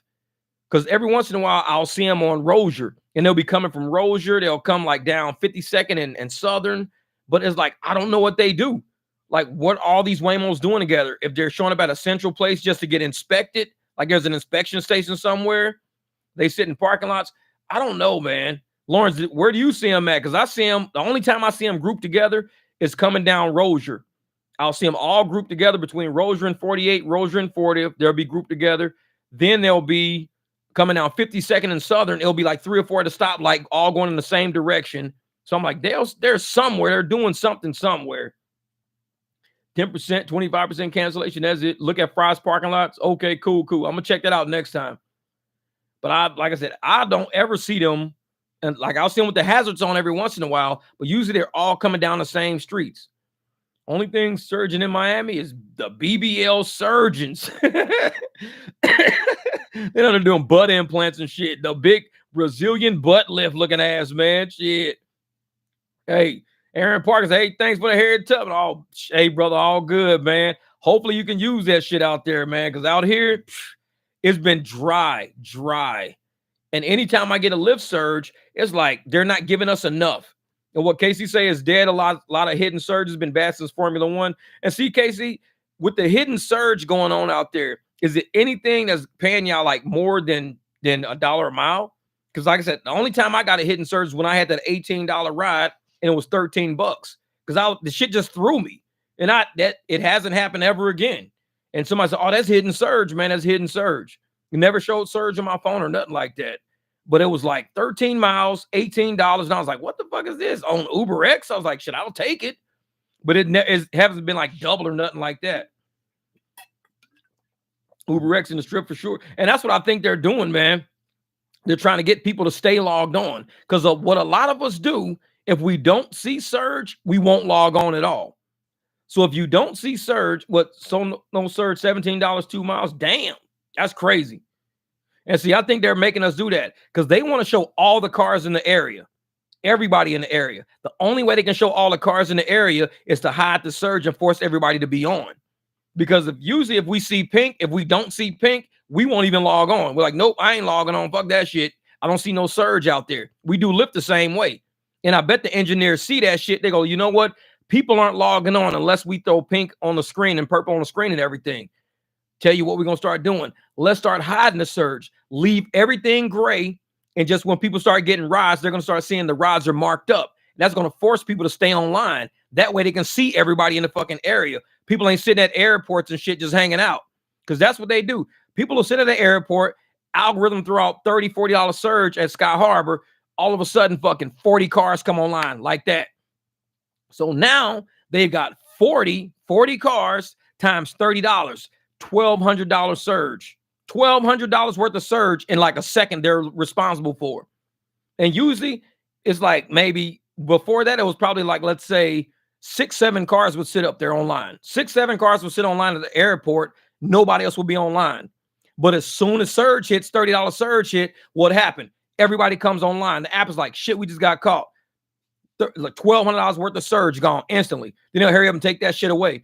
But now, if they don't put surge out there, it forces. That's why whenever I look at the airport now, 60, 70 cars at any given time. 60, 70 cars just sitting there. Everybody's online because of that hidden surge. Yep, been getting it on Spark. Oh, yeah. Oh, Logan been killing it on Spark, man. He been killing that shit. Dude, I think you probably made at least 150, 200 just sending the shit that you were sending me. I was like, damn, man, you out there getting that shit. Yeah, so everybody needs to log out so we can create surge for sure, then trap on Paw Patrol. But that's the thing, Jamil. They're not putting the surge out there. They're not showing it. Like, there's no purple on Uber showing up. There's no red on Uber sometimes. So what we got to do is, like, everybody has to just be in the area. Just turn their phones off just to see what would happen. Because right now, they're just keeping the skies gray. And anybody who's online, if they send you a ride, then you can see that there's surge inside of that ride right there. Other than that, no, they ain't giving shit, man. Oh, yeah, but it's crazy. We could be in the same spot in different surges. And that happened to me and Lawrence last night. I had like 225, and I think you had some like 525 or something like that. I had $3 less in surge, and we was both in the same parking lot with the same exact apps on. And I'm like, how the fuck you get like 525 and I'm sitting on like 225? Now, I mean, we're in the exact same spot, standing next to each other, both on UberX, getting the exact same surge. I mean, different surges in the exact same street and everything. I'm like, man, this shit is crazy. And that's why I didn't really drive for Uber yesterday. I think I drove like maybe 2 trips. Out of all that shit, I did 2 Uber trips because they just wasn't giving me no money, man. With 140 cars at ATL, I seen it go up to 230. Damn. 230 cars at the airport. I didn't even think they had 230 fucking parking spots up there. How the hell you fit 230 Uber cars up there? That's crazy, man. I'm like, I'm gonna see what we got right now. I'm gonna look and see what we got at the airport for Uber, because I'm gonna see if there's any surge up there. Because 8:15 Sunday night, let's see what we got. Let's see. Because these raggedy motherfuckers, they be trying to get people to go up there. My app's dragging. There it is. Now it's starting to kick in. Oh, let's see. Yep, there's no surge anywhere. No surge. And I've got how many people at the airport? Open up, motherfucker. 51 to 55 cars. That's it. So I got 51 to 55 cars in that lot. And it's probably about the same over here at the other lot over here. So 51 to 55. On the other side, it is same 51 to 55. But it's saying 54 flights are coming in. So, yeah, it's probably about 100 cars sitting up there at the airport right now. About 100 cars up there. And it's like, it's not worth it, though. Because every time I go up there, they're going to send you a whole bunch of stuff to Tempe. But every ride is like $7, $6. I'm like, I'm not doing an airport ride for $6 or $7. I'm like, shit don't even make sense. You got to go through all that traffic. It's going to take you about 20 minutes. 20 minutes to get in there, get them, weasel your way all the way back around again, and then hit the Tempe. 20, 25 minutes, you're getting like $6, $7. Airport. So you're getting $14 to $15 an hour doing airport. I'm like, nah, I'm cool. I can't do that shit. Because I'm half Spanish myself, so I know they BSing us. That's funny. Meters on the bone with UberX, Jeff. Go save some passengers some money and watch it pile up. Shit. That's what I'm saying, man. Cash rides. Fuck that. Cash rides. Derisa, there's -7 in Indiana, and it still ain't surging. What? How in the hell is it? It's -7 degrees, and they act like just like a bunch of drivers just out ready to drive. Man, either that or people just ain't going nowhere. At -7, what is it, like 10:15 there now? Because it's 8:15 here. So if it's 10:15 right now, that means, yeah, the games are over. Everything's over by now at -7. This is how did the first man die from using Viagra? The tablet got stuck in his throat and he died from a stiff neck. Full disclosure, this is not original material here. No. From using Viagra. The tablet got stuck in his throat. What up, Levi? My brother was good. Oh, 9:15 there. Okay, it's 9:15. Yeah, and that's the thing. It's only 8:15 here. It's not surging in our air. Even in Uber, there's no surge anywhere. I didn't even open Lyft. I ain't worried about Lyft right now. It was because the immigrants at the airport are on and waiting for a ride without a surge. They should all turn their apps off when they're at the airport to create a surge at the airport. 55 fools. Yeah. And they do that. That's why you see surge only. Like whenever I show my videos, Jamil, you only see surge at the Mesa airport. I don't know what it is, why the immigrants only go to Sky Harbor. They won't go to Mesa. It's like they're scared to go to Mesa down there. Like Chandler police or Gilbert police gonna arrest their ass or some shit. They go down there. They scared to go down there. They're like, no, I ain't going down to Gilbert. There's a bunch of country people down there. They all got fucking AR-15s and shit. They gonna kill us. They're scared to go to fucking Gilbert. But if you go down to the Mesa airport, it's always surging. $5, $10, $9. But it's like, nope. I don't want to do that shit. I ain't going down there, motherfucker. Hell no. Finally, surge on the map has been below freezing in Texas for the last few hours. Melvin says it's finally surging on the map right now in Texas. And that's crazy, man. It's below freezing in Texas. Feels like that here, man, in Arizona. What up, Rick? What up, Rick? Shit, that's because not out there in the Mesa airport. There's people driving around telling them to turn off the app or get off the X. Smart. And that's what they need to do. They used to do that at Sky Harbor. I remember when I used to go to Sky Harbor, when we used to get the $50, big ass $50 surges all the time. It used to be people going around and say, hey, everybody turn your phones off. People just drive around telling people that. So only one person at the table that where everybody smokes at the table, only one person will have their phone on. Everybody else will have their phone off. But now, because the immigrants are there, they don't want to talk to nobody. They won't go and ask people at the table, hey, what's going on? What are we doing? They all stand in little groups talking about their cars. They stay far out into the parking lot. They don't talk to nobody and they just stand there all day doing dumb shit. So the apps have access to your vehicle. If everyone parked at the airport, they would know what you're doing, I think. Moving with the app on last ride, it leaves it in the air, though. True. So I would do that. Just leave that shit on like, hey, take it off. Last ride. And I do last ride all the time. Always doing last ride. Say we're lit all weekend. Drew was up there lit. Lawson is going to get an ice storm as soon. Once a ton of people lose power, it'll be crazy for food deliveries. People were panic shopping on grocery delivery apps all weekend. Flavor, Icy, and Spark. And see, that's the thing. If all the power goes out, Drew, how the restaurants going to make food? It's like, you going to have McDonald's, like the microphone's not going to work. None of that shit's going to work. Say, how you going to make all the food? Dash, what are you doing? Crazy dog. I see you back there. You going to come get me? You going to bite me? No, I'm just kidding. He just sitting back there like, what? He's mad. He want to get out the room. See, my client lists from 0 to 100 real quick. Thanks for the introduction, Uber. Ain't shit. Hey, you ain't shit, man. Client list went from 0 to 100, man. That's what I'm talking about. Well, that's what I'm talking about. Hey, you got to get that word out. Get that word out, man. Because there's people out there want to save money. People out there don't mind because they think we're getting the money. So if you go out there and let them know it really ain't happening like how y'all think it's happening, they'll be like, what? Wait a minute. So I just paid $48. How much of that you getting? 20. That's it. Just $20. So wait a minute. I just paid 48. You getting $20. Yeah. How about we just pay you 35?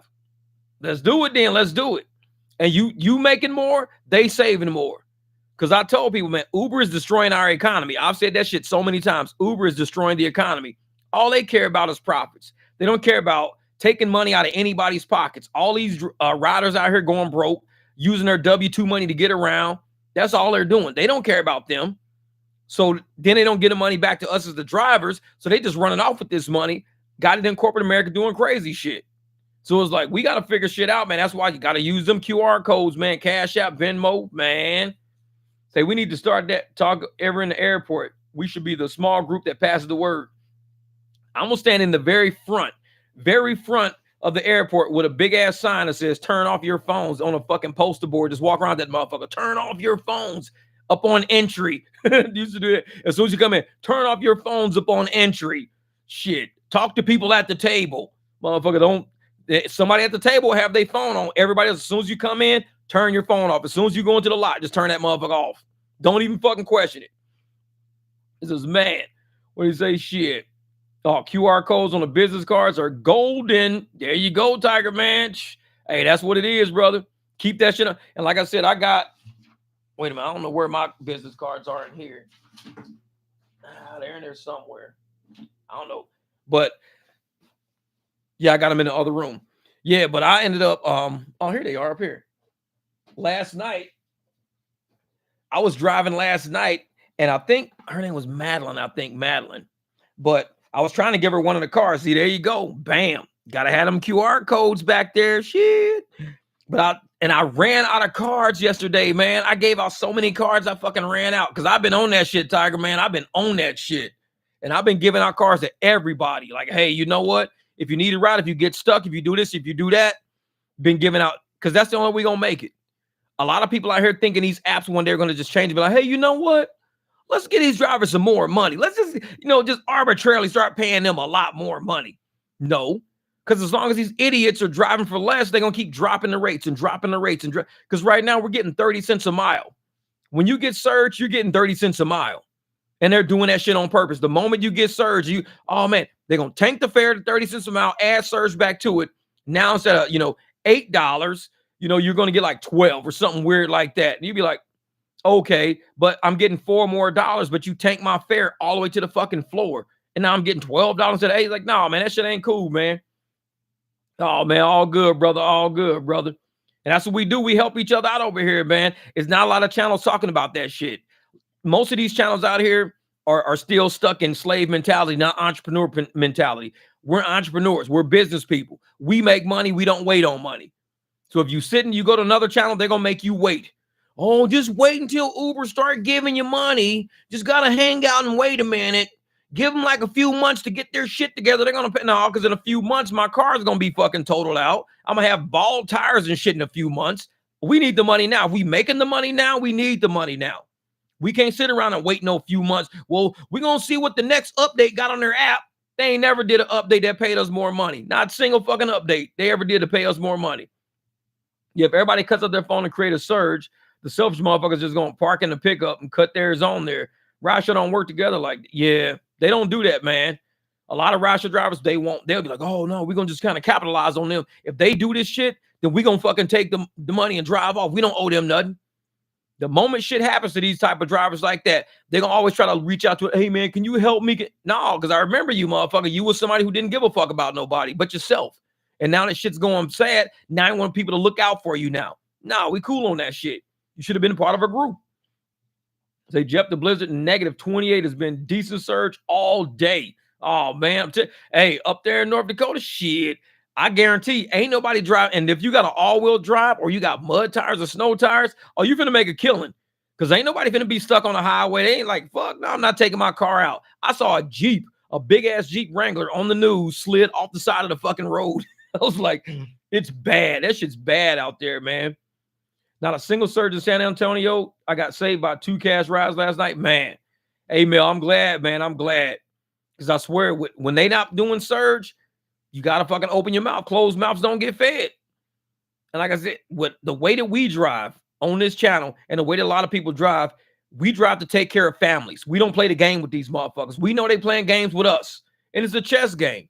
So we're not going to sit around and let them play games with us while we say, well, one day they're going to stop playing a game. One day they're going to stop stealing our tips. One day they're going to stop. No, they ain't going to stop. They're going to keep doing it. They're going to keep doing it until you speak up and stand up for yourself.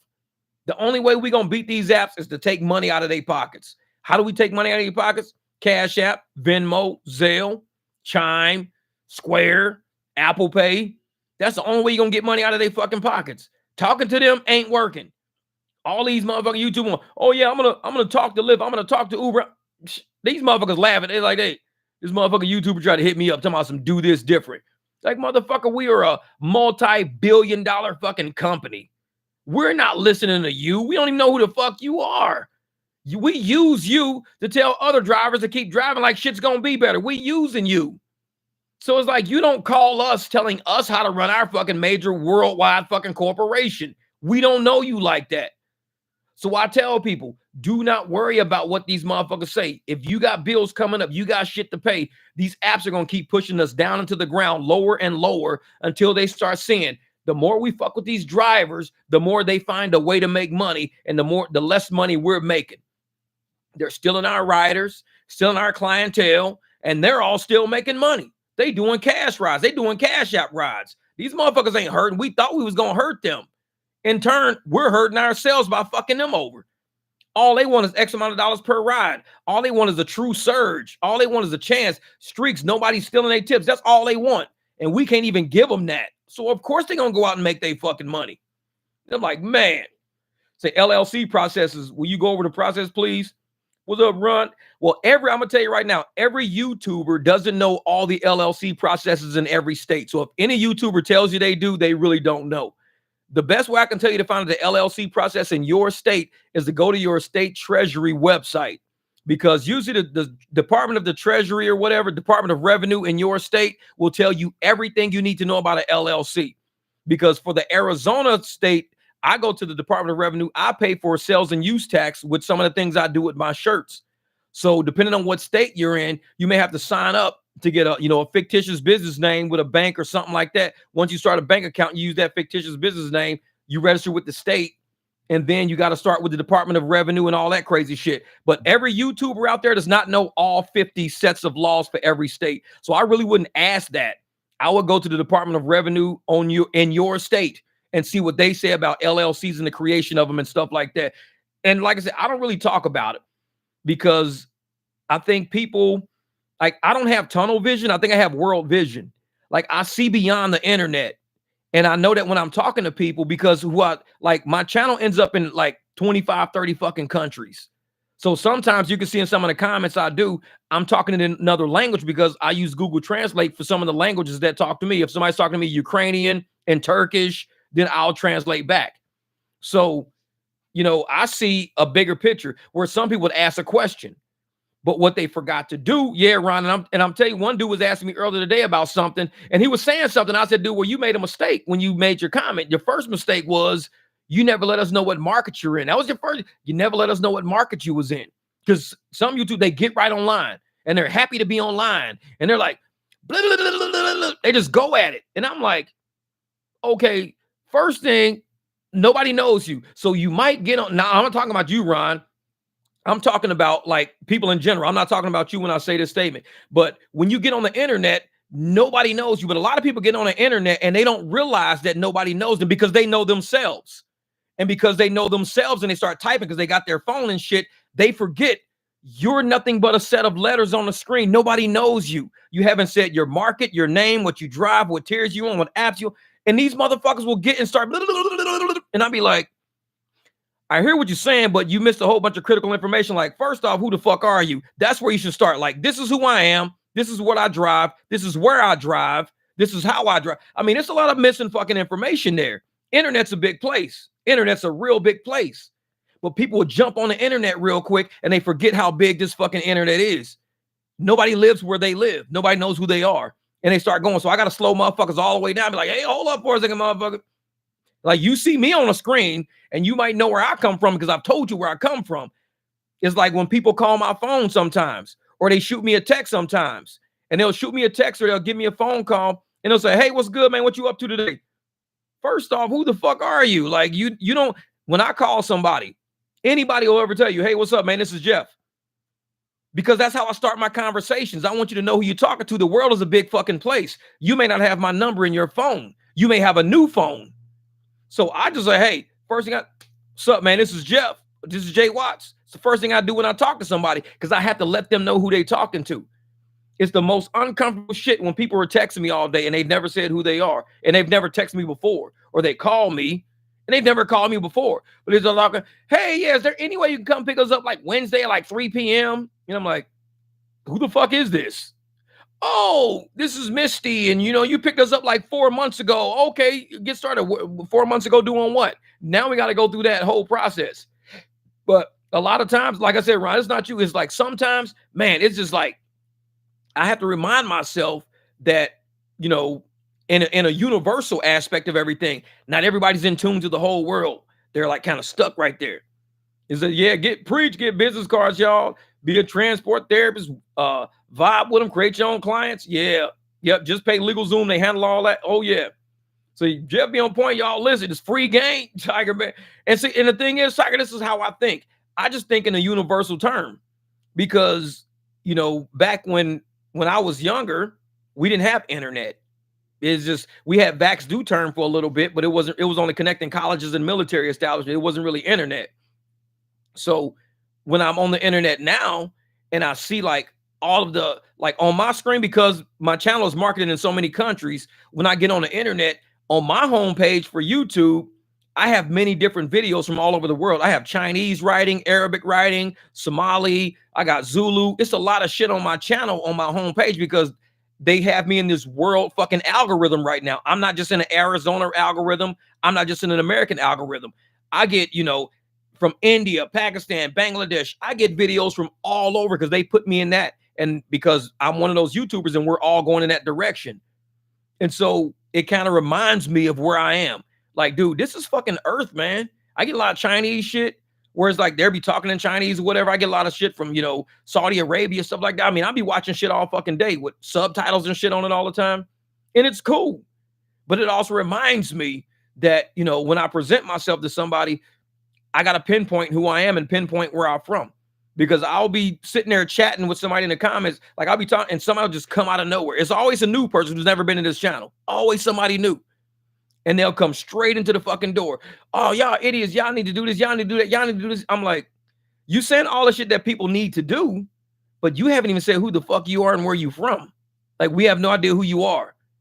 Like, what's your name? What tiers are you driving? What city are you from? You can't just walk in the door and say, y'all need to do it, because somebody might say, Jeff, what you need to do is go park by the dock. And once you park down by the piers, everybody getting off the cruise ships, they usually need rides, and I'd be like, for one thing, we don't have docks in Arizona because we don't have an ocean in Arizona. For two, we don't have cruise ships in Arizona because we don't have oceans in Arizona. So you've got to what you do may be very different from what I do because we don't have an ocean in Arizona to do the same strategy you're talking about doing. We have an airport, we got people driving in, we got, streets and shit like that. But when you start talking about, cruise ships and docks and all, that doesn't apply here. So that's something I got to slow motherfuckers down on the internet and be like, listen, you're speaking from your perspective, but we don't know who you are. You got to say who you are and where you're from and because it might be a great strategy you're talking about, but the Pacific Ocean is about 7 hours from where I am. So I can't sit with you next to the fucking dock. I'm 7 hours from the Pacific Ocean. So that strategy is not going to work for me. It's different. So, man.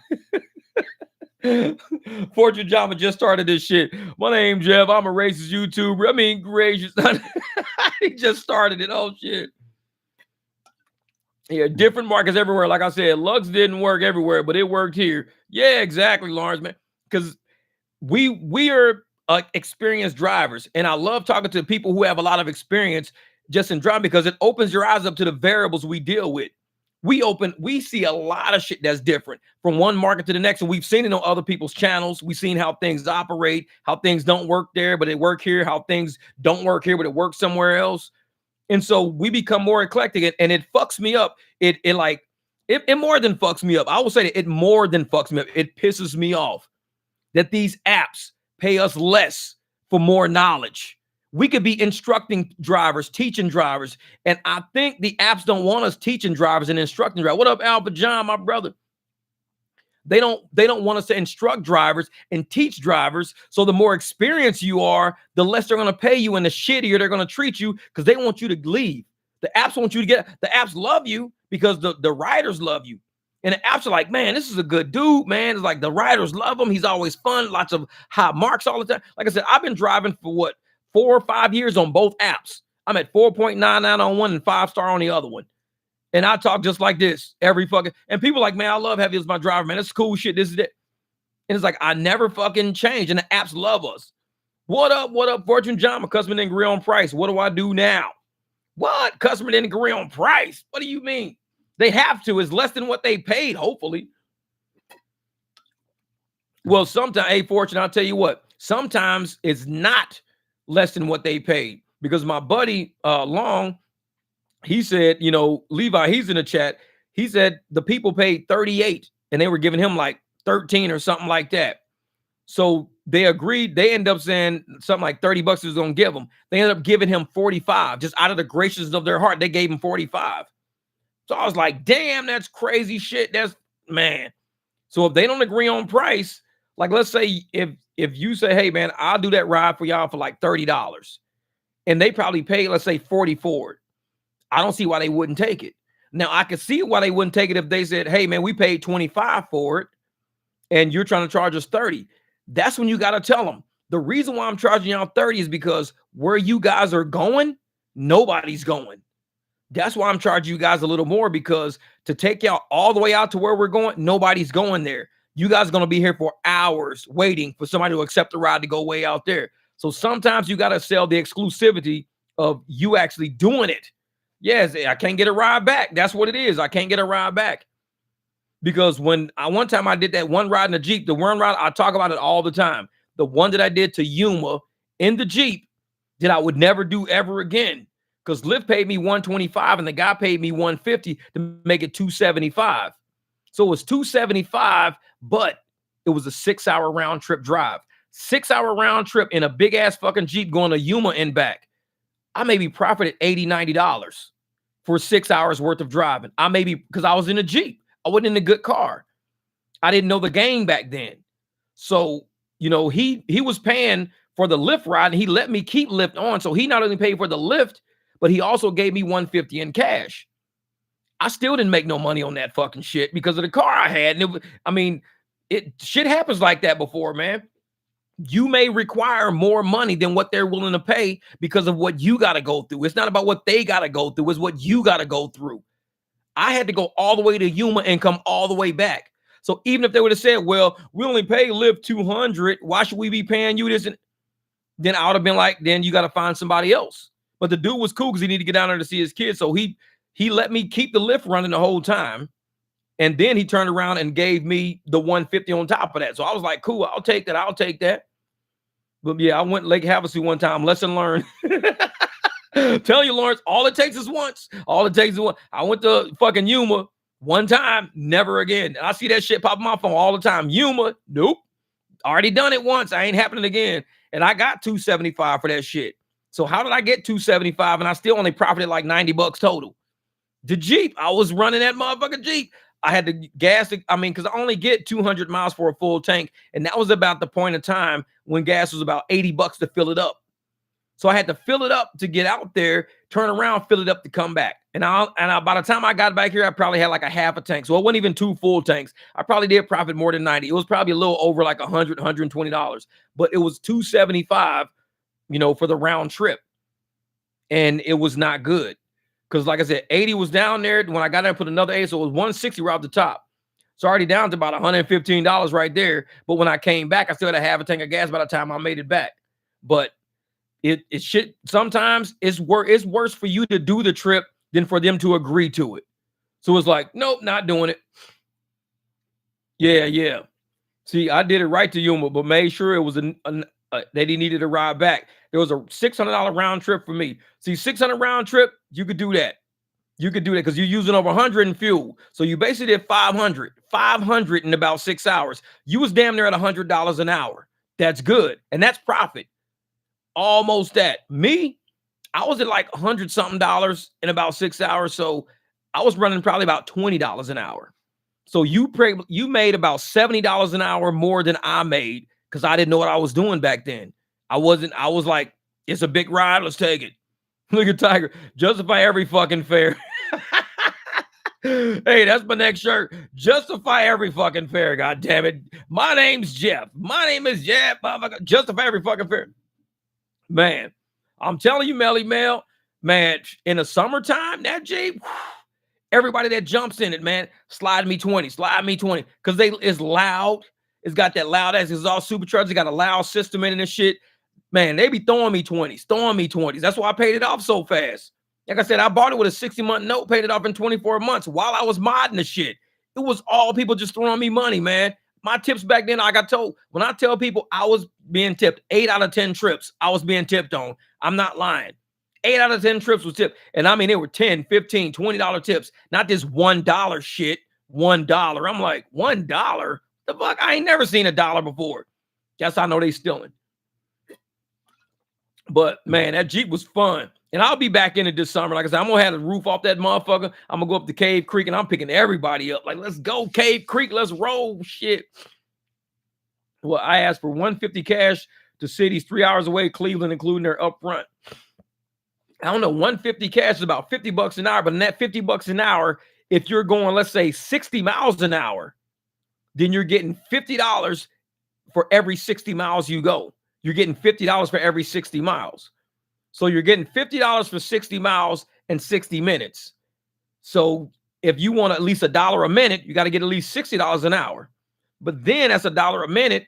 But if you want to get paid for the fuel you're using and you're going an hour and you say, okay, you're using two gallons of gas, you got to get at least an extra 8. So you should be running about close to about $70 an hour for a trip that's 3 hours away. So $210 each way would be fair. I think it would be fair. $210 each way would be fair. $150 is not bad, but $210 would be better. What up, Big C305? Thank you for the super chat, brother. Thank you for the super chat, my brother. Says, man, I was listening, but I was on a private ride. Booked 6 hours, $120 an hour. Anyway, let's go. Oh, and you did guys hear Tesla selling 20,000 for like 16 each. What? 20,000 for $16,000 each. Are they, is that Model X, Model Y? What are they selling, man? Shit, man. Hey, hook us up on that. Let me know. Thank you for the super chat, William. Plus they're up front. Okay, I see you. Jeff, you there? What up, Chris? What's good, brother? Man, 6 hours, $120 an hour. Man, that's $720, bruh. That's how you do it. I booked maybe what? I did about 40-minute ride or 40-minute booking one time a couple of weeks ago, and I got like $100 for it. But if I could do 6 hours at $120 an hour, that's $720 fucking dollars in a day. Man, how you getting them, man? You knocking that shit out the park, man.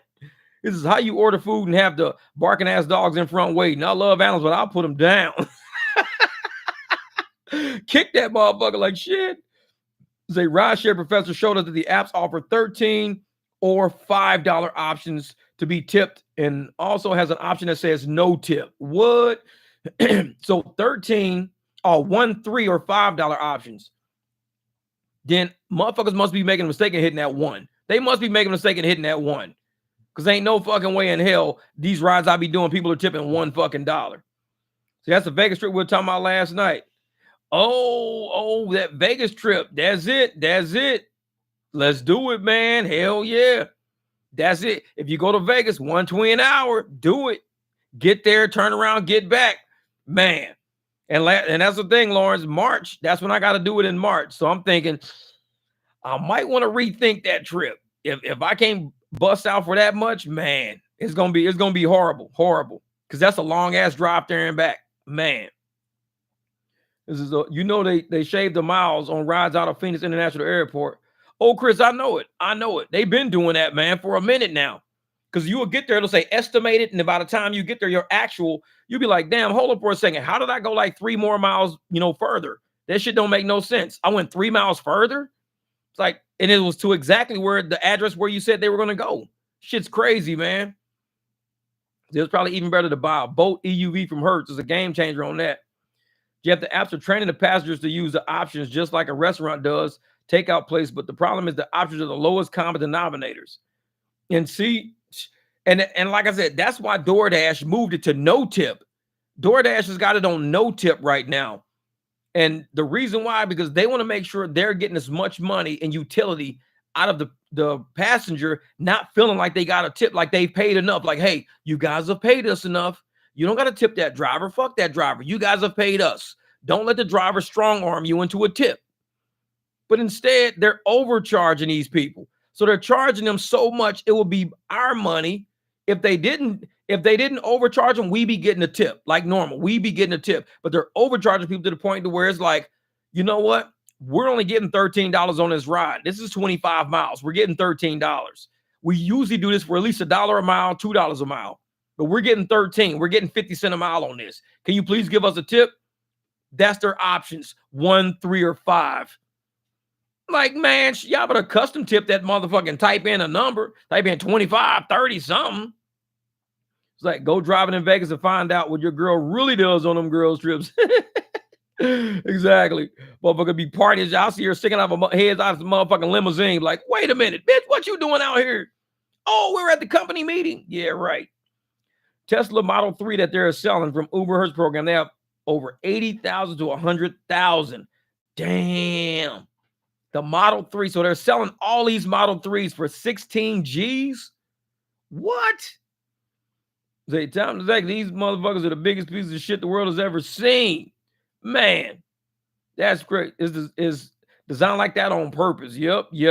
I swear I thought Vegas was surging all the time. Man, Vegas used to surge, especially with all those people downtown, down on the strip. It used to surge. Now it surges way down in Enterprise. Because Rick, you be sending me shit all the fucking time. It surges down in Enterprise, but it's empty everywhere else. I be like, what the fuck? I'm like, that's crazy. Not in a good mood. My Cowboys got messed up with no lube. Yeah, I saw that, man. They got lubered. Those motherfuckers got lubered. The Cowboys, the Green Bay was like doing it, man. They was doing it. If a Hertz Tesla has 80,000 miles, keep in mind that those are fast charger miles. That engine is fried. Not a good idea. Yeah, true. Because they don't really slow charge them. Think about it. And see, that's what I was saying about cell phones. Because you know how people say if you charge your phone too much, at some point it's going to just stop taking a charge. Like it dies a lot faster. Like you be using your phone and it used to like the battery last. You could be off the charger for like 2-3 miles. 2-3 hours. And you pick your phone up and it's at like 98%. You be like, damn, that's fucked up. I've had my phone off the charger for 2 or 3 hours. I'm still at 98%.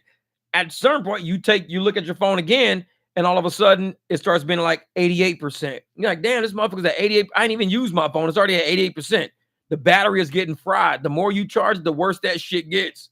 And people say that the more you charge something, I don't know what they call it. Is battery atrophy or something weird like that? I don't know. Oh, yeah, Jeff, do you check your emails? Uber G, I sent you one a week ago. Uber was doing some shady shit. Yeah, I checked them. I got to go through them again. I haven't checked them this week, but I'll check them. I haven't checked them like in a few days. It's only been a couple of days, but I'll definitely go through and look at them all. It gets filled up with so much TikTok shit and crazy shit in there. I'll be like deleting all that TikTok shit in there. And they made a ton of money on those rentals, charging $2,000 a month for 2 years. Because that's the thing. They've already made their money on them, unless they did repairs on them when they had them, because that means they got 24,000, so they got 48,000. They turn around selling for 16. That puts them at 64,000. But if they did repairs on it, battery degradation. That's it. I passed the test. Motherfucking car turned on. Zick's car turned on today. What the hell?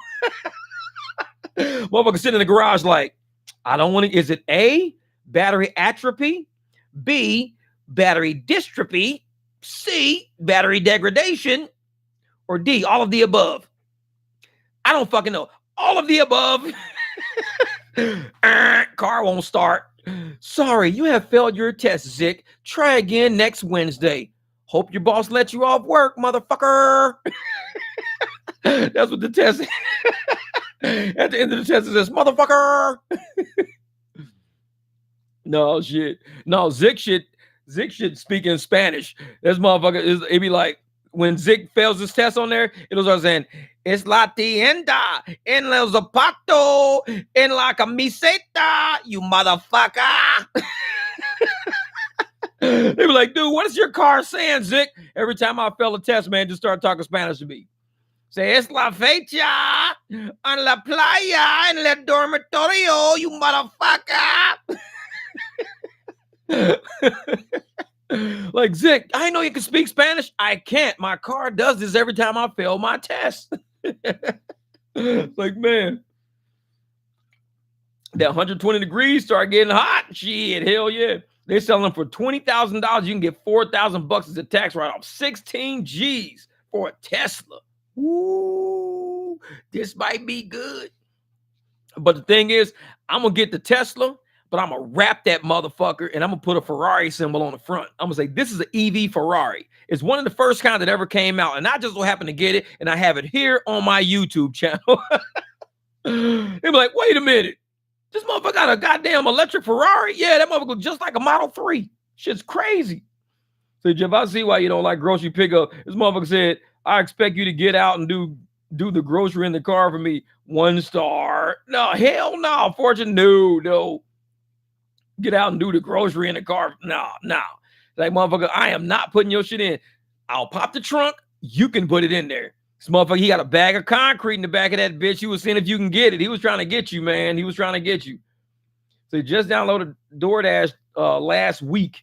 Must be the honeymoon phase because they be popping it off. Reminds me of how Uber suckered me at first. Yeah, exactly. They gonna sucker you first for a while, get you to do all this fun shit. You're like, oh man, $13 to deliver 2 tacos? Oh, I could do this shit. Yeah, wait a minute. $8 to deliver a Starbucks? Yeah. You look at my phone, $2, 2 tacos, 39 minutes. It's like, damn. Muscular dystrophy. Exactly. That's muscular dystrophy. That's when your battery don't work no more. So don't do it. You better get in a 2023 Bolt EUV with 9K miles or 20K, unless you're ready to buy a new battery for 15K. And that's what I was saying. I was looking on eBay at batteries, and they're like $20,000 for a Tesla. Like them batteries are 20 G's. I'm like, holy shit, that's a lot. That's like a whole car. Yeah. Triples is old crap. Low tire pressure light came on, 25 PSI. Oh shit. You ran over a nail. You better hurry up and get to a quick trip fast as you can, but make sure the quick trip got the nozzle. Because them bums be still in the air nozzle and shit. You pull up and you try to use that motherfucker, and it's like they done cut it off. You're like, dude, how you gonna cut off a free air nozzle? The air at quick trip is free, and you cut the nozzle off? You raggedy motherfuckers, man. It's free air. You can't steal free shit. Like, enjoy the honeymoon phase. It'll probably be about 2 or 3 weeks tops, but yes, they sending you lots of great orders and make you believe in the fantasy that is Pedro Santiago. I know that's funny shit. That's funny shit. It's like, welcome to Pedro land. You get to deliver some tacos.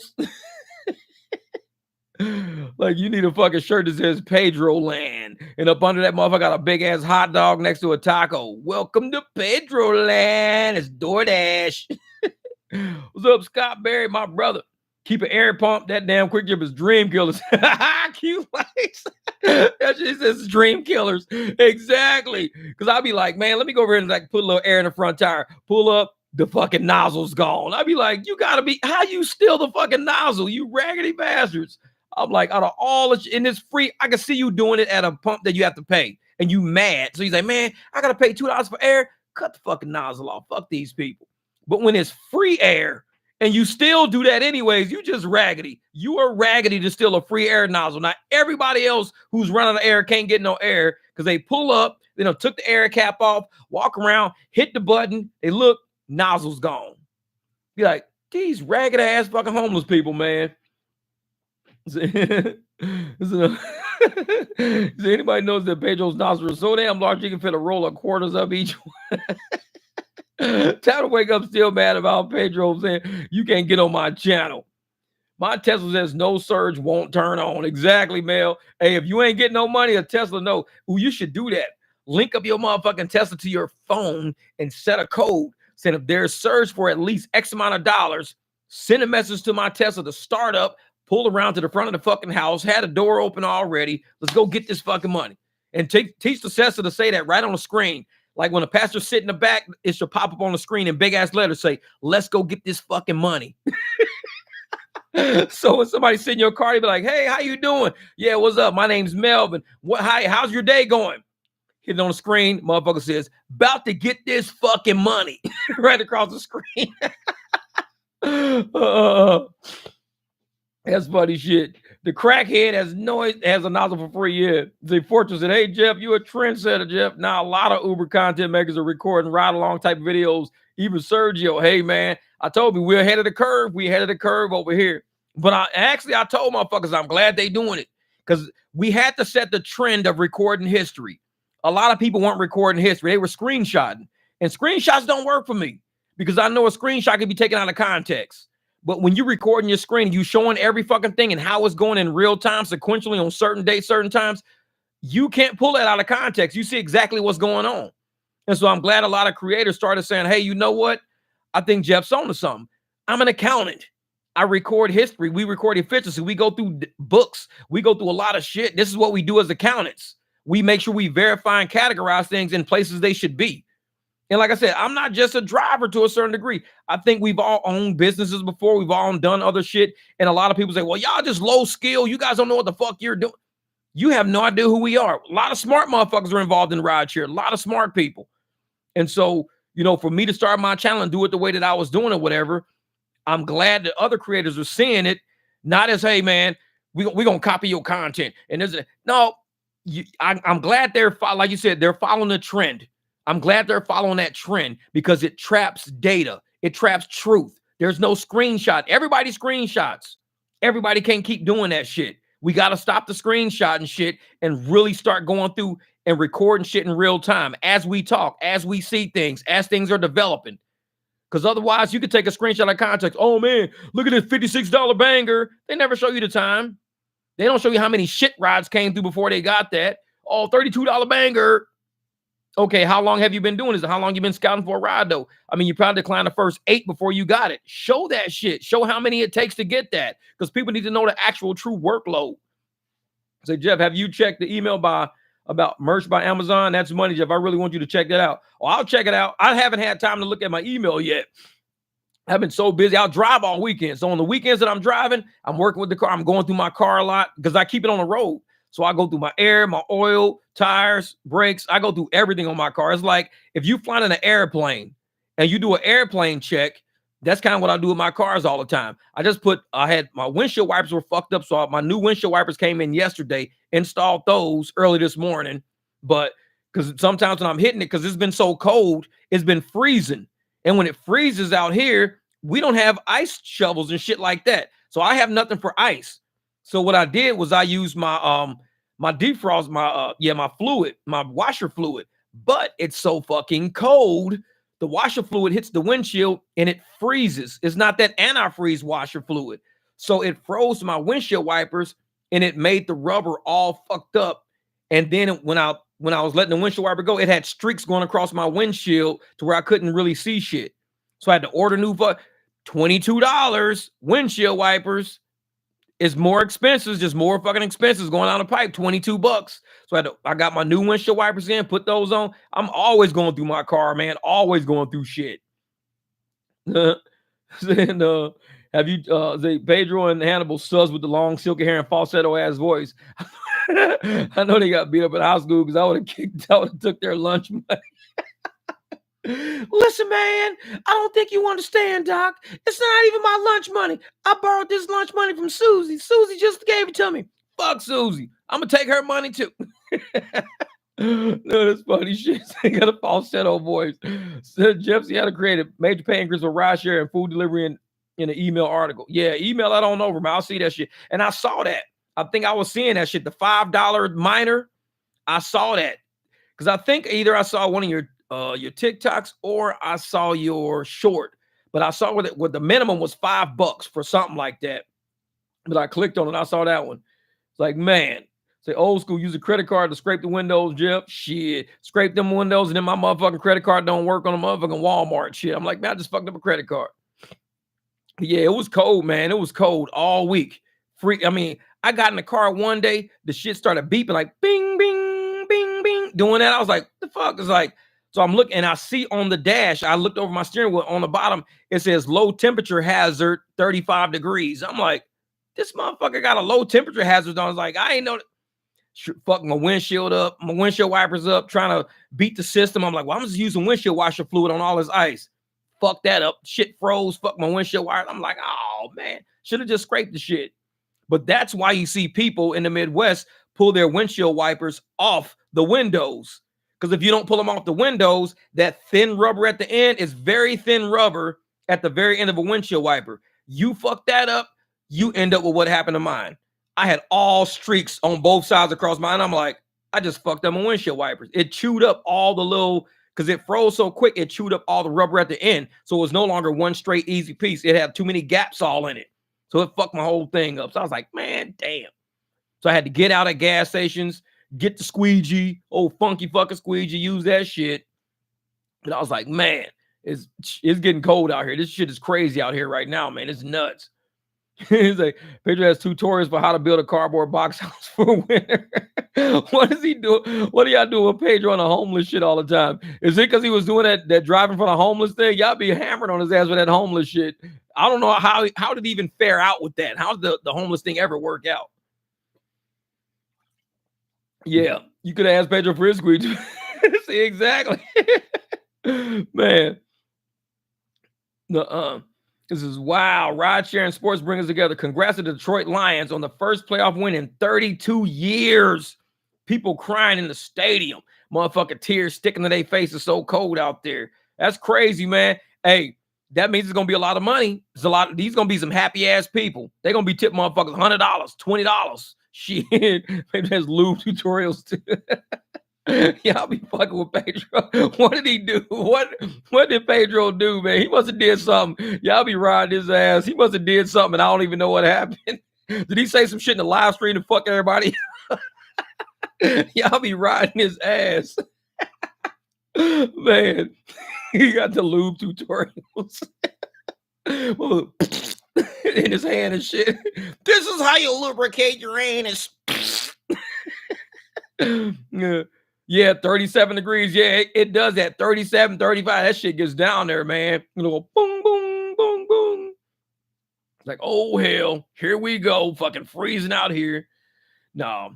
But I'm glad, though. Like I said, I'm glad, a lot of people are out there recording. They're doing these screen recordings because it's historic. Screenshots are played out, man. Screenshots are fucking played. We got to turn the table. We got to turn the table. And screenshots can be taken out of context. So I'm glad when I see, I kind of cruise through YouTube. I'll see on my homepage, I'll see somebody with screenshots. And usually on their, like the intro video for them, the thumbnail has their screenshot shit on there. I don't do that.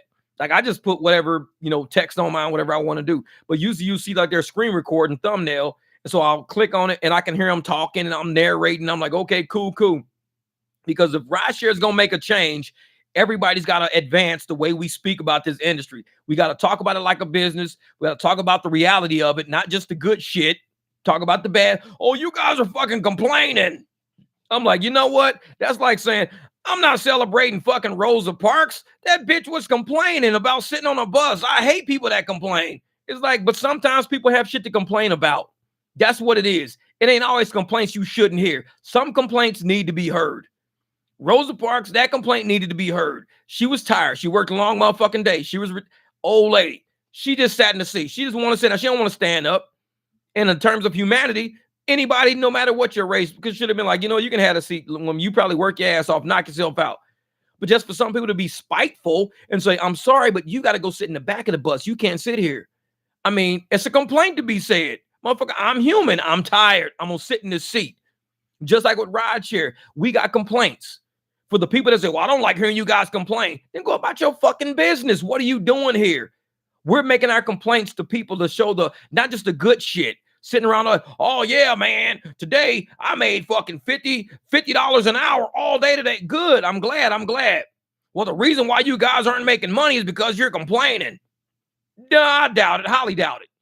That's like trying to say, well, the reason why people get their cars jacked is because they complain. I mean, bad shit happens to people. We get out here and we get fucked over doing rideshare by these apps. The certain regions you live in just not throwing surge out there. Markets are super saturated and shit like that. A lot of things happen. It has nothing to do with fucking complaining on goddamn YouTube. YouTube is an after effect. The complaints come from what we go through in real world. It ain't like one day we just woke up, started complaining on YouTube, and all of a sudden our apps went to shit. No, the apps went to shit first. I'll be sitting there listening to these people. Well, the reason why you guys can't make no money is because you're complaining and not driving. I'm like, do you not watch these fucking videos? Do you not see us out in the streets? And as you see us out in the streets, tell me how much surge do you see? Do you see the offers coming through on my screen? The offers coming through my screen are not because I'm complaining. It's because this is the shit that they're sending. And I don't get these fucking people. Oh, well, if you just took those offers, no. Because I'm not going in a hole for these companies tearing my fucking car up for goddamn 50 cents a mile, 30 cents a mile. I'm not tearing my car up for that. I value myself too much for that. And once you value yourself low and these companies see that you value yourself low, they're going to treat you like you value. If you treat yourself like shit, they're going to treat you like shit because you treat yourself like shit. Why would somebody treat themselves like shit and you're going to treat them better? Treat people how they treat themselves. If you disrespect yourself, then you shouldn't feel bad being disrespected. If you respect yourself, then you shouldn't get disrespected because you respect yourself. Some of these drivers don't respect themselves. They just don't. Yeah. This is lately, Pedro's videos are so fake, trying to keep his subs. Uh-oh. What up, Rodney? Rodney Clutch. Hey, fam, checking in from the ATL. This weekend was trash. Yeah, real shit. Man, everywhere, brother, everywhere. And like I said, Rodney, it's not a complaint. It's not a complaint. It's reality. And some people can't deal with the reality of business, like real business. A lot of times people call business seasonal. And we've heard that word since we was kids, seasonal business. You go to a ski resort don't make no money in the summertime. They don't make no money in the spring, but in winter, they fucking booming. Sometimes you go to a surfboard shop. They don't make money in the wintertime, but in the summertime, they fucking boom. Some shit seasonal. Some business goes up, some goes down. They may complain about, I got an ice cream stand. Ice cream stand don't make no money in winter, but it makes a killing in spring, summer, and fall, but just not in the winter. Seasonal shit. People speak about things that happen. People speak in a reality sense when it comes to business. All these motherfucking drivers out there are a bunch of employees that never ran business, never ran fucking business. And I'm sitting there going, if you understand how business works, even with casino, they talk about, occupancy rates during certain times of the year. It could be high or low based on what time of year it is. Just because the occupancy rate is low, it don't mean they're complaining. It sounds like, yeah, our occupancy rates are really low. We've got to do better to get deals out there. We've got to do better to, market and sell these things. We got to get people out here. Got to do that. They joined the Uber Jeep as Facebook page, and we could post our screen records there. You could do it. The Uber Jeep AZ Facebook page. That's right. Rick Nam got the Uber Jeep AZ Facebook. I haven't downloaded Facebook to my phone again yet. So I still got to do, if I'm going to get back on Facebook, I got to download that shit back to my phone and all that shit. So I only made 150 this week on rideshare. I'm not driving for free. Real shit. Hey, that's what I made over the weekend. I didn't even make $200 over the weekend. Well, 300. I made 200, not 300. I was short. I was probably about $50 short of $300. So Angela says they took 3 rides away and gave to do mini rides, and that's shit. My Buick LaCrosse is messed up just because I wanted to work, not ask for it, but work. So yes, I'm complaining. Exactly, Angela. That's what I'm saying. And it's a bunch of people out there. They're riding us because we speak about a real sense of what's going on in this world. And because we're speaking about what's really going on, it's almost like we're giving a warning shot to people out there who don't see reality. Maybe the shit hasn't made it to their markets yet. Maybe they're a new driver and they still got a bunch of bonuses and surges and shit, and the apps is trying to get them to fucking keep feeding up. They never say who they are, how long they've been driving, what market they're in. They never say shit like that. Oh, you guys just complaining. I'm tired of hearing complain. Motherfucker, who are you? Because you're not experienced. Because if you're experienced, you know. We were doing a lot better last year, the year before that, the year before that. This is not how it's supposed to work. Because our cars are getting older. As our cars are getting older, because if you got a car from 3 years ago and you're still driving it, you have a lot more miles on it now. If you have a lot more miles on it now, then you probably need to do more maintenance on it now. Things are starting to break now. If you need to do more maintenance on it, you need more profits now. So if they're not paying us shit right now and our cars are getting older, it means our cars are going to not be able to be repaired, which forces us to rent. So it's cyclical poverty that these apps are trying to do. They're trying to create a poverty situation for experienced drivers who used to make really good fucking money. But now our cars are all out of warranty. The parts are getting worn. Things got to be replaced. Gaskets, grommets, all this shit's got to be fixed. And instead of them paying us profits to fix the vehicles that we used to build their shit, we use these vehicles to build your shit. And now that my vehicle needs a little help, you going to tell me, well, we ain't going to pay you shit. That's like using a horse or using a military veteran or using anybody while they're good. But the moment they need you to come give them some, oh, we don't know you. What the fuck you mean you don't know me? I helped build you. This is the car that helped build all the profits you got. Took all these clients around, did all this shit. This is the car that did it. It's older now. It just needs a little help. I can't trade it in because I don't have $20,000 to trade it in with. You're going to try to trade in a car you owe $30,000 on. They're going to say, well, you so upside down in this motherfucker. The most we can give you is like 10. 15. That's the most we can give you for this car because we got to turn around and sell it.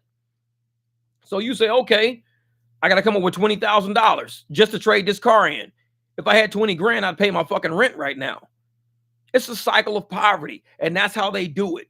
So they bring the new people in. They pay them. Like we were saying earlier, they get these motherfuckers hooked to the heroin. They get them hooked to the heroin. Oh, you motherfuckers don't know how to smoke the heroin right. You motherfuckers ain't lighting the pipe right. Y'all ain't, we making money. We doing this shit. Then as soon as the motherfuckers get hooked to the heroin, car breakdown. They ain't getting no fucking rides. They ain't getting no They ain't get. All right, now I see what you guys mean now. Uber ain't hearing me. I done sent messages of support. I done did this and that support. They ain't hearing me now. We tried to tell you. So all these complaints these people are hearing is just reality. It's truth. And it's a truth that they don't want to hear. Like a lot of motherfuckers say, you can't handle the truth. A lot of them can't handle the truth. So they try to dissuade us from telling our truths in emails. And truths on screenshots and screen record. They're trying to keep us from telling the truth. Oh, y'all need to stop complaining. You could just stop listening. You don't have to listen to us speak. You don't have to watch these videos. You don't have to listen, but for you to come over here and to tell us not to put out our truth. That's one thing that ain't happening. You're not coming over here out of the blue. Nobody know who the fuck you are and telling us, y'all need to just stop complaining, stop saying what you're saying, stop talking about what you're talking about. You can stop listening, but you're not going to have us stop telling the truth. We will not stop. The same thing happened with COVID. We told people we were telling the truth. We're telling the truth. And what do? Nobody wants to hear the truth. They censor the truth, ban the truth, shadow ban the truth. Now the truth is coming out. Motherfuckers don't want to hear it. Some people can't handle the truth. The same in business, the same in rideshare. They can't handle the truth. Truth is, this shit is not all gravy. And I know a lot of people are upset about how rideshare is because, when we first started, this all you do is drive. You can't be making no money. Oh, you ain't nothing but a driver. Oh, you don't do this shit. Oh, you just delivering hot dogs. You ain't no fucking body. You ain't this. But then they see how much we make. And them motherfuckers be like, oh, well, shit. I could just do this on the weekends then. This could be my little side hustle. My W-2 is my real job. But I'm going to come. I didn't know y'all was making money like that. I'm going to come do this shit as a side hustle on weekends. So now we got weekend warriors out there. High AR drivers out there. I only got 6 hours today to drive, so I got to take as much as I can make in 6 hours. Working at $15 an hour. They fuck around, make $100 in 6 hours. Oh, that's my 100. I just needed 100. But you spent 30 in fuel. So really you made $70 in 6 hours. You basically working for $10 an hour, but your W-2 is paying you $19 an hour. You're making $9 an hour less, beating your fucking car up all weekend, trying to be a weekend warrior in rideshare. Shit don't make no fucking sense. Go back to the W-2. You're not doing it right. It's like, man, yeah, these rideshare companies don't care because there are new drivers turning 25 coming illegal immigrants every day. We have to fight with that in mind. Yeah, right. And what Angela say, I've been doing this for 3 years. Stay 5-star, never drop, stay 5, plus I'm the highest level. My car down and have to rent. They not doing nothing for me. I'm telling Angela, and that's what you just said, Angela, is a story that we tell everybody. These apps do not give a shit about anybody. These drivers are so gung-ho. I love Uber. I love Lyft. No, you love to drive. You love to make money. Because if you love the same people that don't fucking love you, this is like, oh, I love my master. When he whipped me with that whip, when he let me pick that cotton, nobody loves that shit. No, you might enjoy working. You might enjoy agriculture, but you don't love the fucking mistreatment. When your car breaks down, you sitting there making all this money for these people. 3 years making money for these people. Because just think, for everything we making, they're making. We're getting paid at a 50% rate or less. So everything if we made 100,000 for ourselves, we made them at least 100,000 minimum. If we make 50,000 for ourselves, we've at least made 50,000 for them minimum. Because sometimes they take more than 50%.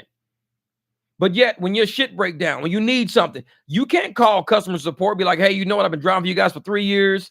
Man, you know what? I've been making you guys a lot of money. I've made you guys a lot of money. So is there any way you guys can, help me out, get me a water pump, I could drop it off at the shop. Can you guys? And they be like, no, that's your fault that you drove for only 50 grand. And that's your fault you take shit rides. We don't care about you that damn much. Appreciate you driving for us, but we don't care about you that damn much. That's why we decline shit. That's why we cancel shit.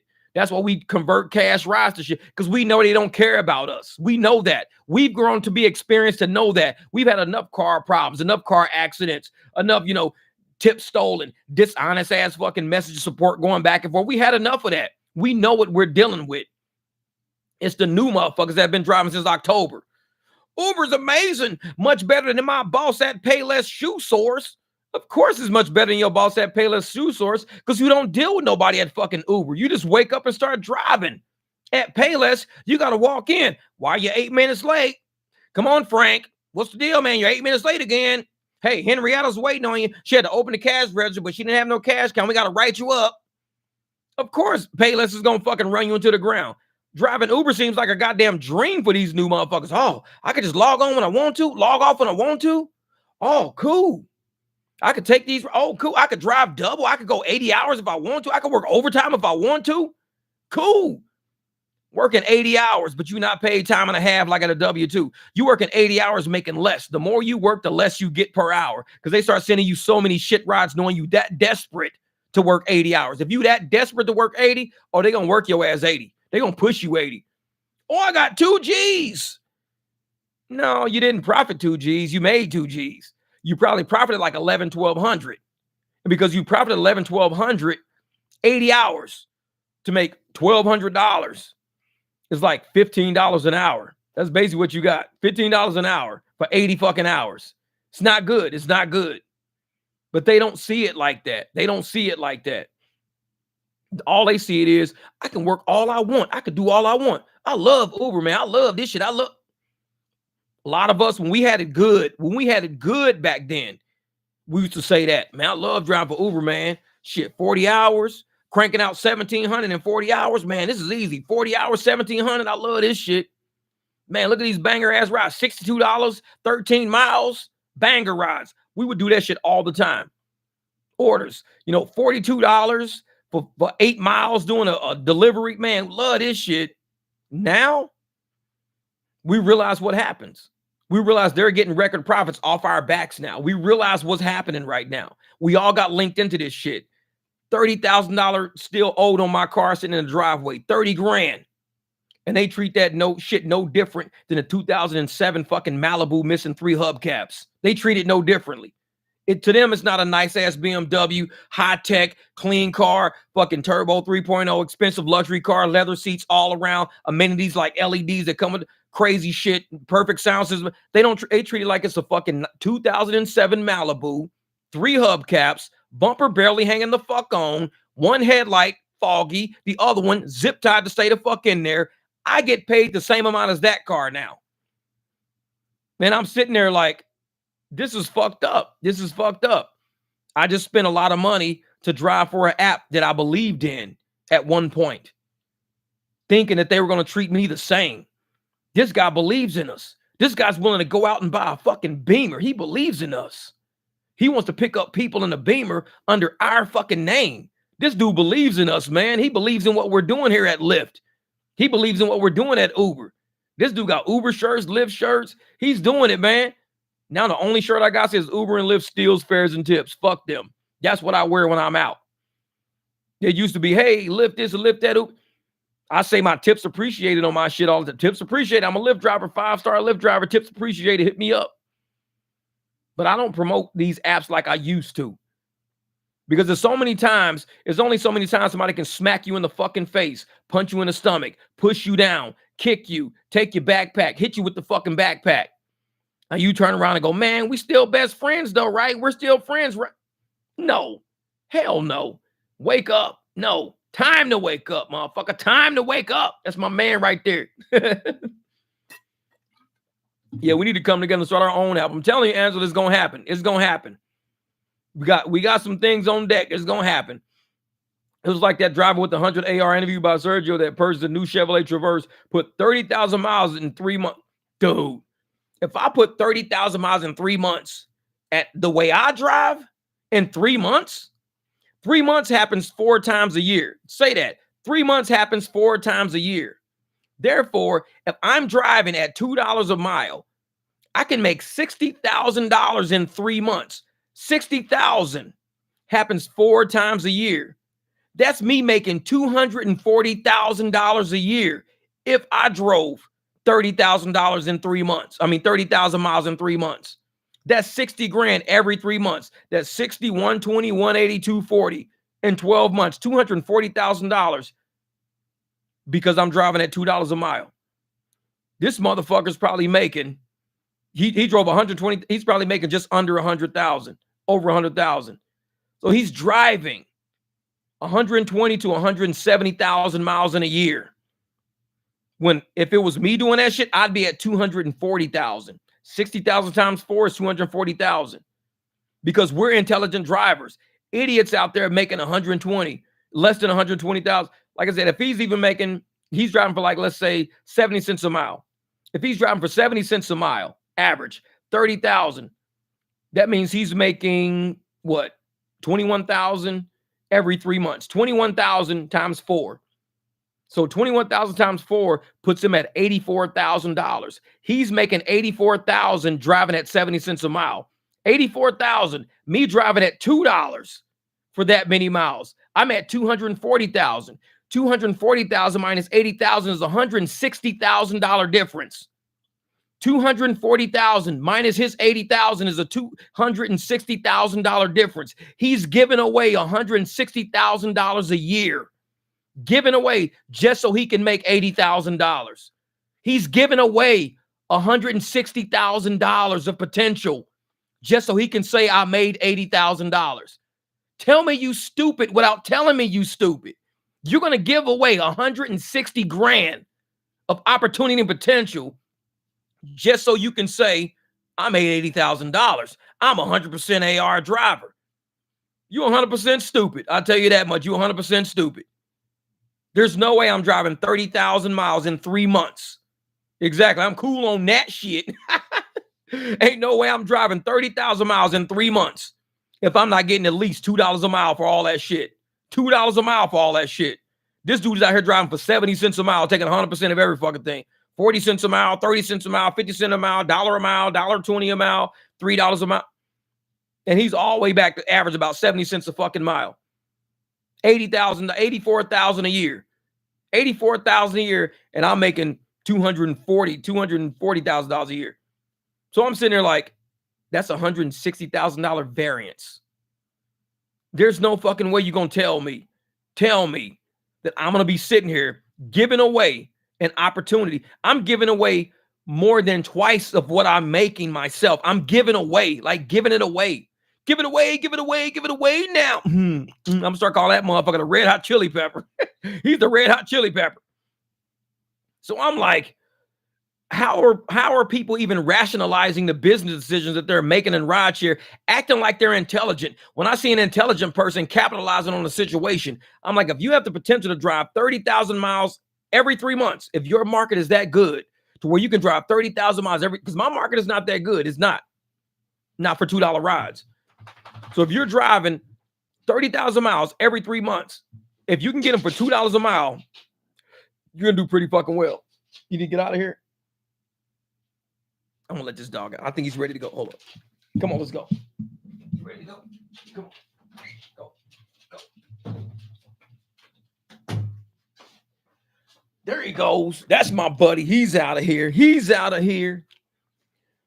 Yeah, we could put together a group in each city and set up a corporation, distribute the shares, invest money in TNC and commercial insurance, then set up a website, set up reservations legitimately. That's what I'm talking about, man. Yeah, exactly, Jamil, man.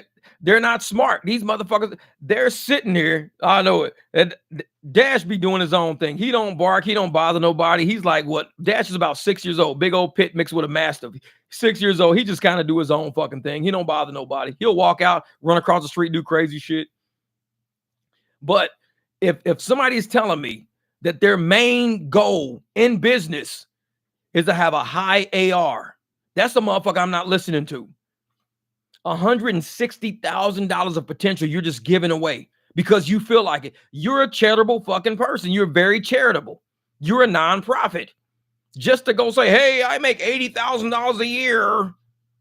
But you're giving away for every $80,000 you put in your pocket, you're giving away $160,000 of potential because you don't know what the fuck you're doing. You're saying, oh, I'm a high AR driver. I do it because I love to. I don't know nobody in my circle that loves to give away $160,000 a year just because. I'm going to give away $160,000 of potential revenue, my time, my effort, my energy, just because I don't know what the fuck I'm doing. But I'm going to go sit on some YouTube channels and explain how I'm a high AR driver and explain how I'm giving away all this fucking money, wasting my time, spinning my fucking wheels in mud. But I'm driving, man, 120,000 fucking miles a year, burning my motherfucking car up. But I got a high AR. I can't listen to people like that. I'm just not cut out like that. I'm just not. And a lot of people are cut out like that. And, you know, maybe they're just altruistic.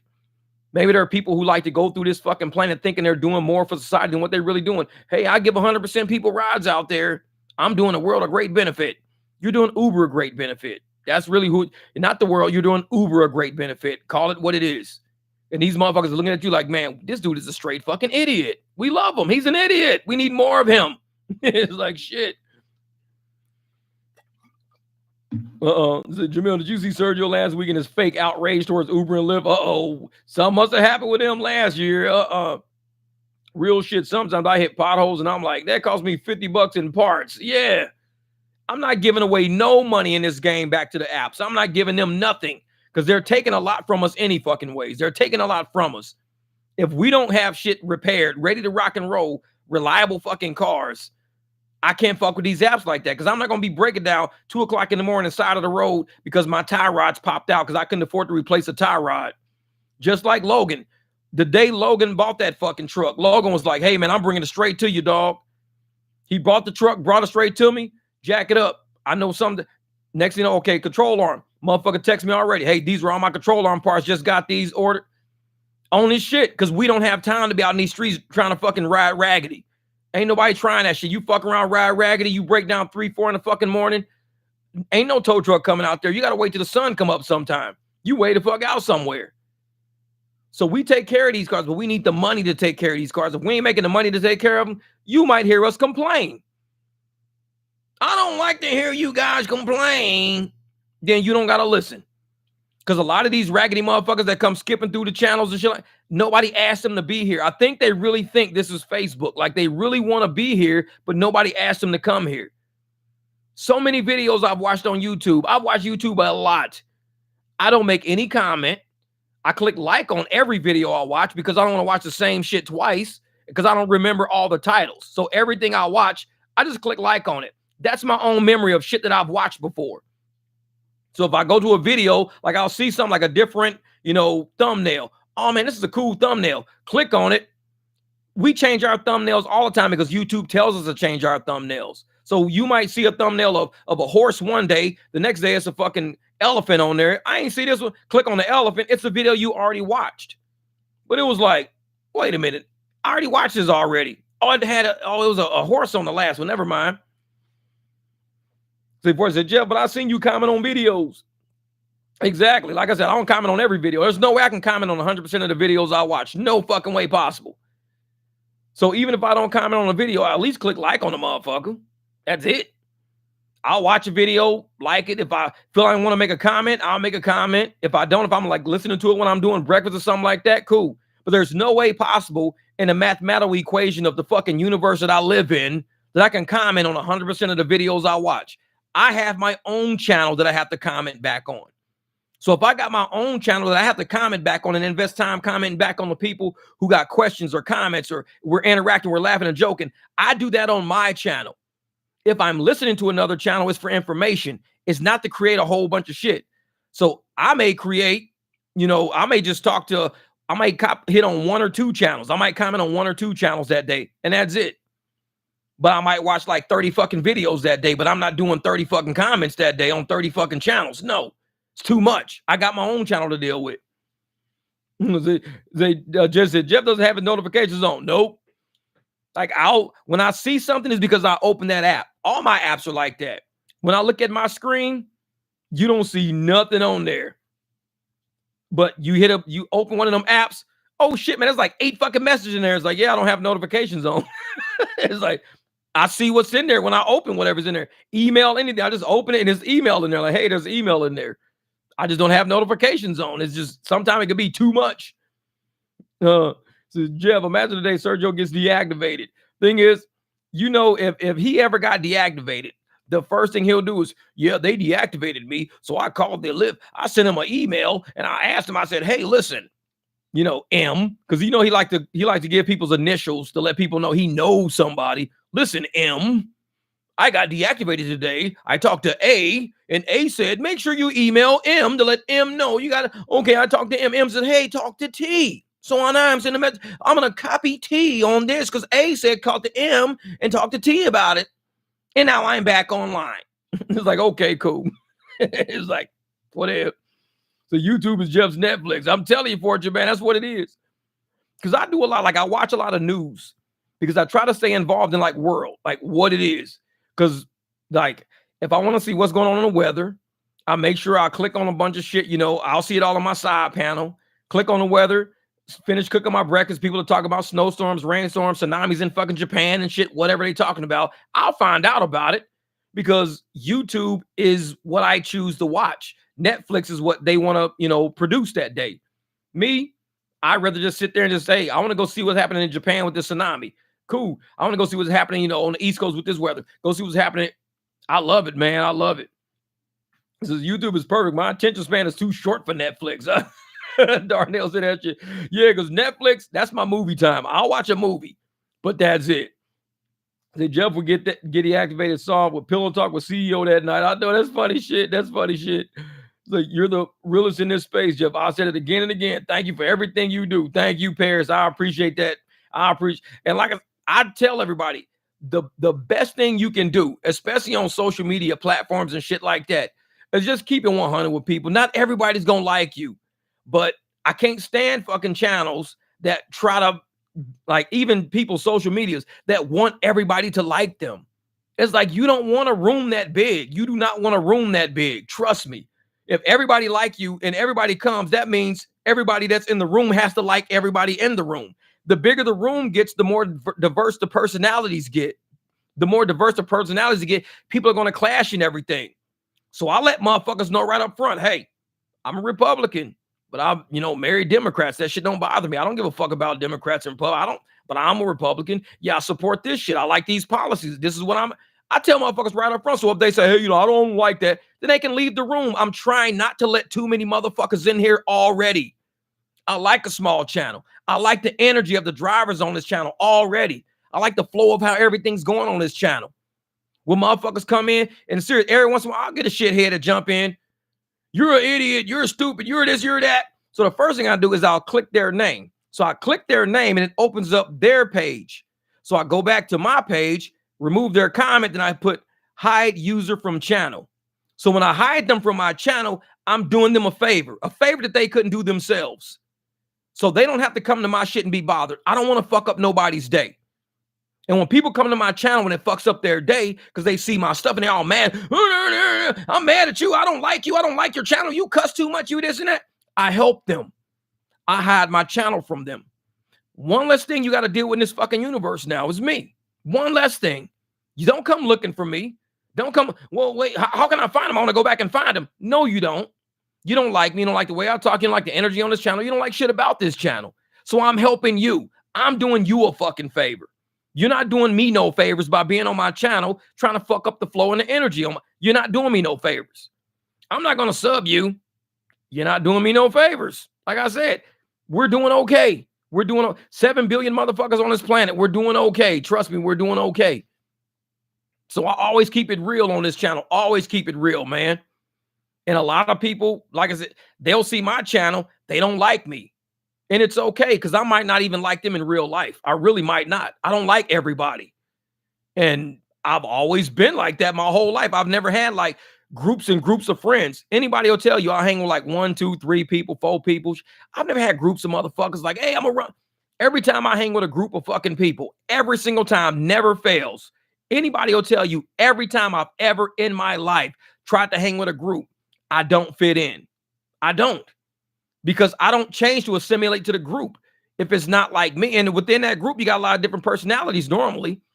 And I stay me.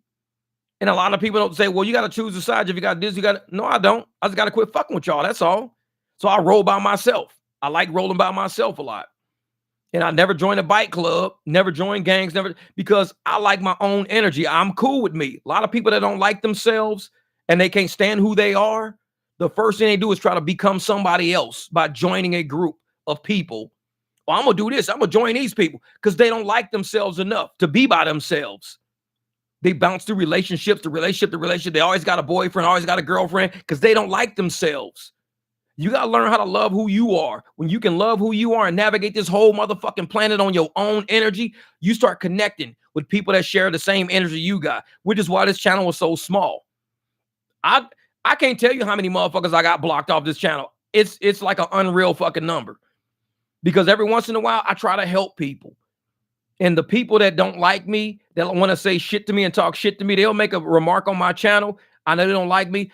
I help them. They're the first people I help when I get on my channel. I click on their page. I go back. I remove their comment. Then I put hide user from channel. They're the first people I help every fucking morning. Because I'm like, Jeff, I'm going to do this person a favor. This person apparently doesn't know they have the power to see some shit that they don't like and keep fucking walking. They need your help, Jeff. This person needs your fucking help because they've been like this for a long time. These motherfuckers have sat watching a tree on fire going, I don't like trees that are on fire. They don't know how to just walk away, Jeff. You got to help this person. I click on their name. I open their page. I go to their comment. I hit remove comment. I go to their page, hide user from channel. I help motherfuckers all the time. I don't mind helping people. I really don't. Because this is what I do. I help people. And it's not just I help them make money or I help them fix their car. Sometimes I help them get away from shit that they don't even want to be next to. If you don't want to be next to a stove, I'll push you away from the fucking stove. If you too stupid to stand in front of a hot stove that you don't want to be in front of, I'm the motherfucker that's going to help you. I'll shove you away from the fucking stove. I'm that good of a person. I'm a good guy like that. Most motherfuckers going to stand there with you. Yeah, I don't like this hot ass stove either. Let's talk shit about this hot stove. Yeah, fuck this stove. Fuck that stove. I can't stand this stove. That oven's funny. Yeah. I'm going to help you. This stove is fucking your day up, man. This stove is really fucking your day up. So I'm going to have to push you away from the stove. Block you from coming to the stove because it's fucking your day up. This stove is not for you. I help people, man, and they don't look at it as me being help. They don't see me as helping them.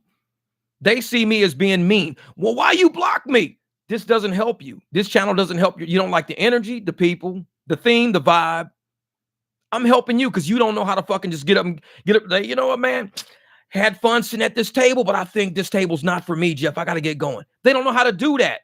They don't know how to do that. So I do it for them. I remove their fucking chair. I say, hey, sorry, sir. There's nowhere else to sit at this table. You can't sit at this table. You don't like this table any fucking ways. I'm just helping you not sit here. You got to go sit somewhere else. Go to another fucking channel that's more your flow, your vibe. Cruise. I help people every fucking day in so many different walks of life. And like I said, I'm like an angel. I got my shield. I got my sword. I fight off negative fucking energy with that shit all the time. And sometimes you got to put motherfuckers to the side. Say, do not come up. This room is not made for you. I'm sorry. You want to do math. This is geography class. You have a calculator in your hand, a fucking pencil in your hand, a fucking abacus you fucking using from 1980. You want to do math. This is geography. This class is not for you. And I push him out the fucking room because I'm here to help people. That's what I help fucking people, man. Exactly, dog. You're right. I just help motherfuckers find their home. That's it. And some people aren't intelligent enough to know this is not my home. I don't feel comfortable here. I don't like this vibe. I don't like this. They don't know that shit. So instead of them just saying scroll by or go by, they'll be on Facebook trying to comment on people's shit. Or they'll be on YouTube trying to comment on people's shit. It's like, do you just not like this? If you don't like this, why are you here? Why are you commenting? Why are you even entertaining this shit? Do you not have the intelligence to know that you have the power for this shit not to even exist in your fucking universe? Uber Jeep AZ ain't got shit. You can completely blank me out from your whole motherfucking universe by saying, I don't want to ever watch this channel again. I don't like this guy. I don't like his channel. I help people, man, because some people are too fucking weak to realize their own power. So I go to their comment, click on their name, open their channel, remove their comment, go back to their channel, hide user from channel. I just helped them out. Now they're going to find their home, dog, and they're going to find it because they can't come here. I've just blocked them from seeing this fuck. They can't come back here. So they have to find a home now. And if they're just trolling and fuck with people on YouTube, it's one less person we got to deal with. We got other shit to worry about. Time to wake up. He says, man, he says, hey, why'd you let me get that bum money? He said, why you let me get that bum money? Oh, Jesse, hey, you sat there and gave that, and the other bum came. He was like, wait a minute, did I get that motherfucker? No, that was another bum you gave money to. These bums be coming out, motherfucker. Jeff, I appreciate what you do, but also like you will allow some comments that don't necessarily agree with you, but you will have an open dialogue. The professor is straight up Nazi in his comment section. Get in where you fit in. Just, yeah, and I do that shit all the time. Not everybody's going to agree with me, and I'm cool with that. A disagreement is very different from a disrespect. I don't disrespect nobody.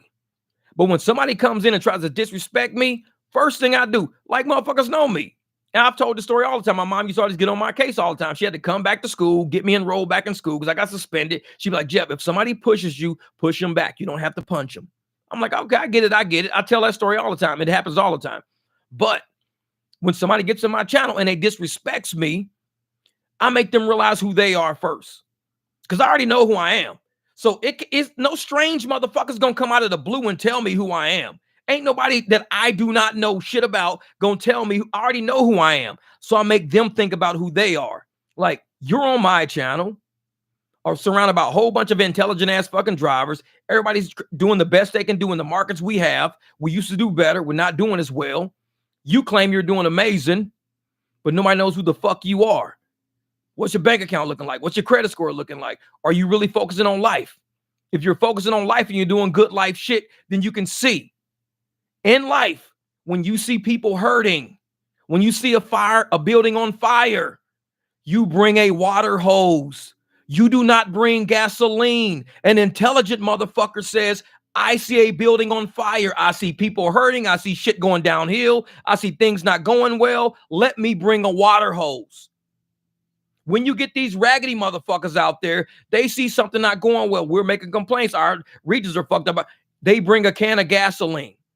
You motherfuckers are stupid. Y'all don't know how to fucking drive. You guys don't know what you're doing. You're declining too many rides. You're going to get your AR suit fucking. They're bringing gasoline. I'm Fire Marshal Bill. I told motherfuckers, let me show you something. I'll show a motherfucker something right there in the comments. I'll make them feel exactly like they look to me. You look like one, you look like a fucking hater right off the fucking bat. For two, you're not paying attention to detail because we're here to help each other. We're here to do shit for each other. We don't come around trying to put people down. You come over trying to put people down, I'll put you down. And I'll make you, well, why you can't take criticism, Jeff? The fact that you criticize me, I criticize you back.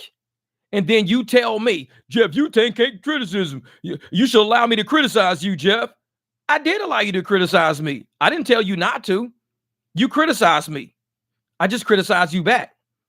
I have a freedom to talk shit to anybody I want to. Don't think because I got a YouTube channel, I don't talk shit to people. I already told motherfuckers from the get-go, I don't like everybody. So you might find out you're a person that I don't like. You could be that person. So some YouTubers are nice. They go, oh, thank you for the comment. You say, hey, man, you're a stupid idiot. You're this and that. Thank you for the comment. Please watch my other videos. Man, I can't believe people like to listen to this shit. You're trash. Thank you for the comment. They tell me, you're trash, motherfucker. Your mama trash, bitch. What's up? Oh, shit, this is a real dude on here. Yeah, motherfucker, who you think I was? An AI? I'm a real fucking person, you trash-ass motherfucker. Who you think you talking to? Oh, I'm just saying, man. No disrespect. No, it is disrespect. It's a disagreement is one thing, but disrespect is so fucking different. I don't go to nobody's channel and disrespect nobody like that. I don't do that. So if you're going to come over and try to disrespect me, you're going to get some feedback. And a lot of motherfuckers don't like the feedback. They don't. Well, you should be more professional. So you should shut the fuck up. That's how I handle it. Oh, well, it's not nice if you're going to YouTube and try to get subs. Where in the fuck in my entire goddamn YouTube channel does it say I'm trying to get subs? Where does it say? I never even tell people to sub in none of my fucking videos. I don't say, make sure you click like and subscribe to my channel. And please join my Patreon. And please join up with my newsletter. And I don't say that. Fuck that shit. I make videos. If you want to listen, listen. If you don't, don't. It's that easy. It's just not fucking rocket science, man. It's like, This shit's gonna be here whether motherfuckers watch it or not, sub or not. It's once it's logged, it's logged. I can't undo it. It's here. I'm not gonna sub your shit. Give a fuck. That means you ain't gonna see my shit. Give a fuck what you say. Well, you know, I'm like, it's a lot of channels I go to that I don't sub, and I watch their videos. I watch them. I don't sub. It'd be like news stations. News stations, I watch a lot of news stations. So I don't sub them because they're gonna fill up my sub. But if it's an actual content creator, I might like the way their videos look with the lighting. I might like the way they talk with the microphone, or I might like the content they got. I'll click subscribe. Just because I might want to see some more of their shit one day when I got a little more time. That's all. Hey, sweetie, breathe. I understand, but breathe. Angela, you don't understand. I'm an athlete. If I was a fat motherfucker, yeah, I'll probably need to take a breath. I'm not a fat motherfucker, though. I'm pretty in shape. 55 years old, I'm pretty in shape. I don't need to breathe. I swim holding my breath down and back in my swimming pool in the fucking backyard. Done it a million times. So maybe you're not used to dudes who are like in shape. I don't need to fucking breathe. I've been breathing for 50 years. I keep it 100 around this motherfucker. That's how I am. Maybe a lot of dudes, baby, you need to breathe. You're going to die of a heart attack, high cholesterol and shit. Eating all the motherfucking bacon cheeseburgers and shit. I don't even eat motherfucking fast food. I'm cool. Just like, yeah, I get ads too. I told Jeff he had too many. I know, Bob. I tell motherfuckers, if you say, hey, I get ads, if you think I get too many ads, I love it. You know why I love it? It means YouTube has faith in me. I don't put ads in my shit. YouTube does that. So if YouTube is putting a lot of ads in my shit, that means a lot of people out there want to advertise with me. They want to advertise with me. I don't ask for ads. YouTube says, we got a content creator. Advertisers go, hey, we want to advertise on this guy's shit. We like him. He cusses. He's an asshole. He jokes back and forth with people all the time. We want to advertise on this shit. So if you're seeing a lot of ads, that's a good thing. If you don't want to see any ads, pay $10 for YouTube Premium. I mean, you can fix your shit. I fix my shit on Spotify. I don't have not a single fucking ad on Spotify. I used to get them all the time. I have zero ads on Spotify because I'm a smart person, Boba. I'm very fucking smart. And I know the only reason why I got ads is because I wouldn't pay for premium. If I'm not paying for premium, you know what that means? I'm either a cheap motherfucker or I'm a broke motherfucker, one of the two. But if I see ads playing, it means somebody is helping out the fucking system of YouTube. Because if you ain't paying for this shit, who is? Think about it. If you're not paying for YouTube to be a platform, to run servers, to have employees, who is? That means the advertisers are. And if the advertisers are paying for it, you should be happy because they're showing you this fucking video. Because of them, you have a free YouTube account. Thank advertisers. Don't hate on the motherfuckers. Because if you don't want them, just go get YouTube Premium. That's it. It's not that fucking complicated. Just go get YouTube Premium and you're done. You never have to see another ad in your fucking life. It's like, but you can complain all the time and it's like you're Barney Fifing the shit through. You don't have to Barney Fife your way through life. You can say, you know what? I'm seeing too many ads. How can I fucking change this? Well, I guess I just have to stop watching YouTube. No, you can do YouTube Premium. It's always been, it's an option. It sits right there every day. You just got to click that motherfucker and subscribe. I did that with Spotify. I'm like, I'm tired of hearing ads in my fucking music. I don't want to straight to the fucking music. Do they offer us like premium or something? I go find premium. Guess what? I don't get no fucking ads in my music. Classic. I am like literally a fucking genius when it comes to that shit. No ads in my music. Cost me like $12 a month. That's it. $12 a month over 30 days is like, damn. It's like 30 cents a day or some shit like that. 30 cents a day to not have to deal with a fucking ad. I got 30 cents. I mean, I can go on my couch cushions. I can go anywhere to get 30 fucking cents if I want to hear ads. But imagine if I sat around complaining about ads all fucking time. Who's the idiot? It's like, think about it. Who's the idiot? You don't have to see that shit. You really don't. Yeah, Jeff, we still get the subscribers because of the entertainment value of the channel. It's not just about the gig economy. It's about a lot of different topics, and he's able to keep the interest. Yeah. If I ever get a channel, it's going to be 90% ad bitches. You better get premium. I'm a cheap and broke motherfucker. I know it. Search is hidden. Phoenix is strange places right now, Uber. Oh, shit. The surge is hidden everywhere. Yeah, let's not say a person has too many ads. It's saying you'd rather make them less. It's pocket watching and a bit of hating. Well, see, the thing about ads is this. I don't control the ads. YouTube controls the ads. So Everybody should be happy. And anybody who wants to see this channel grow, dead serious. If you want to see this channel grow, you should be happy because YouTube is only going to do what makes YouTube money. YouTube's not going to do what doesn't make YouTube money.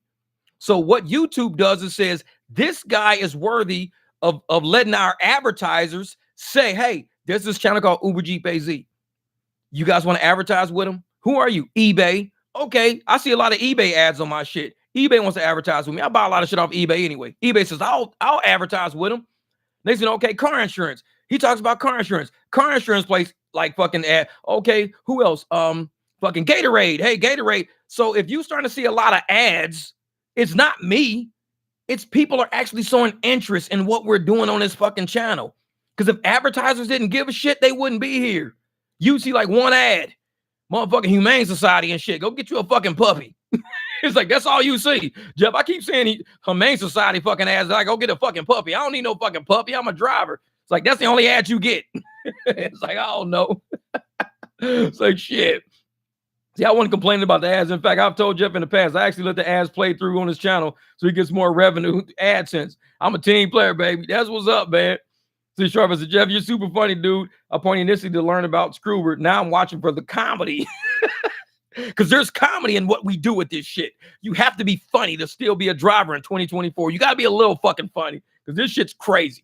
Like, man, Zigzag, I'm happy to see your ads. If you can do nothing but this and make a living, it's good for the audience. Brother, I say that all the time. What if, I get deactivated from Uber or Lyft? Because y'all know I'm a jackass. I mean, let's keep it real. I'm a jackass, and I talk shit about these apps all the time. It's only a matter of time before they find out who I am. And they go, you know what? Fuck this dude. Kick him off our app. You want to talk shit? Kick him off. Guess what? I talked a lot of shit. I help people make a lot of money. I gave people hacks and, shit like that to help get more money, this and that. And if you guys say, you know what?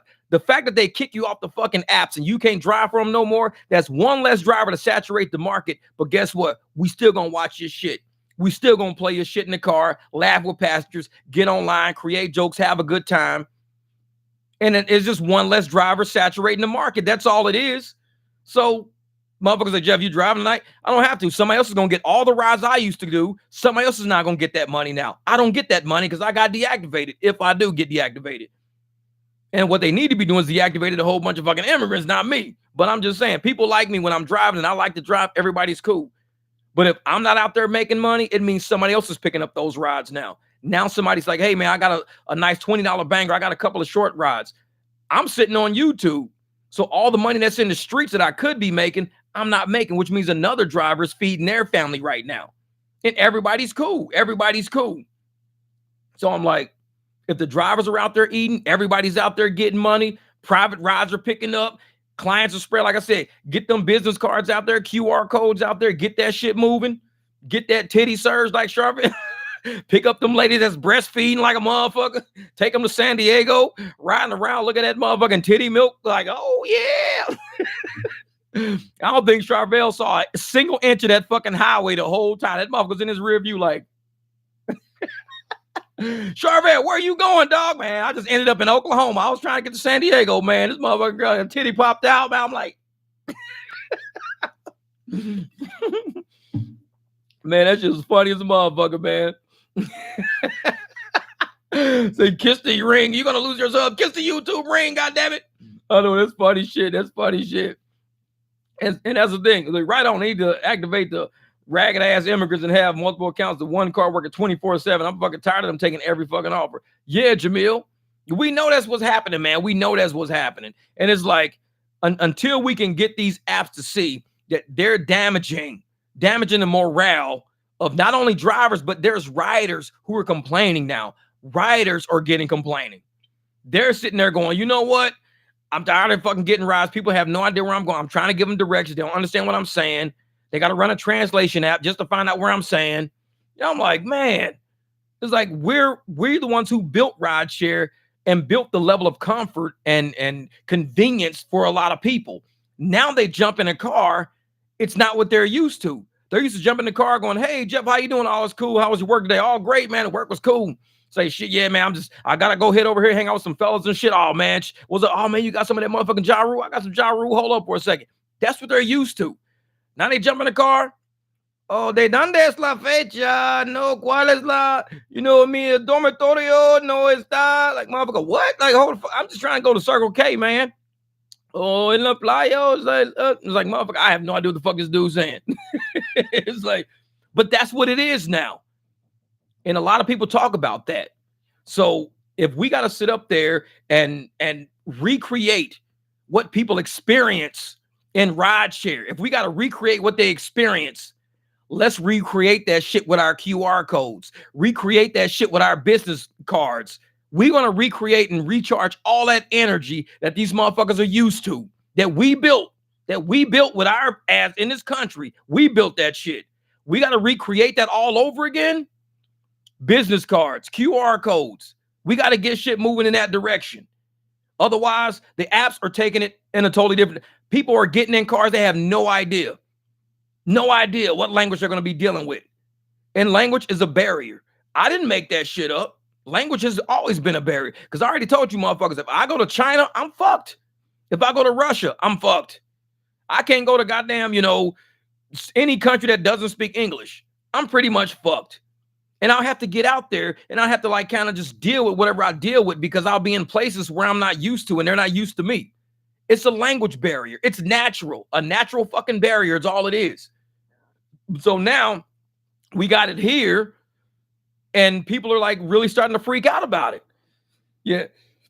So those rides smell like falafel and tacos. Motherfucker rides smell like falafel and tacos like a motherfucker.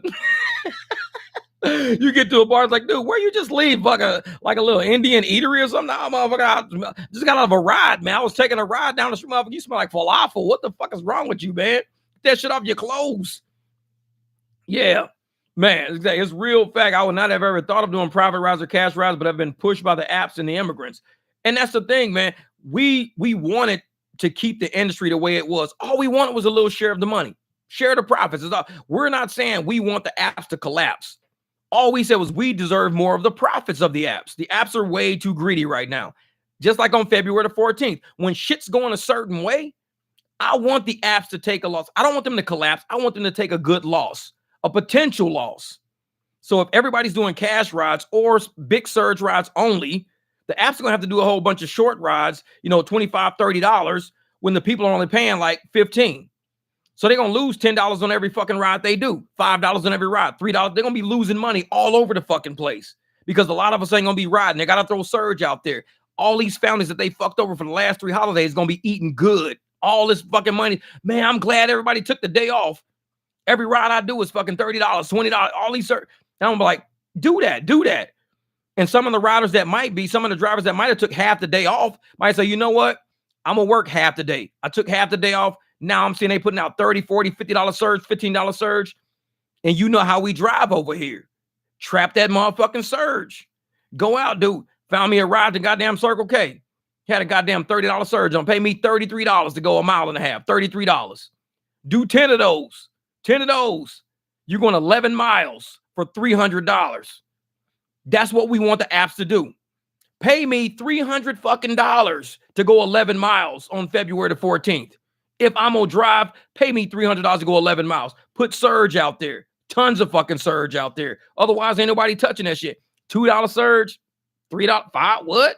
We've been getting that shit all year. No, fuck that. But the moment they start dropping 10, 15, 20, 30, it's working. This is working. Because we sat up there and we fucking said that if these apps really want to pay us a fair share of the money, shell out profits, this and that, this is what we're protesting for. They have a chance to make it right. Making it right will be paying drivers. That's how you make it right. Making it right is not going to be imploding and not being around no more. Lyft naturally is going to implode. I'm not worried about Lyft. Lyft is the last fucking thing on my mind. They're naturally going to implode. I'm mainly talking about Uber. They're worldwide. Lyft is only here. Uber's worldwide. So Uber needs to get on the fucking ball and be like, listen, we need to start paying drivers. Because if we don't, you think February the 14th is bad. There's going to be a protest in February. It's going to be one in fucking March. It's going to be one in April. It's going to be one in May. And every time we protest, it's going to be a whole bunch of drivers eating real fucking good. We're going to be creating holidays out of fucking thin air. Dude, we got fucking $20, $30, $40 surge, man. It was just the middle of fucking March. Middle of April. What the fuck, man? We got surge all over the fucking, but what the fuck? We gonna be creating holidays out of thin fucking air. Everybody turn your fucking apps off. Let the surge go crazy. Drive to an area. Everybody turn your surge on it, turn your app on at the same time. Create surge like fucking crazy. And it might be protests like that might be more effective. Where we just call them, you know, phone off surges, where everybody turn their phones off. We all get to a location where it's surge, and then everybody turns it on at the same time. Everybody traps that surge. Guaranteed the moment you trap it, shit's gonna drop through the fucking floor. Everybody got $20 surges on their phone. Shit go $20 all the way down to $1.25. Everybody got $20 surge. Yes. Let's go do another area. So anybody with $20 surge, use that shit in this area. Other drivers with no surge, go do that shit in another area. And just keep doing it all over the fucking, just everybody just flock. Everybody turns their phone off in the region and say, hey, between these 4 fucking blocks, we're gonna have a city block, you know, 2-3 square miles. Any driver within this 2 or 3 square miles, do not have your phone on in this fucking block unless you're dropping somebody off. Other than that, do not have your phone on in this corridor. That's where the surge is going to be. Everybody shows up, no phones on, one phone on, as soon as the surge hit. And we were talking about using that Zello app. Zello is kind of like Nextel. It talks phone to phone like a walkie-talkie. So if we all had Zello on our phone, we can have one person turn their phone on and just Zello everybody in the group. Go, hey, the surge is now up to 10. Let's let it get up to 15 before everybody turns it on. Okay, surge is now up to 15. Everybody turn apps on. Everybody, boop, phones on. And next thing you know, everybody's like, holy shit, we all got 15. So it goes from 15 down to $1.25. We all drive off. Just keep doing that shit all the fucking time. And that's how it used to work at the airport. It used to work like that. Mr. Hayes, what's up, brother? What's up? Like, we should worry about Lyft imploding. Uber must have competition or we're really screwed. And I think, and this is the thing I think, Mr. Hayes, I believe Lyft and Uber do have competition, but the apps that are competing with them have a hard time marketing. They have a hard time marketing because everybody already has Uber and Lyft on their phone. Now, the moment that all these other little auxiliary apps we're hearing about, like We Rides and all these other apps, you know, Hum, you know, all these apps, they're going to start getting a bigger market share. The moment one app implodes, people still need to get around. So they're going to start researching and looking, is there another app in my region? Is there another app in my area? Drivers have to be available. Drivers have to download those apps, get on their fucking platform, be an available driver on their platform, because a rider won't go to a platform where there are no drivers. So drivers can kind of drive the exodus away from these apps by going to other apps, turning off Uber, turning off Lyft, only turning on Hum for like 1-2 hours straight. Just have Hum on, nothing else, just Hum. And once you become available on a platform, other people are going to say, oh shit, that, you know, there's other platforms and there's tons of drivers. I never knew there's tons of drivers over here. No one, Uber's like through the roof. Lyft ain't around nowhere, but there's tons of people on this damn app. I'm going to download that app instead. Drivers can drive these markets. We got to stop believing that the apps are in control of our markets. We're the ones that are moving people. The apps don't move nobody. The apps just tell people this is where the drivers are. That's all the apps say. This is where the drivers are. If there are no drivers, guess what? There's no riders are going to use that service. The riders are going to be like, you know what? I'm going to move over to another app because there's more drivers. The prices are better. Plus, there's more drivers over there. And I'm always getting picked up. I get clean cars, nice cars. Drivers tend to keep their cars nicer because drivers are paid better. On the shitty apps like Uber and Lyft, popcorn and shit all on the fucking floor. Car dusty as a motherfucker. Smell like falafel in that motherfucker. It's like, let them stay on Uber and Lyft. Go to another app that's really paying good money. You take care of your car up a level. Because right now, we're all fucking taking care of our cars at the level that we know how to take care of our cars at. Always smelling good, always clean, always detailed, always wiped down. And we getting paid slave rates. So if we keep accepting that shit, if we accept slave rates, knowing these people are paying $28 fucking dollars and we okay with getting $9, Uber and Lyft gonna keep doing it. Because why would they stop doing it if we keep accepting it? The moment is you roll up, no disrespect, but you know, I just want to let you know I'm only getting $9 on this ride. Normally we would get $18 to $20 on this ride. We don't know what's going on, but it's going to be kind of hard for me to do this ride. So do you mind, you know, if I ask you, how much did you pay for this? Oh, I paid $28. would you mind if I just canceled this ride? And, we could do it for what I normally make, which is like $20. And you save money, I'll make a little money. Oh, that's fine. That's okay, cool. And that's how we got to handle this shit.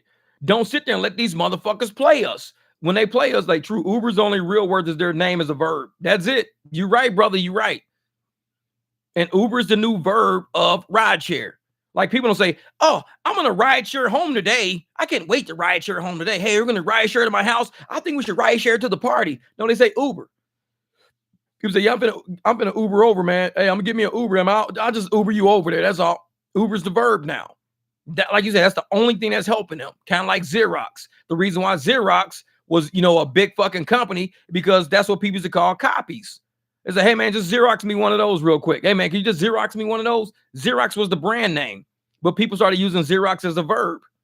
Once they did that, Xerox took the fuck off. They just ran the market. Nobody said, hey, man, can you Canon me one of those? No, it was like, no, Canon was a copy machine too, but nobody ever said, hey, Canon me two of those. No, Xerox me one. Hey, I'm going to give you a couple of these Xeroxes. All right. It's like, man, what, man? I just got pinged by Uber Pet. I look at the app, it's so busy. Man, exactly. People that hate Uber make a point to use Lyft as a verb. FedEx it. Yep, exactly. And that's another. FedEx is a verb. That's why they started doing so well. FedEx it. Man, I'm just going to FedEx this over. All right, cool. It's like, man, I'm going to UPS this to you. All right, bet. FedEx, all right, bet.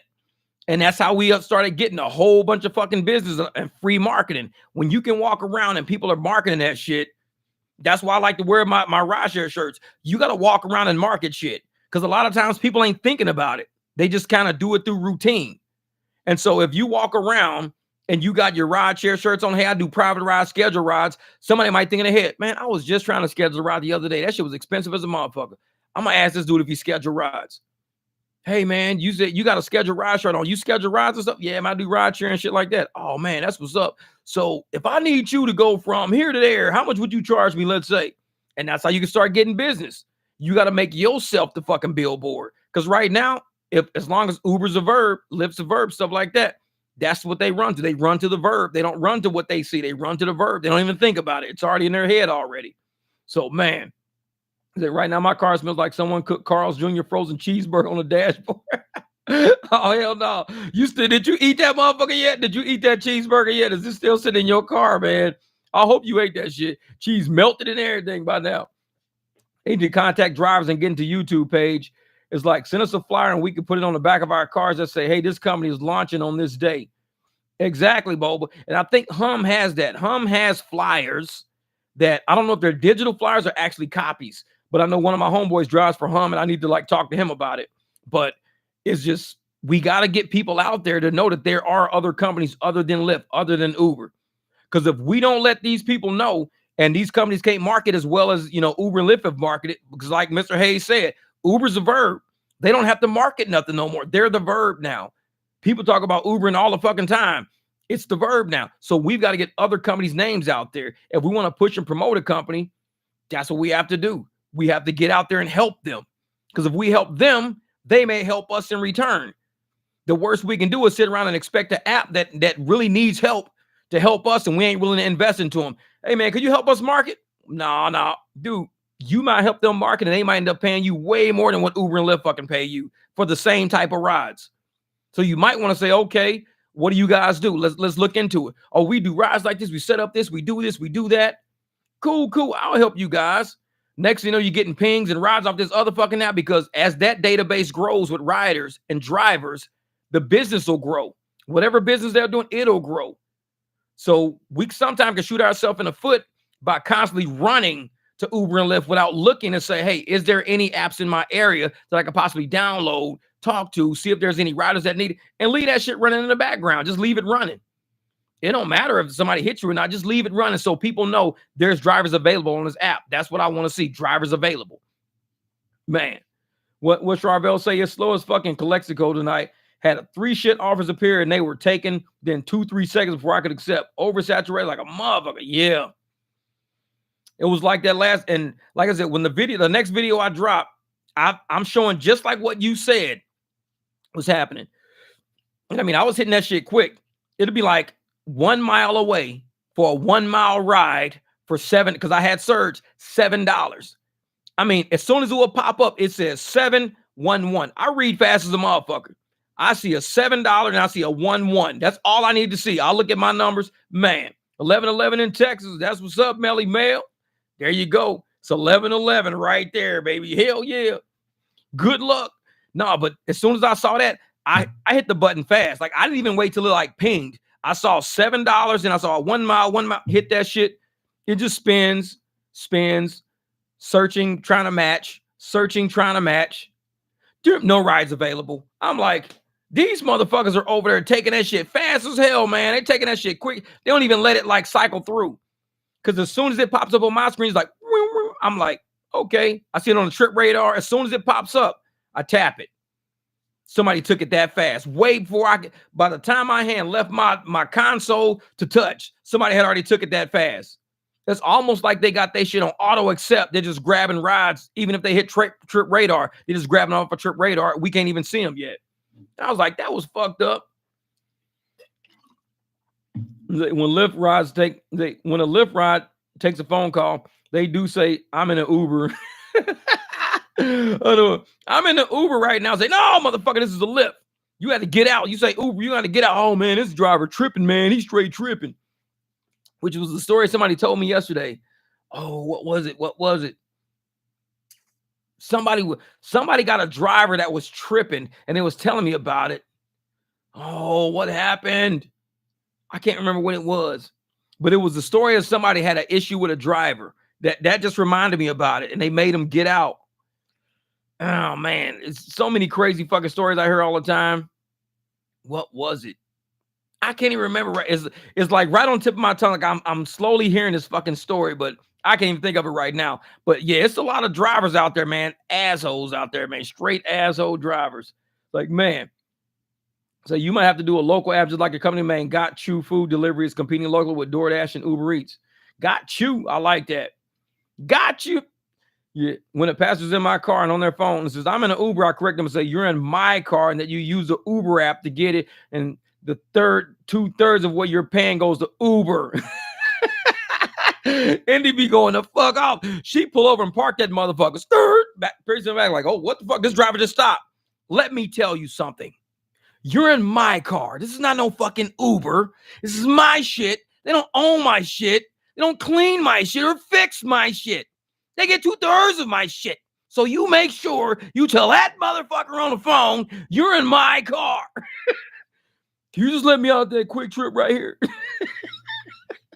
No, we're going to complete this ride so I can get my fucking money. You can get out of my car. Scared the shit out of him. Motherfucker be, I'll just call you back. This is how I heard the story, Jeff. You don't know what a feather does rub someone's ass. Oh, hell yeah. That's funny shit. What up, Dims? Dims Dallas. Hey, what's good? Oh, and hey, you just missed it, Dims. You missed it. We had a real good talk about the potential apps that are coming out. Apps that people are looking for so they can make sure, like I said, we're all looking for another way to get around. Uber, Lyft, cool. But just like, it's another company here called Got You Food. They're competing with DoorDash and Uber Eats. Small companies are popping up everywhere. Small companies are coming up everywhere. So it's funny that you come jumping in the chat right when we start talking about that, because I'm not going to say anything about it just yet. I'm going to let everybody kind of like, when everything gets lined up and everything gets situated and life starts going, I want a lot of people to see that there are a lot of apps out there really trying right now. And drivers are the main thing. If an app can get drivers on their platform, it has something to sell. Because right now, Uber is selling us. Lyft is selling us. All these apps are selling us for dirt cheap. I'm telling you, plantation economics. They're selling all of us. They're selling all these nice ass cars. Oh, if you need a ride from the concert, make sure you check with us first. We got some dumb motherfuckers ready. And they sure enough do. 23 rides leaving a concert, $16. I'm like, you got your motherfucking mind. Nope. $23 leaving a concert. You might want to try like 35 to 40. Then we'll talk. Yeah, mobile gas. No, mobile gas station was using the spatula on the bathroom keychain. Friday night spatulas. I bet you saw that shit and fell out laughing like a motherfucker. Be like, dude, I'm not fucking with this. You should took a picture of that motherfucker. You should have took a picture of that. You should have took a picture of that.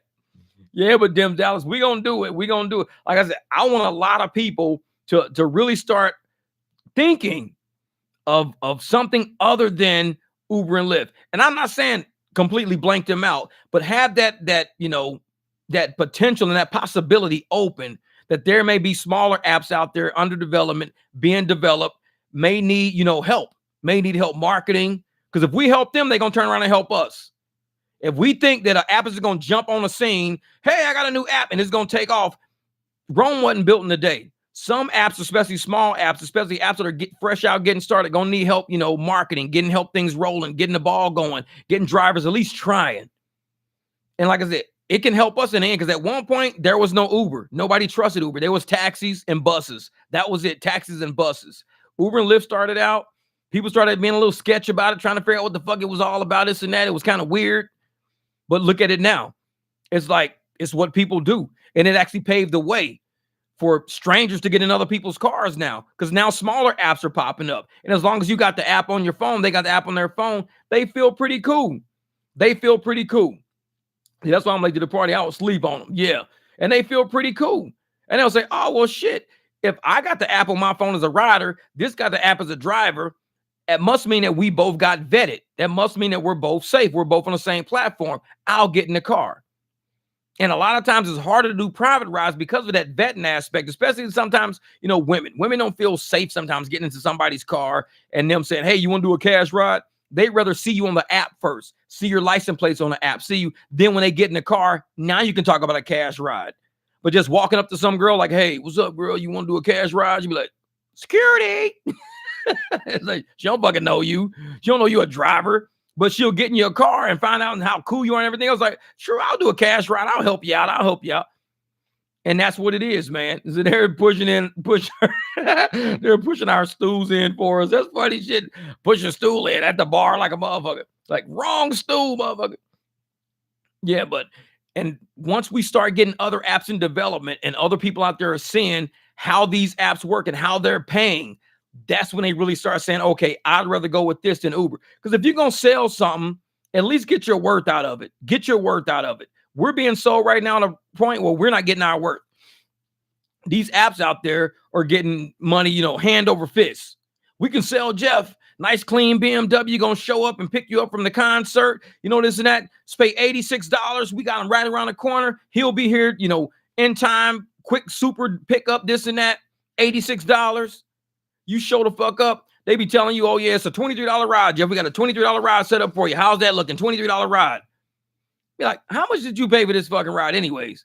Oh, we paid like $86, man. It was surging like crazy. $86. Be like, yeah, we're not doing that. We're not doing that. It's like, we're going to do something a little different. Fuck that. If you're going to sell me for $86 and give me 23, nah, you can either renegotiate this shit, because every contractor should have the ability to negotiate, counter offer, renegotiate.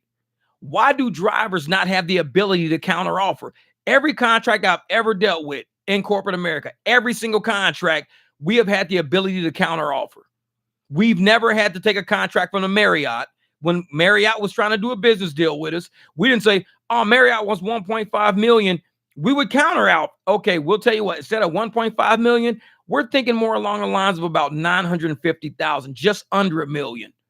And they could come back with a different counter offer. Oh man, you know what? We're gonna try to instead of 1.5 and you want 9, how about we do 1.15? We could do 1.15. And okay, let's do 1.15. We could do that. Every contractor had the ability to renegotiate anything in real time. Make a counter offer right there on the spot. Make a fucking counter offer. And in rideshare, with these cards, with these QR codes, we're basically making a counter offer for our worth on the fucking spot. The sad part is Uber's not being involved in it. Lyft is not being involved in it. The moment they say, we're going to charge this motherfucker $86, they should at least give us a chance to say, how much would you do this ride for? Here's the criteria. 3 miles to pick up, 11 miles. How much is this for you? And they give us some options. They're like, I do it for this much. Because if you do it for an option, I mean, you may get the ride, you may not. You may say, you know what? I'll do it, I don't know, $55. It may say immediately, the ride's yours. Cool, the ride's mine. I said 55, but they would have paid you 23 if they were using the old method, $23. But if you say 55, I'll take it. They're thinking, man, we're making $30. We'll take it. We're making $30. Take it. We have no ability to counter offer. No ability to counter offer. This is more like Josh Giddy. Who's that? The Handsome Liver was talking about what? We are employees. I'll tell you what, Handsome Liver has the nerve to go at the handle. Well, I don't think, and the one thing about the term employees, it was another guy trying to argue that case too. I don't think they understand what employees are. I think most of them have probably been employees their whole life. They really have. And people who have been employees their whole life, it's kind of like when you see a baby. Let's say you see a baby that's like 2, 3. Let's say 3, because most babies that talk are 3, toddler. You ask a toddler, I walk up to a toddler and I go, hey, how old are you? 3, cool. How do you think I am? 4, because that's how toddlers think. They think because you're older, you must be the next number. Employees are the same way. People who have been employees their whole fucking life, they don't understand that there's different levels of employment. But once you go into the realm of contracting, just because you're working for somebody does not make you an employee of them. There's levels of employment that contractors do not even touch. We can say, no, I'm not doing that. And it'd be totally fine. As an employee, it's called insubordination. Have you ever had a contractor fired for insubordination? They get fired for breach of contract. Breach of contract is not insubordination. Insubordination is not breach of contract. Insubordination is an employee term. That's what employees do. You have a superior and you're a subordinate. We have no superiors at Uber. Who's your superior? Who calls you in the morning and say, hey, are you coming in? Are you coming in today? You don't have a superior saying that. You don't have nobody. Hey, man, you're running late. You don't have no superior. You don't have a superior. So if you don't have a superior, you can't be a subordinate. Ding, ding, ding, ding. It's all legal shit. And a lot of people who don't understand legal terms and why things are worded a certain way, they've never been involved in law. They've never been involved in contract law, business law. So he was talking price settling and negotiating. Well, the thing about him is that he's trying to say that just because an employee, and even employees before they're employed, before an employee is employed and signs those documents with HR, they can counter what they're being offered by a potential employer. Because at the time they're a potential employee. At the time they're negotiating, they're not an employee yet. They're a person that is potentially employed. If an employer says, hey, we do this job at $20 an hour, you're a potential employee. They're offering you a job at $20 an hour. You know, you have experience, you have everything else, you got all the shit, you can run a department, you've done this before. You can say, you know what? At my last job, I was making 27, doing the same thing. You guys are offering 20. I'll settle with you guys for 24 an hour. 24 an hour. And they may say, all right, I talked to my boss. We can do 24 an hour. Once you sign at 24 an hour, once you sign that, you are their employee at 24 an hour. That's the only time you can negotiate is before you become an employee. Once you become an employee, they fucking own you. What up? All right, Angela says, good night. All right, Miss Angela, you be easy out there, lady. And it's like, once you sign those documents at $24 an hour, you have agreed to become an employee, which means to become employed. Once you're employed, not contracted with, you're now employed, which is different. So now that you're employed at $24 an hour, everything in your job description says you have to do that if you are a subordinate of someone else. Anybody who's your supervisor, your manager can say, hey, tonight before you leave, make sure you clean that machine, move that machine from there to there and move. You can't say, man, y'all only pay me $24 an hour. I'm not doing that shit. Y'all only pay me $27 an hour tonight. And I'll do that tonight. Pay me $27 an hour tonight. They'll look at you and be like, what? Pay me like $27, $28 an hour and I'll clean that machine. Then I'll move that machine over there to over there. Motherfucker, you're an employee. You work here for $24 an hour. You don't renegotiate that shit. Well, I'll tell you what. I'm just going to not even do it, man. Now you're going to be fired. Insubordination. Understand what employees do. In rideshare, has that shit ever happened to any of us? Has somebody sent you a ride on your phone and you said, man, I'm not doing that shit? Decline. Your phone rings. Sup, this is Brittany at Uber. The fuck you decline that shit for? You got to do that ride, man. Who is this? Brittany from Uber. Actually, we just sent you a ride, 13 miles, $6.50. You got to take that. You're our driver. You're our driver. You have to take that. I got a Lyft ride coming in right now that's better. No, you can't take the Lyft ride. You've got to take that one. If you don't take that one, we're going to fire you. The fuck you mean? I'm a contractor. You can't call me and tell, well, you were a driver, right? You'd say you applied with us. You were an Uber driver. You got to take this ride. You can't just say no and walk off. Ain't nobody ever going to get a phone call like that because we're not employees. People don't understand what they think employees mean people who are working. Like if I sweep the floor, you sweep it. Oh, you an employee? You work here? Man, I'm working here, like ING. I don't work here, WRRK, but I'm working here. I'm contracted. Okay, just saying. So can you take, no, I'm not. I'm contracted to be the cleaning crew. I come in at night. I clean everything. I don't work here, but I'm working here, ING. I'm not an employee of McDonald's. They contract with my cleaning crew. I come in, I clean at night. So I am not a worker here, but I'm working here. Two different fucking words. That motherfucker over there with the McDonald's outfit on, he works here. I'm working here, ING.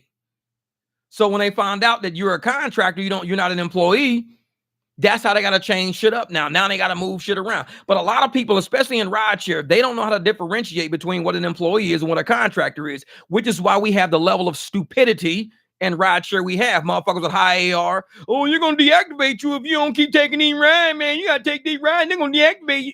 I'm like, what? You don't get deactivated. They keep sending you rides. You keep saying you don't want to do them. You're going to get deactivated. I'm a contractor. What the fuck? I ain't got to take shit I want. If they send me a ride saying, hey, Jeff, you're in Phoenix right now. We're going to send up to Flagstaff. I'm like, no, I don't feel like going to Flagstaff. You don't get deactivated. You better take that ride to Flagstaff. They're going to deactivate you if you don't take that. Like, no, I'm not going to Flagstaff. I'm about to turn this motherfucker off in a minute and go home. You better take that. No, we're not employees. Now, if you're an employee and you get on an airplane as a stewardess and you're an employee of Southwest Airlines and they say, hey, you're in Phoenix. We're about to fly down to Dallas. You got to fly with these guys down to Dallas. You can't go, I'm not flying to Dallas. Well, you're a stewardess. You're on our plane. You're an employee. No, I'm not going to Dallas. I'll go anywhere else, but I'm not going to Dallas. I mean, I'll fly to maybe Oklahoma. I might fly to Seattle, but I'm not flying to Dallas. You don't have a fucking choice. You're an employee. You're not a contractor. You're an employee.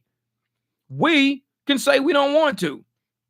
I'll clean a colonoscopy bag. I knew it. I pity the fools. Brittany at Cheesehead Factories try to say I do work for DoorDash and I continue to tell her I'm a contract. Exactly. I'm a contractor. Like, what are you talking about?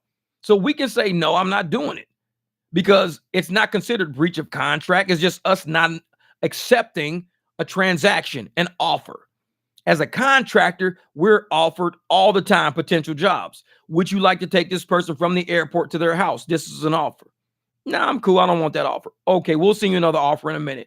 Hey, you want to go pick up this person at the mall right here, take her and her kids home? It's just an offer. That's a pretty good offer. I like that money. That's a good offer. I could take that. That's a good offer. I like that money. Take it. That's the contractor. That's what an employee's. It's like imagine driving for a hotel, and the hotel says, hey, Jeff, we got some people at the airport that need to be picked up. Pick those guys up, bring them back to the hotel. And once you get to the hotel, we got to send you to our sister property, pick up and drop this van off, pick up that van at the sister property, bring this back because later we got a bigger party. You can't say, I'm not fucking doing that. Going to the airport to pick somebody up, bring them back here, then going picking up a van, switching vans and then coming back here. I'm not fucking doing that. You don't have a choice. You're an employee, which is why I say in rideshare, we have a lot of people who are not educated on what employees are versus contractors. If you do not like the money sitting in front of you, don't take it. It's not for you. We got a lot of people taking bad money. All money ain't good money. A lot of people taking bad money in this industry right here. So what do?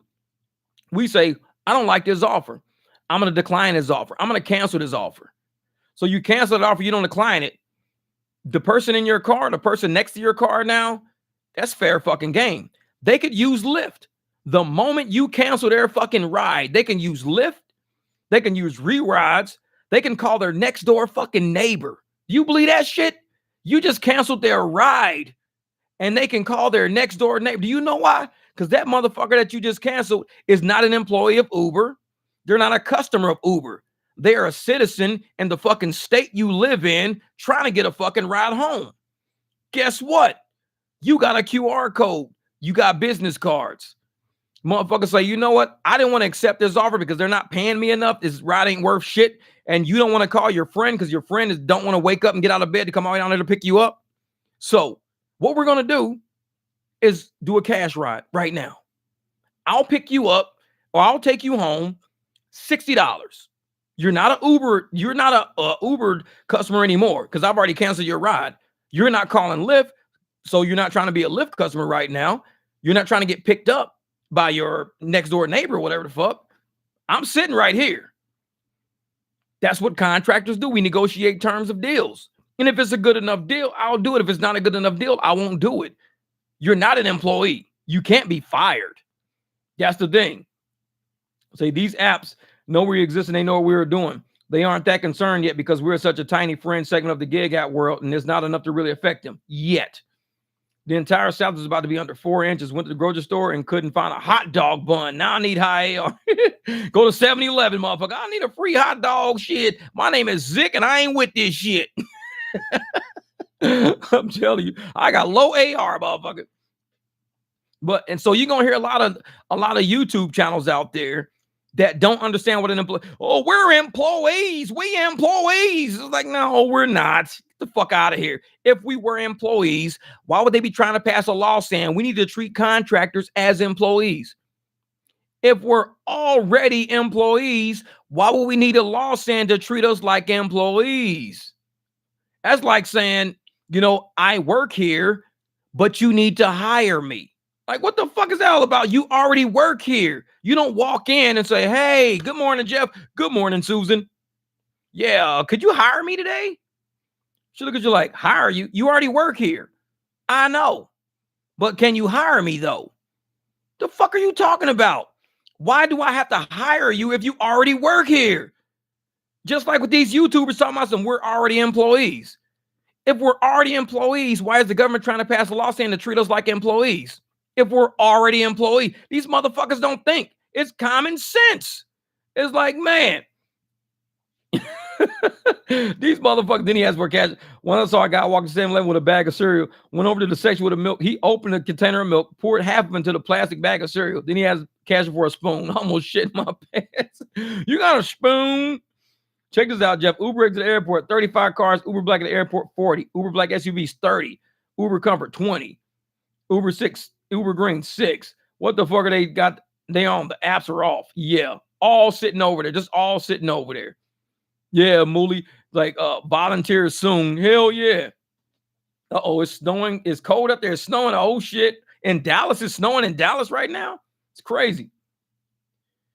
Yeah, but that's why some of these YouTubers, man, if you present them with the logic and the true definition of what it don't matter how they fucking feel. You could feel like an employee all you want. Knock yourself the fuck out. Feel like one. That doesn't mean you are one. I mean, you might walk into a nightclub and feel like, hey, girl, I like you. You cute as a motherfucker. I feel like I'm your boyfriend. She might be like, security. You might feel like her motherfucking boyfriend, but you really ain't. You might be getting taken out in fucking handcuffs because you might be a boy. You could be standing next to her. You're dressed in an outfit that almost looks like her outfit, but that don't make you her motherfucking boyfriend because you feel like her boyfriend. No, she don't fucking know you like that. So what you got to do is say, I am a contractor. I know my contractor's rights. I know that I'm not responsible to do anything that I don't agree to because all this shit's negotiable when it comes to being on a contract. It's all negotiable across the boards. Even if I get to somebody, I can say, I wanted to do the ride, really wanted to, but I showed up and I don't think these people can fit in my car. I don't think their luggage can fit. I don't think their wheelchair can fit. I think I got to undo this. I'm going to unwind this transaction by hitting cancel because I'm a contractor and I don't think I have the equipment to do this ride. Imagine showing up to go do, let's say, a palm tree. You're a contractor trimming palm trees. You show up. Okay, I came to do 10-foot tall palm trees. I accepted the deal. I show up, the palm trees are 30 fucking feet tall. Palm trees are 30 feet tall. I got ladder set up for a 10-foot tall palm tree. Do you think that I have to fucking break myself, almost kill myself using a 10-foot ladder to do a 30-foot fucking palm tree? At that point, you have to say, I have to unwind this transaction. I thought they were 10-foot tall palm tree. That's why I say we should have a way bill for how many people we're taking. We might show up and might not want to take 4 or 5 motherfuckers. We might only want to take 1 or 2. We could have a right to cancel. Well, you got 4. It says to take 4 on the app. Yeah, it says to take 4 on the app, but not for fucking $4. I'm not doing that. Sorry, can't do that. So you show up to do the palm trees and you say, well, nobody texted me and told me it was 30-foot palm trees. All it said was, hey, how much you charge to cut 4 palm trees? I said, well, I charge this much to cut 4 palm trees. I showed the fuck up your 4 palm trees are 30 feet tall. You never said 4 10-foot tall palm trees. I showed up with my 10-foot tall ladder, and I can't do this job. I'm going to have to cancel this job. Well, can't you use the 10-foot ladder just to climb way? No. These ladders are not used for these. I don't have the equipment to do this job. You're not employed by this fucking person. You're being contracted by this person to do these palm trees. You don't have the equipment. They've got to call another contractor. Or the homeowner ain't got to call no contractors at all. The homeowner can say, you know what? I'm going to cut these motherfuckers myself. Thanks for coming down. No problem. I got a ladder and I'm going to cut them myself. I'm going to borrow a ladder from my neighbor. Contractor ain't got to, the homeowner ain't got to call nobody. Can do the shit they self. And that's how rideshare works. You cancel somebody, they don't have to use Uber after you cancel them. Uber closed the transaction. Uber said, we're going to send you a nice car. $30, ride 10 miles. Nice car, $30 for 10 miles. You a mile away. You say, let me go show them, see what the fuck is this all about. You cruise over there. 3 people standing there. You got offered $9. There's 3 fucking people. You got to go 10 miles. You say, you know what?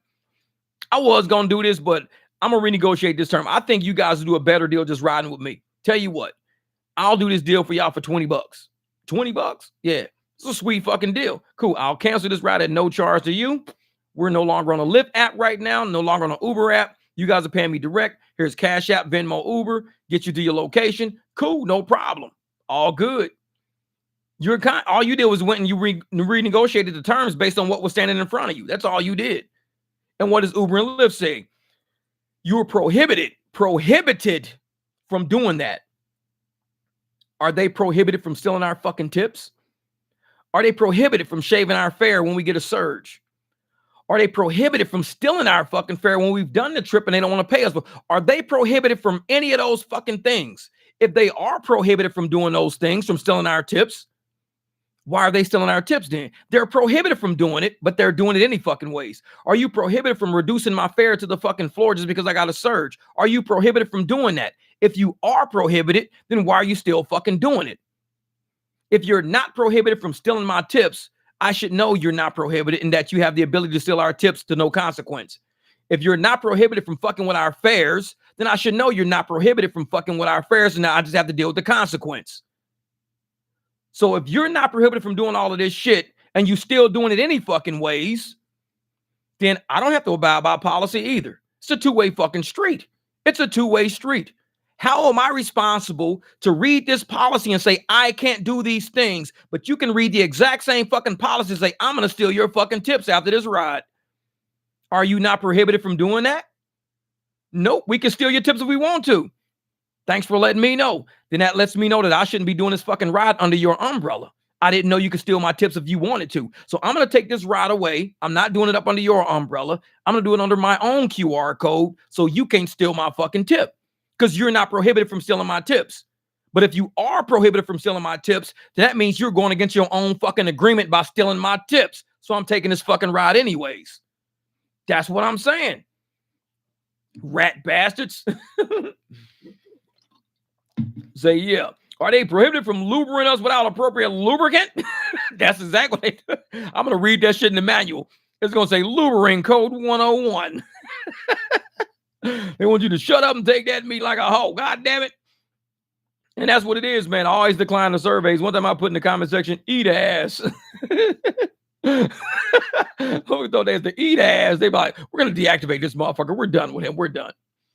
Yeah. And that's the thing. So they steal from us. We steal from them. We steal from each other. Exactly. And it's only the people out there who really think these apps give a shit about them or saying, oh, these apps won't steal from us. They won't steal our tips. They're too nice to do that. Meanwhile, 4 or 5 fucking lawsuits later, settlements and settlements and settlements and settlements fucking later, after they've done it so many fucking times and still continue to fucking do it. They wouldn't steal from us. That's against the law. That's against the terms of service. These apps wouldn't steal from us. You people are just mad. You're complaining about stuff that's not even going to happen. Gonna happen? This shit's already happened over and over and over in many different states, many different cities, to many different drivers, many different countries. But yet you want to say, oh, it's not going to happen. You're new. You're new. And I can tell you're new because most new people don't research these companies. Most new people have never heard of none of these conversations we're having. Most new people just got on in October, and most new people have no access to fucking Google to look this shit up to say, holy shit, these motherfuckers had a tip theft ring, and they were stealing people's tip for years, stealing fares for years. I didn't know they were really doing that because you're new. You don't know none of this shit. You're new. Welcome to the fucking barbecue. You're new. And so when you sit here and you learn everything, understand the room you just walked into, understand the dynamic of what these companies are up to, then you can say, I understand why y'all fucking mad now. There you go. Now you see why. Man. So a customer told me tonight that her last order had 2 bites missing from her cheeseburger. I kid you not. And I laughed when she told me. Some motherfucker was hungry as a motherfucker. I'm going to eat this shit. No. Have you seen Napoleon Dynamite in that egg farm scene? That's like $1 an hour. I haven't seen that. That's funny shit. Straight logic, Jeff. 100. All right, Paris, I'm telling you, the logic is hard. And the thing is, Paris, with some of the logic that I hit people with, it fucks them up so bad. The only thing they can do is attack me as a person. That's it. They can never attack the logic because they sound stupid supporting what they believe, knowing how stupid it sounds. But you say, okay, attack this logic, then yeah. Well, you're just stupid and you're going to get canceled and you're going to get deactivated. And you're never going to be able to drive again. That's all they can say. That's all they can say. But it's like, go after the situation. What am I saying about the situation? How can you retort? How can you retort over what I just said? They can't. You're going to deactivate it. You understand, you're misleading people. You're telling people this and you're going to get people in trouble. But answer my question. Can you retort to the logic I just said? If that what I said is true and you can't say that it's not true, then you're the fucking idiot because you're the one who is letting these people do this shit, wondering why they doing this shit. That's all I'm saying. If I know the apps are stealing from us and I tell them stop stealing from us and I tell them, I know you're stealing from me, don't do that shit. That's not cool. I'm doing these rides. I'm out there doing this shit. And y'all keep trying to steal from us. When I was doing, airport reservations, they kept taking away $2 of the reservation. Every time I get a surge, they take away $1.90, $2.90. They keep taking money. Oh, it's service fees. It ain't service fees. There's no such thing as service fees on surge. There's no such thing as a service fee on a surge. A surge is there. You get it. When you get $10, they don't say, oh, since you got a $10 surge, we're going to take away a service fee. No, that's not how it works. But they kept doing that shit on my reservations because I kept trapping surge on my reservations. To me, that's theft. It's theft. You're stealing from me, going outside of the bounds of your own terms of service by saying, if I get a $10 surge, I get $10 extra. So how is I getting $13.99 for the upfront fare? Getting a $6 surge should put me at $19.99 for the ride because $13.99 plus 6 equals $19.99. But when I look at the fare after everything's all said and done, I get $17. $13.99 plus 6 does not equal $17. I'm not even a fucking math teacher and I know that. I'm like, where did my money go? Oh, we had to reduce it by a service. I'm like, but I only had a certain, the upfront is what it is upfront.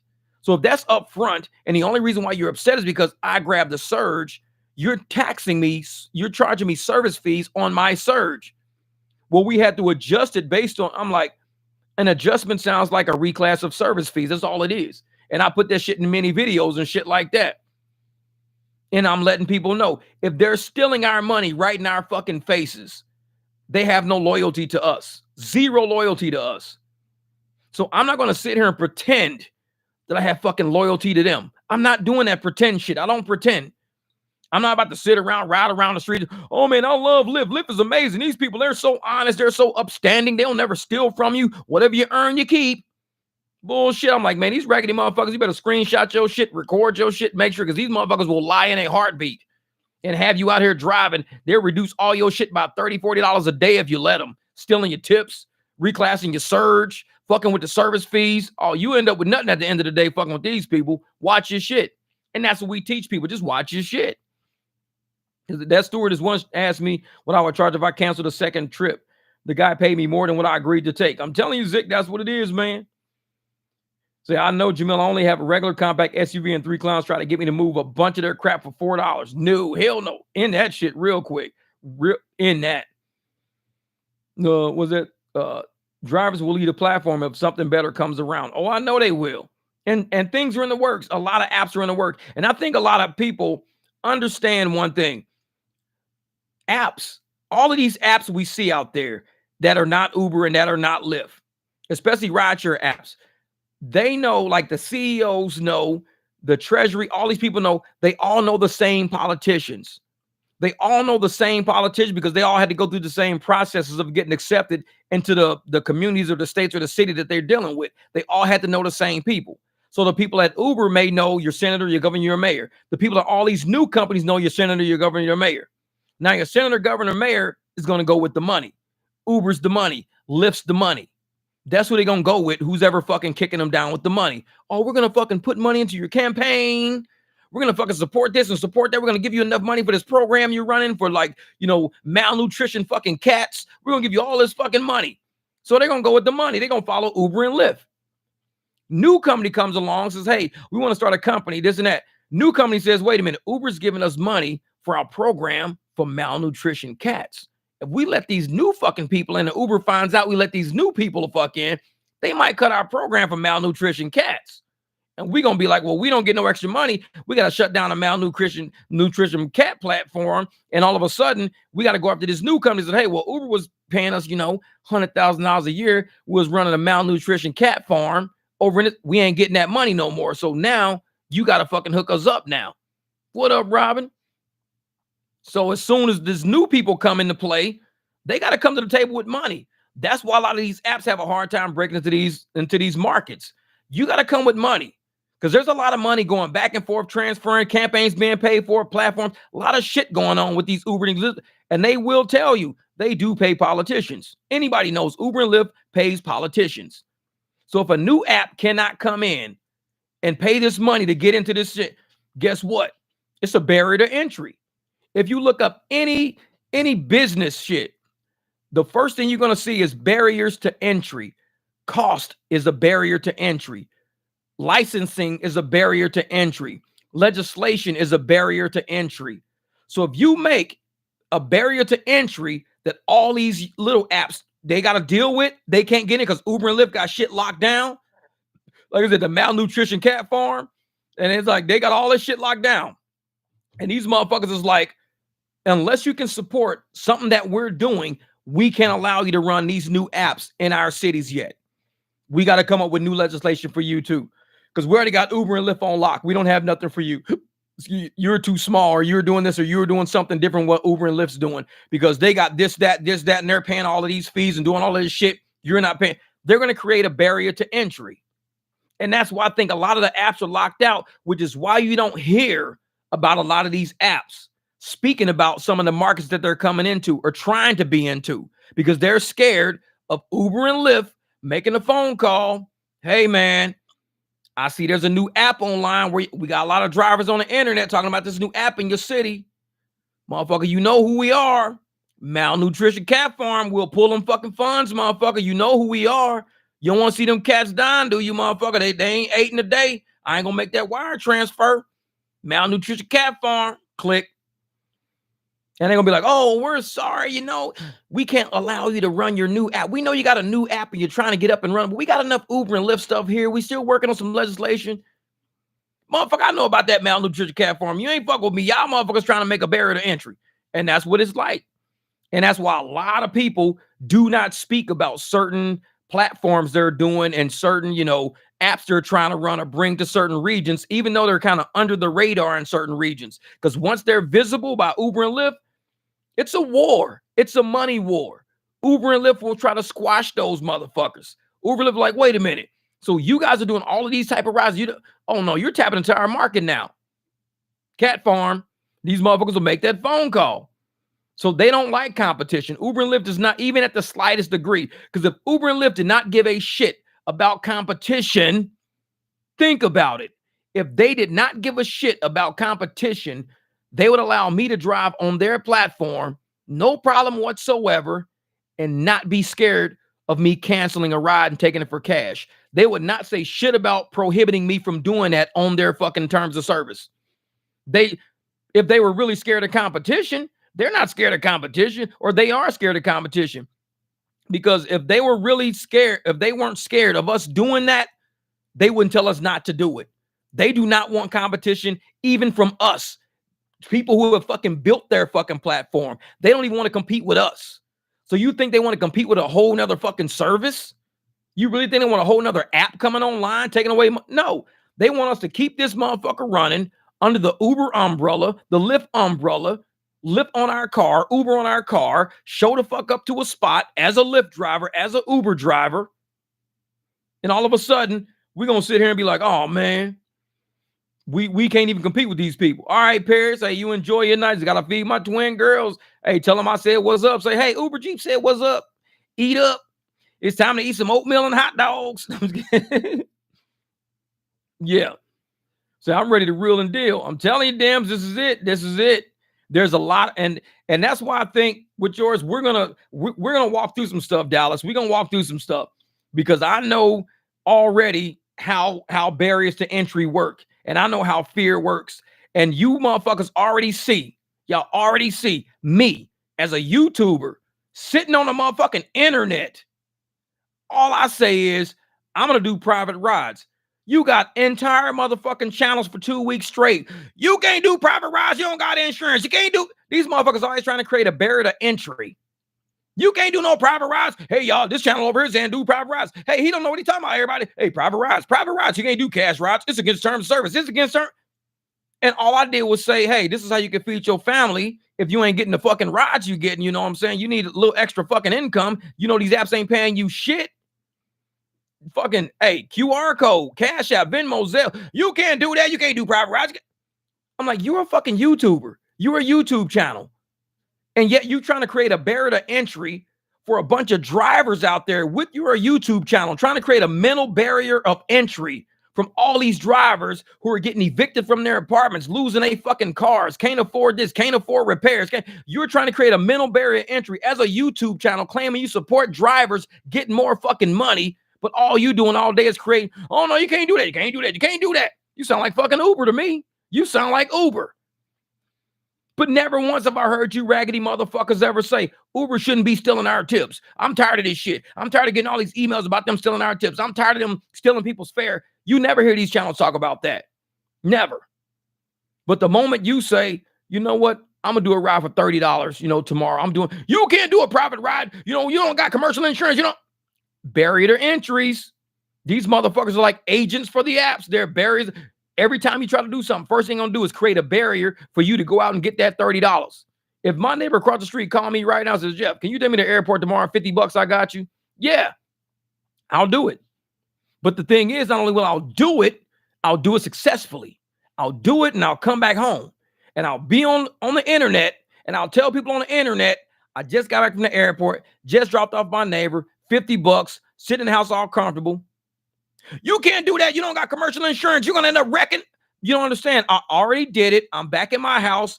The trip is over. I'm sitting here comfortable. But what if you wreck and all of a sudden, what if you total your car and you're going to flip your car and that person's going to get hurt and you can't? And I'm like, I already did it. I'm back at my house. I'm sitting here comfortably.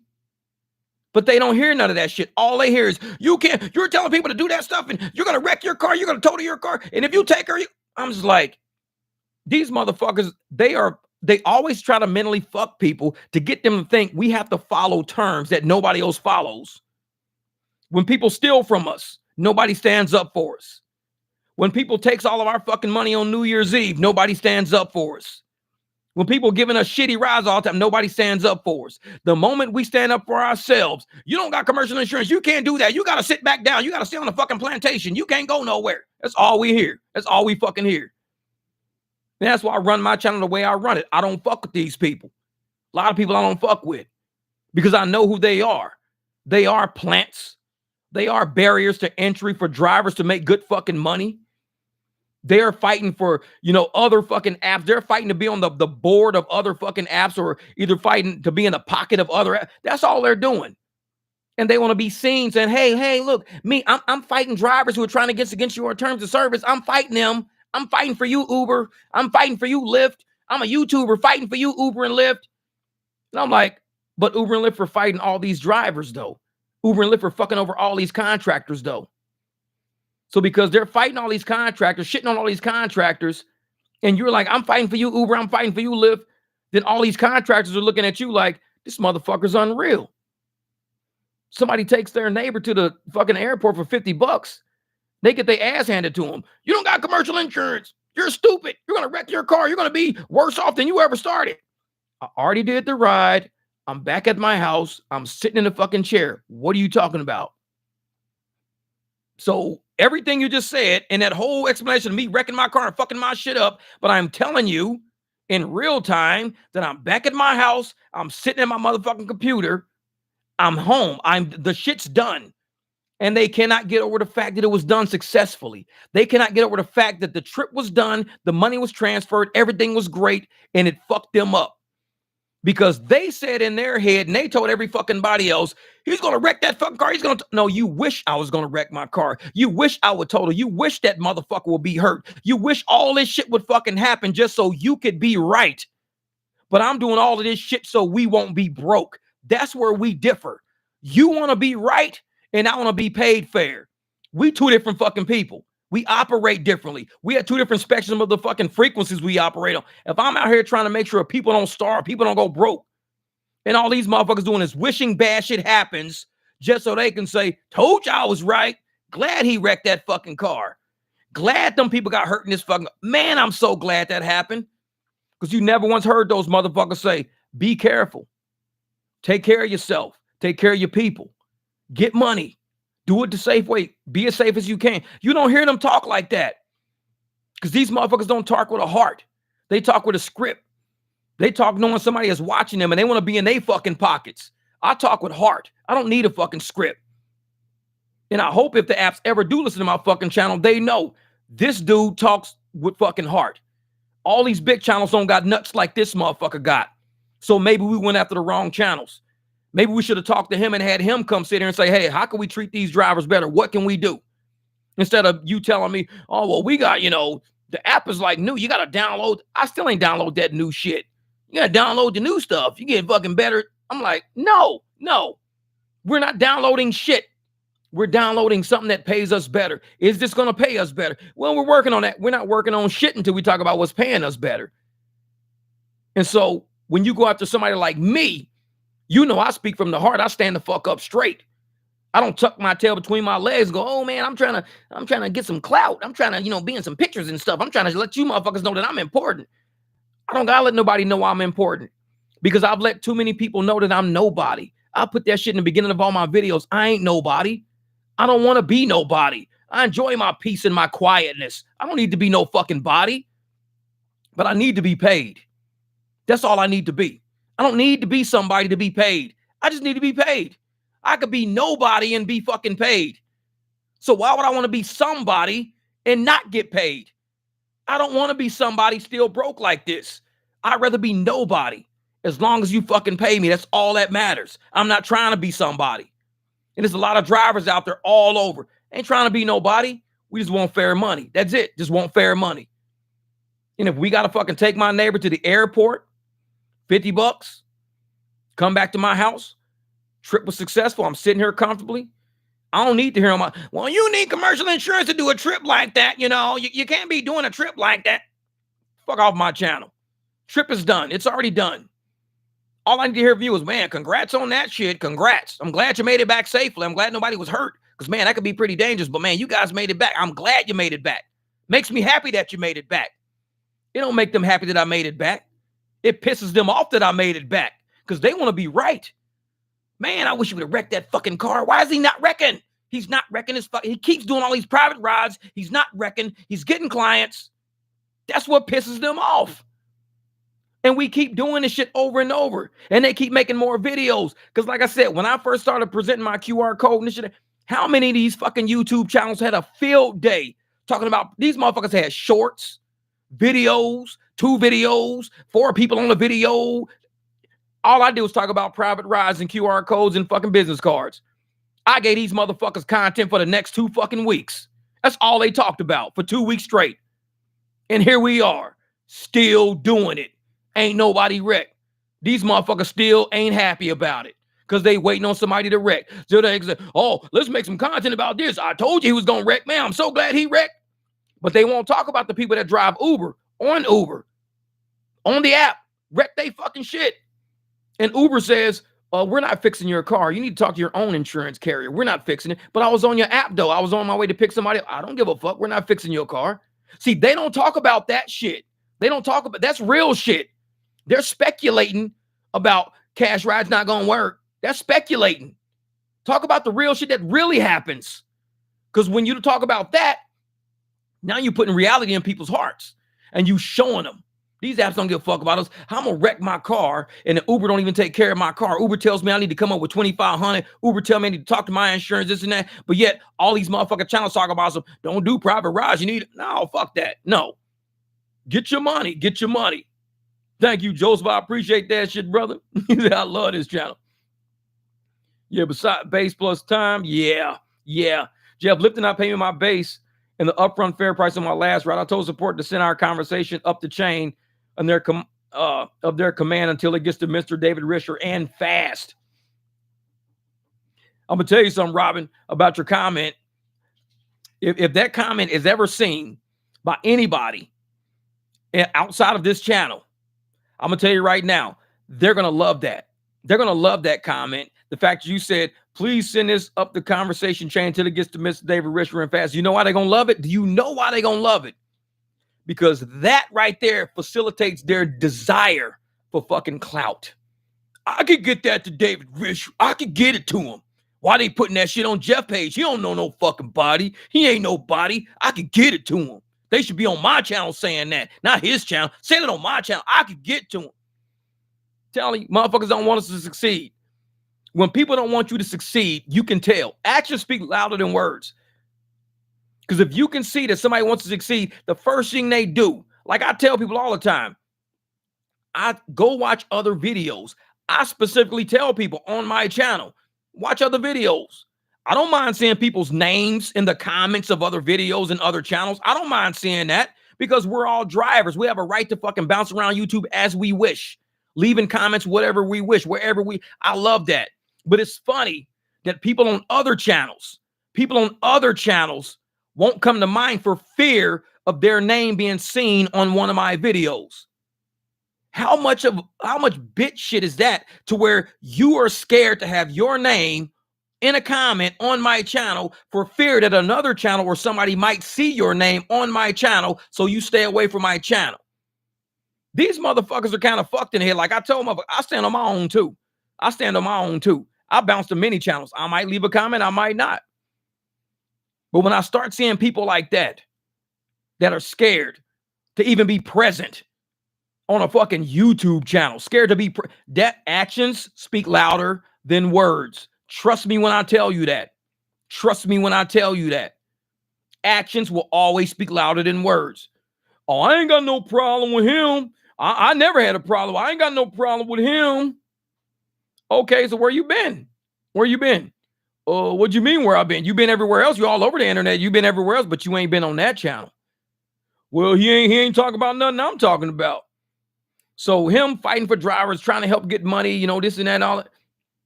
I don't talk about that stuff. Exactly. It's a lot of channels out there ain't got shit to talk about. And I'm 100 with that shit. They ain't got shit to talk about.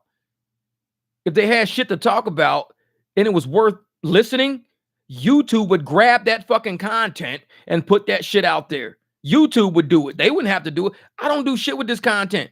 I make it.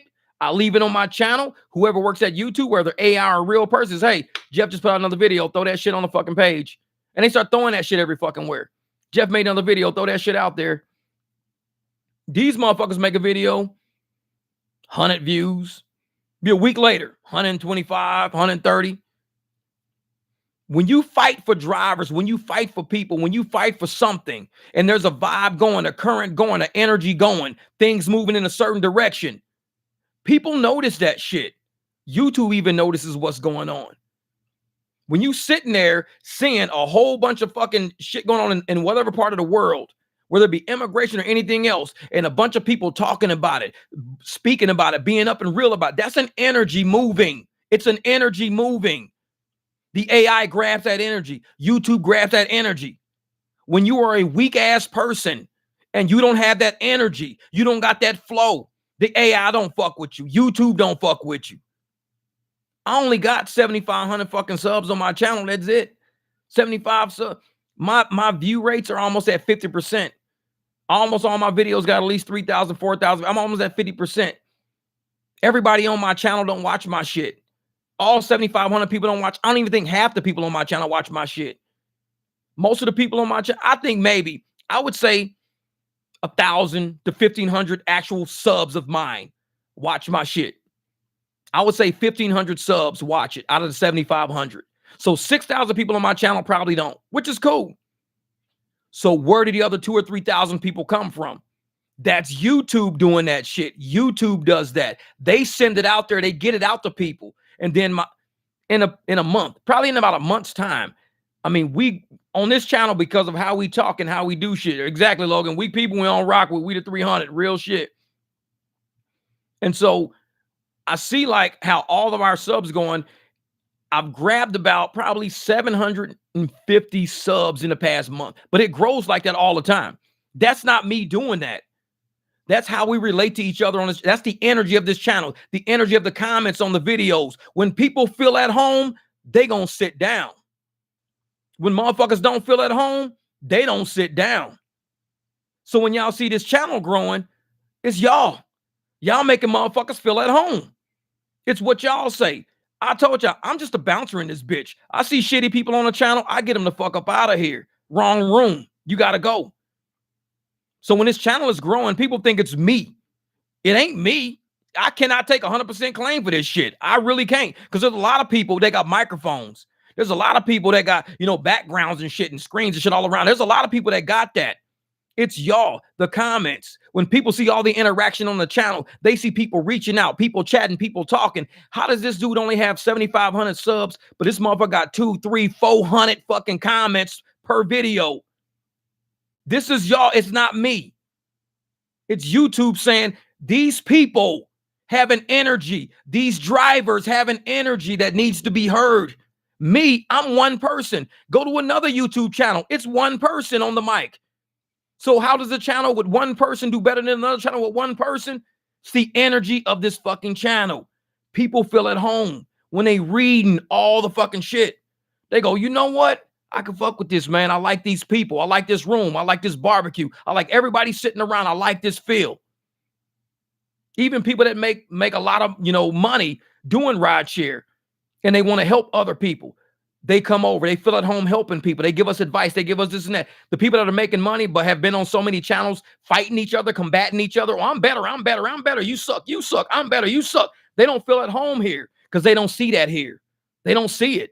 They come here and everybody's helping each other out. Everybody's laughing like, man, I had a shitty day. Hey, man, me too, man. I'm just going to start doing cash ride this week. Cool, man. Go out there, try, man. Do what you can do. Feed your family. Put a roof over your head. Nobody's bragging over here. Even when we have a good day, nobody's bragging. We congratulate each other. We say, good hit. That's a good hit. Because we know this is a long fucking game. This is not a short game. $500 day is a $500 day. You have 364 more fucking days to go. That's one day. That ain't the whole game. People have a $300 day, good hit. We congratulate that shit because we know we got another 363 fucking days to go. That's a good hit. Keep it up. Whatever you did, keep doing it. Because at some point, you're going to have a $70 day, a $60 day, a $50. And you're like, what the fuck? Luckily, I had that $500 day. And that's how we operate over here. And a lot of people see that vibe. They see that flow. And they stop and they say, dude, I think I'm at home now. I'm at home. I like this spot. This is a pretty cool spot. They sit the fuck down. They click subscribe. They get involved. A lot of channels that don't grow, motherfuckers don't want to sit down. They just pass through like, it's okay. It's cool. Nice seeing you, motherfuckers. I'm out. It's like, that's just how it is. Luke Charvel said, hey, your content is on point. I constantly see other people mentioning you on Facebook and other YouTube channels. Oh, I'm not even on Facebook. If they do, hope they ain't saying no horrible shit like that raggedy motherfucker. I'm just kidding. Thanks, Charvel. I appreciate that, brother. I appreciate it. Say Dallas says, and you're easy on the eyes. Thank you. It's because I shave. You see, I'm growing I got a little gray down here growing in. I need to shave that off. I'm gonna start looking too old. You're gonna say, hey, grandpa. No, I'm just kidding. I'm gonna get rid of my gray. Thank you. Say after Tuesday, Jeff, I will not be able to discuss anything about Lyft that has anything to do with Gonzalez case out of New York, New Jersey. Action case. I need everyone in this forum to I need everyone in this forum to, all right, after Tuesday, will not be able to discuss anything about Lyft at that Gonzalez case out of New York, New Jersey, consolidated class action. Also, you must be a part of it. Good deal. Hopefully you get that money. And you got to keep us up to speed on what's going on in that case too. Well, not out publicly, I guess. But I, like I said, I appreciate you guys just even rocking with the energy. Y'all rock with the energy all the fucking time. And I know my content is not the shortest. And I know people out there driving, making money, sometimes, and I tell you, it's cool if you just listen. You don't got to watch the screen. That's why I don't show a lot of, clips and all that shit bouncing on it, because I don't want you acting like it's a movie sometimes. Just kind of like listen, cruise, make your money, go get your money, pick up your passenger, turn the volume down, turn it back up, come back later, hit pause, whatever you want to do. Because I do these podcasts for the energy of y'all. I come here to see y'all. I come here to make sure everybody's having an okay day. Ain't nobody saying, man, my fucking car just blew the fuck up. I mean, we check on everybody. And there's nothing wrong with drivers checking on drivers. We're the only industry that are so divided, we don't even check on each other. Firemen check on firemen. Policemen check on policemen. We come in rideshare, everybody was all for self. When I first got in rideshare, everybody was for fucking self. Nobody was checking on nobody. And now here on this channel, we check on each other. We know each other's name. We see each other. Oh, Robin says, check your rate cards for your base, time, and distance amounts. Make sure your upfront price is included in all three amounts. If not, call them out and make screenshots of the conversation with support.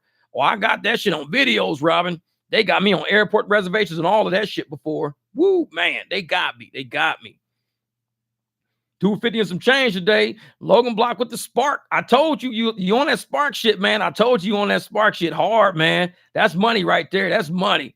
Keep doing it though, brother. Keep doing it. And you got the SUV, so you can load that motherfucker up, do some Spark, throw some motherfucking Amazon in that bitch. We can have 2-3 apps running all day long in that big ass truck. Shit, I need more space. My little ass Beamer, I need to get me a Durango. I need space. Fuck that. I need some space. But yeah, man, like I said, I appreciate just the energy and the way that this channel is growing. It's not, like I tell people, it's not me. Sometimes I see in disbelief. And I'm like, I should be out there driving. I need to go make money. Like Logan said, I made 250. I could be out there today chasing that shit. I could be out there trying to do that shit today. But sometimes I sit down, I give everybody energy, let everybody have his energy. This is how we sit down at the barbecue. This is how we share our energy, how we share our good days. Because a lot of motherfuckers don't value us. A lot of people hate us for the simple fact that we're on this channel. That's the sad part about it. Instead of saying, hey, man, I'm glad you guys are fighting for drivers. I'm glad you guys are doing this. Man, go get this money. Take care of families. Stack money while you can because rainy days are coming. They don't say that about this channel. So many motherfuckers see, and at first they get mad. And I think the reason why they get mad is because YouTube views this channel more like sellable to advertisers. Because I cuss motherfuckers out all the time. But YouTube, and these are all a bunch of people who used to say that my channel wasn't gonna make it nowhere. You're never gonna get monetized. You cuss too fucking much. You ain't never gonna get monetized, man. You don't do enough collabs with people. You're gonna lose your platform. You're gonna be demonetized. I mean, so many people talk so much shit to this channel. They have never said you're gonna do well. Congrats. Same motherfuckers. And I look at where they are versus where I am. All the people that doubted me. I never doubted myself. I never doubted the drivers on this channel will be able to, generate money, generate income. Why do you think I invest so much time into this channel? If this was a dead channel where I was only getting 100 views a video, 50 views a video, 250 views a video, but if my videos and my subs didn't line up the way they did at the viewer rate, I would realize that YouTube says, Jeff, we appreciate the effort. We really do appreciate the effort, but we can't sell what you're saying. You sound like shit. You're a bullshit channel. You are. And that's how YouTube views a lot of channels. No, YouTube is to make money. They use videos to advertise. They sell videos to advertise to make revenue. All the energy that we do on this channel, everything we do on this channel, YouTube sees and hears. This is all in their server. This is not my server. It's all in their server. They grab this shit and they just shoot it all over the fucking world. They shoot it to advertisers, different people. They got all these programs out for us to be involved in. I don't involve myself in none of that shit. I just say, I make videos, I do live streams, and I bounce. Jeff, don't you want to be in this program? Nope. You want to be in this program? Nope. I just do videos and live streams. Leave me the fuck alone. I'm out. It's like, and I see other channels that don't have the same success level. And they can't understand it. They want to, exactly, Dallas. They want to try to explain why I'm successful. They try to rationalize why I'm successful. But the way I look at it is it's not me being successful.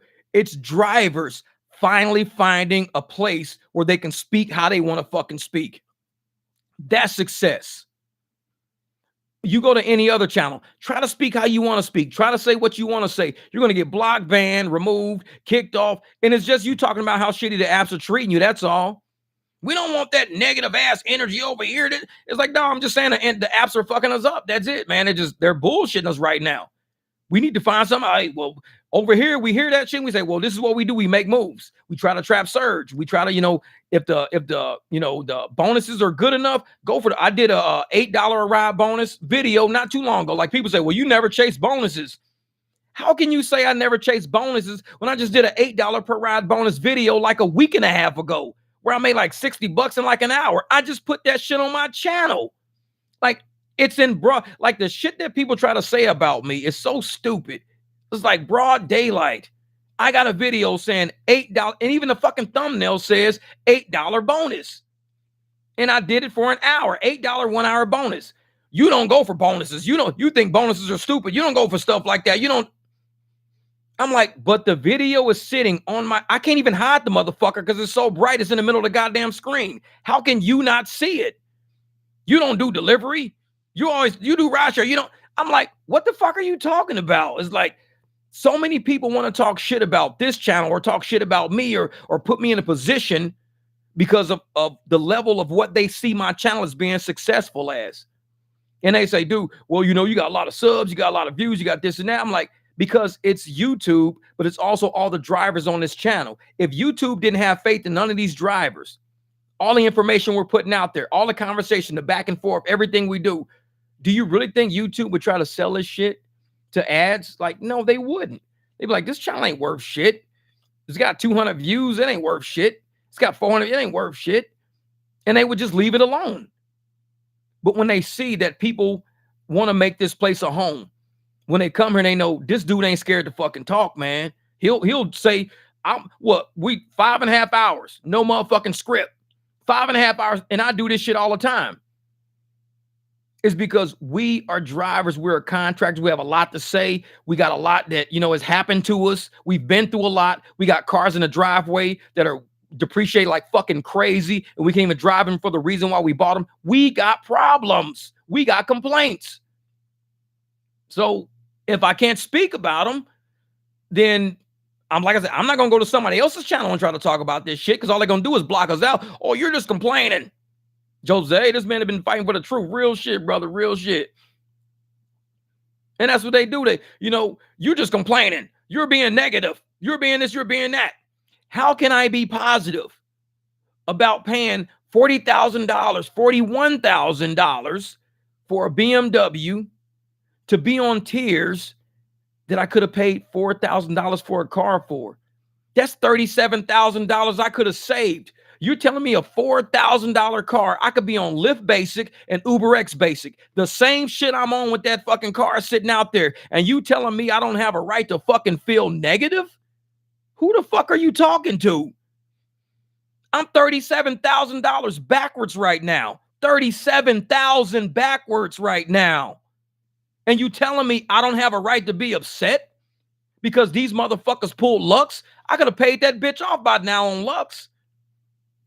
But yet you telling me, well, you're being negative. I tell you what, shut the fuck up talking to me because I'm too grown and I'm too broke to hear your fucking mouth. Don't talk to me. When you come up with $37,000, you put that shit on my fucking table, we can have a conversation. Because at that point, I can pay that bitch off and I can go get me a $4,000 fucking car and drive around. Exactly. Or $2,000 Logan with the big Durango for 2 G's. Shit. I would like to go do that. Go buy me a $2,000 car, $4,000 car, drive that shit on the platforms, UberX, Uber XL, Lyft, Lyft XL. Why did I have to buy a car for $41,000 if I would have known they were going to pull this stunt on me? So of course, I'm bitter. I'm fucking bitter. Every day I sit in this bitch and I see 4 fucking people trying to walk to my car for $4 fucking dollars. I'm bitter. When I see them try to give me a 20-mile ride for $13, I'm bitter. When I see them try to give me a 49-mile ride to Lord knows where the fuck for $25, I'm bitter. 28 miles, $18, and I got to come back 35 miles, 67 miles for $18. I'm bitter. So if you don't want to hear me be bitter, pay my motherfucking car off. Because I bought that shit at a certain price to do a certain job that was on a certain platform. And now it ain't there no more. So I'm fucking bitter. They making record profits on that same car that I overpaid for. So I'm $37,000 in some shit that I didn't have to pay for. They making record profits on my work, selling me for $85 from the airport, selling me for $129 from the concert, selling me for $45 from Scottsdale, giving me $13, giving me $7, giving me $9. Of course I'm fucking bitter. So don't sit there and tell me, well, you mad. You fucking right I am. You think I'm happy? Do I look fucking happy? You got $37,000? Then don't talk to me then. We have nothing to say. Because I don't give a shit what you say about anything I feel, anything I do on my channel. A channel you never have to watch ever again. All I got to do is hide your ass from my fucking channel. You never have to hear my mouth again. I'll help you. Because when that motherfucker's paid off, you might not hear me be so bitter. When these apps stop fucking people over, stealing our tips that I could be paying that shit off with. You stealing from me. Fares that I could be paying that shit off with. You stealing from me. Bonuses you don't give me. 50 cent a ride fucking bonus to pay off a BMW. 50 cent a ride bonus to pay off a BMW. You don't think I'm bitter? Don't talk to me. I ain't got shit to say to you. Don't talk to me. I keep it 100. And if motherfuckers can't understand that shit, you ain't got to watch my shit on my channel. You really don't. Because these apps know they fucked a lot of us up. This is poverty level shit. They fucked a lot of us up. There's no need I should be paying $600 a month to drive on basic fucking platforms like UberX, Lyft, and a fucking Beamer. No way possible. That car was not designed for that. It was not purchased for that. We should have all been grandfathered in to say, hey, when you're done paying, then you're done with Lux. You got another 4 years on it. We'll leave you on Lux for 4 more years, but we're not letting no more people on Lux from this point on, except on people that are on Lux right now paying they shit off. If you have a note on your car, we will leave you on Lux until you pay that car off because you bought that car for this corporation to drive for this corporation. I didn't buy that motherfucker because I ain't have shit else to do. If I knew I would have been on fucking basic, I would just bought a basic fucking car. But people want to come swinging through this fucking channel, acting like they know where the fuck they at. You don't know where you at. You have no idea where you at. You just started driving. You ain't been around since Lux got fucking taken off the platform. They're like, what's Lux? What are you talking about, Lux? I never heard of Lux. Of course you never heard of fucking Lux. You knew. These cars ain't new around here. We've had these cars for a minute. We bought these cars to do Lux platforms. It would be stupid if I went out today and try to go buy a Lux car knowing Lux wasn't around. That would be stupid. But when I bought that car, Lux was a platform, a very lucrative platform that could pay for a car like that because people that wanted to be in a car like that will pay a certain amount. Now people are paying $48, which is good money, and I'm getting $20. Not good money. So these motherfuckers paying $48 to ride in a basic car, $48 to ride in a basic car. That right there could use some of that $48. You don't got to pay me $20. You could give me more so I could pay for that car I bought. Because it was motherfuckers on Lux paying $48. Lux was paying $48 to ride in that car. And guess what they was doing? Selecting Lux. And guess what the driver was getting? A little more money. But because you want to make higher profits on my back, you say, put that shit on the base tier. Put it on the base tier. Person still paying $48. Put it on the base tier because we just don't want to pay you. We don't give a fuck about what they pay. We don't want to pay you as a driver. You think I'm happy to know that these motherfuckers don't want to pay me? They don't got to say it. They're showing it to us. They're showing it right to our fucking face. We'll still charge these motherfuckers up the ass. $35, we'll give you $13. We'll charge them $85, give you $29. They're showing us right to our fucking face. So yes, my QR codes will come out. Yes, my business cards will come out. Yes, I will be converting motherfuckers to pay off a car that people are paying good money to ride in, but I'm not being paid good money to take their ass in. Yes, shit will not be terms of service on 100% of the shit I do. Just like you stealing my fucking tips is not terms of service on 100% of the shit you do. Stealing my fares is not 100% terms of service on the shit you do. So don't come at me sideways. Jeff, that's not policy. Man, get the fuck out of my face until you come up with $37,000. That's when I'll talk to you. When I see a motherfucking stack of fucking $100 bills on my desk going, Jeff, I need to talk to you about some shit you saying on YouTube. Here's $37,000. I'm like, speak. Fucking speak. I'm listening. Until then, shut the fuck up. I ain't got nothing to say. Shit. Man. Yeah, I made $800 a week before expenses. I'm supposed to take it as a victory. Brother, I'll be sitting up there, just got a $108 lick. Bam. Get it. Get that fucking money. Say, hey, Jeff, did the Beamer ever qualify for Uber Company Premier? Nope. He goes, for a Company Premier, you need a 5 Series. I have a 330i. I got a whole thing about the 330i on my channel. You need at least a 5 Series on Uber, and I got a 3. So if you got a 5, a 6, or a 7, yeah, you can do Uber Comfort and Premier. But 3s, nah, they don't do that. Even though that motherfucker's nice as a motherfucker, and it should be, nah. They put it like a Camry. A Camry could be there before my car could be, I think. Something like that. Weird shit. Yeah, the Lux rug pull is going to be a class action before long. Zick, man, I hope so. Because it was shitty. It was people buying Lux cars that were not even told they were pulling a platform. People were buying Lux cars all year to be told on October the 18th, oh, that car you bought like 3 months ago? Yeah, we're really going to fucking take the Lux here away. They told everybody in April of 2023. I bought my car in March of 2022. So it was a year and a month. I drove until that motherfucking email popped up of them saying, hey, they're going to discontinue the Lux program on Lyft. And I'm like, I am 1 year into this motherfucking car. You serious? 1 year into it. At that point, I was like, these raggedy motherfuckers. And if anybody will know, my content before when I was doing Lux was good. My content when I was doing Lux was like, hey, man, we making $1,500 in a weekend, cherry picking. I was always a cherry picker. I always told people cherry pick because cherry picking was always beneficial. It was very profitable. But the moment they said, look, I did that Lux video, and I was like, you guys are fucking up. Y'all fucking up. And I even told them in that video, y'all are changing the morale of the entire driving community. I said that shit in April of 2023 on that video saying Lux leaving. April 2023, I said, you are changing the morale of the entire industry. Tell me right now, go through all fucking videos you want to in April of 2023, and you go through all videos right now in 2024. I guarantee you're going to see a much different fucking energy in all of these channels. Because I told them, you were going to change the entire fucking industry when you pull Lux away from a bunch of people who love their fucking cars and they love making money. You're making a big mistake. And now look at us. We all running around QR codes, cash rides, conversion rides. We doing crazy shit left and right. I told them. We the 300. I told those, we coming.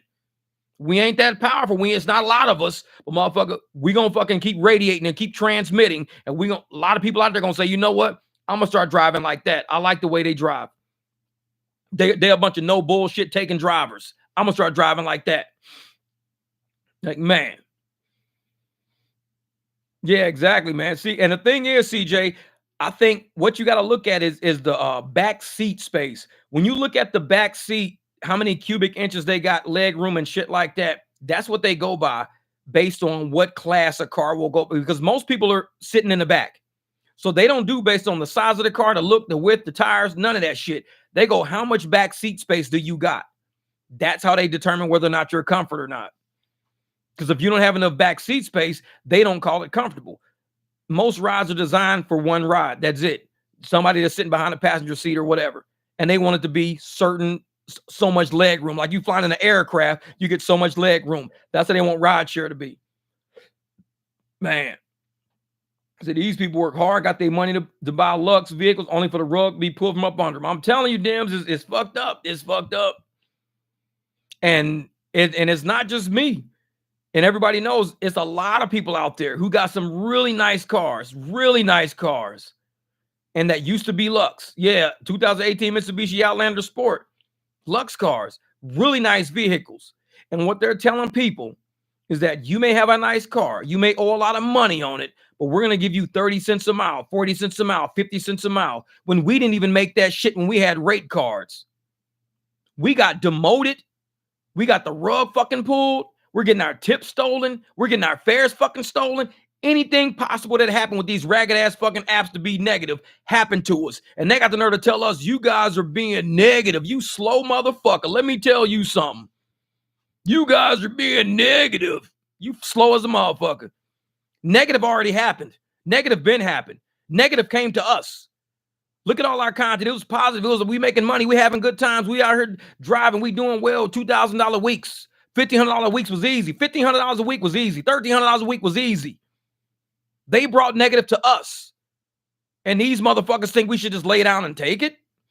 No. You don't bring negative to us and we go, oh, I guess so. No. We stand the fuck up. And it's not a lot of channels willing to stand up. A lot of them do tuck their fucking tails. And I get why. Because they weren't designed to be drivers. They were designed to be put in place to create a business with YouTube. That's why they were put in place.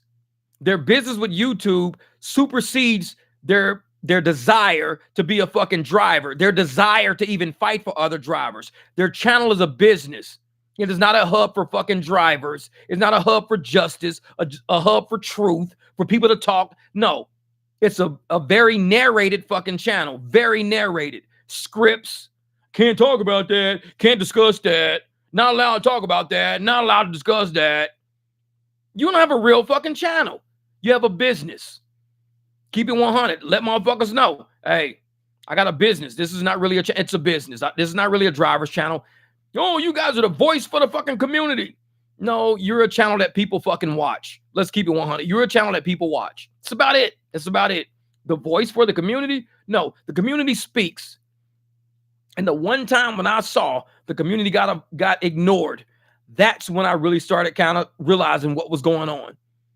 When David Risher got on and motherfuckers started all in the chat saying, hey, ask him this, ask him about Lux, ask him about Lux, ask him about this, talk about Lux, motherfuckers never mentioned Lux the whole time.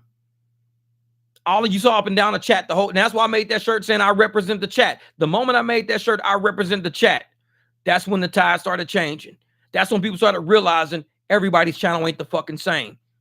Just because we talk about the bonuses coming up this fucking weekend don't mean we all the same. Just because we talking about the tiers and what car you need and all, we all ain't the fucking same. People started seeing that shit real fucking quick. And they started going, you know what? These people are not for drivers. They're doing this for content, for business.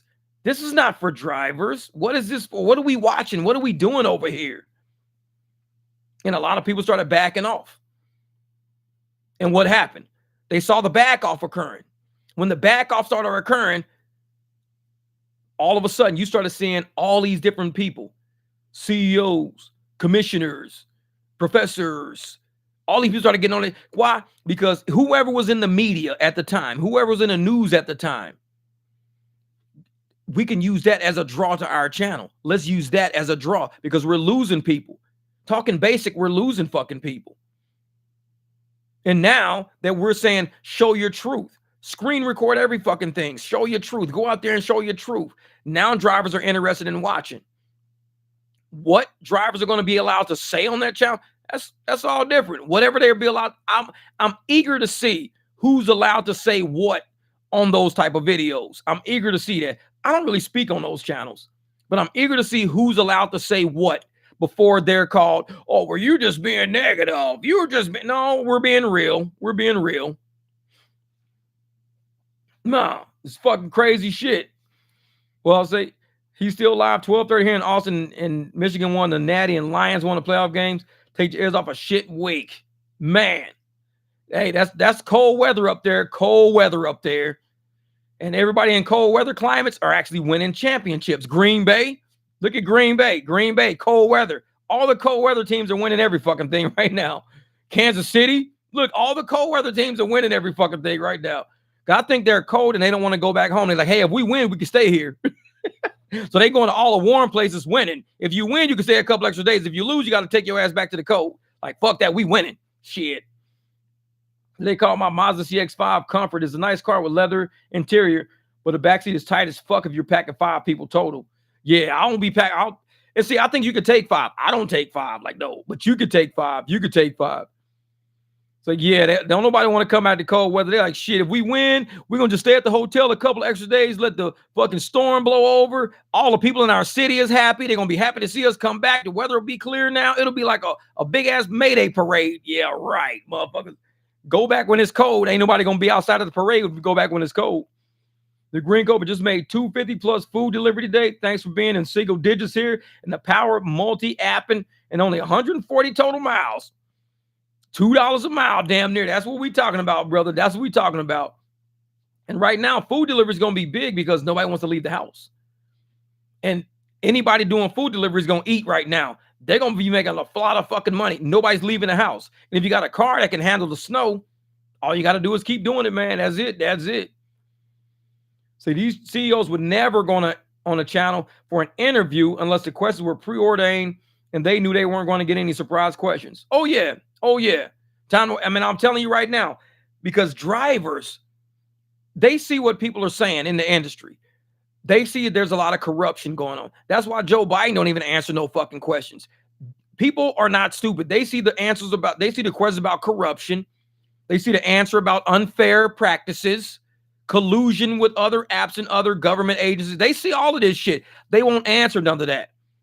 Because if they answer it and they're put on a hot seat, they feel they may be opening up an investigation into what's really going the fuck on. That's why they have to answer questions that are already prepared. Hey, is Lyft going to stay pink? Yep, Lyft's going to stay pink. We thought about green, but we decided to stay pink. Next question. Okay, easy shit. Softball fucking questions. All fucking softball questions. Hey, are you going to allow new drivers to get on the platform? Yep. We have background checks underway as we speak right now. New drivers are coming on board. Next question. It's like, that's it. No, I said building up steam. Big difference. See, I take it as many people as I have seatbelts for. Riders don't try to cram in more. They know what's wrong. Hell yeah. Hell yeah. It's like, don't want to answer questions, man. And they say that shit all the time. All the time. Is Jeff just getting going? I don't know, man. We got about an hour before the 7-hour hit. We're not doing another 7-hour yet. Like I said, we're going to go for like 8 one of these days. We're going to try to go for 8. That's a full day, but I need to start when people start driving. Because if I can start when people start driving, then I think I can do 8 hours. Because, I've been sitting here for almost 6. It's time for me to eat. It's 11:40 at night. I don't know if anybody in Phoenix is driving right now. If you are, is it money out there? Shit, what's out there? It's like things start going sideways. Jeff starts reading a lot of the comments. Yeah, exactly. Tanning for 200 plus a day and less than 150 miles. Cannot do that in rideshare, but it's possible with food delivery. Gas tank goes on around $2.50 a gallon. Yep. Because right now, rideshare is straight garbage, man. Their rideshare went through a period of losses, huge losses for the longest time because they weren't run by proper management. And I'll say that it's not that they weren't paying drivers well. Because, they could pay drivers well right now and still generate profits. What they're doing is pushing for the early adopters of their ragged ass fucking stock to get their money back. They're trying to get back to the point of dilution. A lot of people who bought the stock high have been diluting their shares. So they bought their cost basis down. Let's say Lyft started at $75. Lyft started at 75, and people probably bought a ton of that shit at 75. But all of a sudden, it started tanking. They don't want to sell, so they held it for a long time. Never could use that. That money was hung up inside of Uber, hung up inside of Lyft.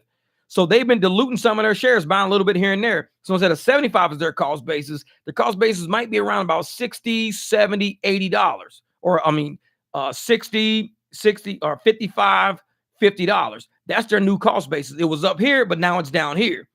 But they could have borrowed against their shares. If you borrow against your shares, that means you got to make enough money to pay off the cost of you borrowing, plus still have a profit and not be in a loss column. So they've got to get those stock prices up higher so they can cover the cost of whatever they use to leverage those shares against. Because a lot of people use shares for leverage. They use, stocks for leverage. That's what they do. If they don't make that money back to pay off the leverage of the hedge they did, then they got to make enough profits to live on right after that. You can't walk out of the game with a loss, which is why I think Lyft and Uber are doing the shit they're doing right now. They're trying to get the early adopters all their fucking money back plus the cost, because they've been in the game for a long time. They ain't turned a profit in a long time. So if they ain't turned a profit in a long time, these people money has been hung up for a long fucking time. They've been borrowing against their leverage shit for a long time. They've got a lot of cost involved with this stock now. A lot of costs involved. Opportunity costs, because they couldn't take the money out and invest in other shit. They would have took the money out. They would have suffered a loss taking the money out. So they had to leave it. Only thing they can do is borrow against it. So right now it's like, I think a lot of people are really, really upside down fucking with Uber and Lyft. Uber and Lyft is like, we don't give a shit about these drivers. We need to pay these people off. Full steam ahead. Fuck them. Fuck these drivers. We need to just go out, get as much money as we can, keep ripping them off.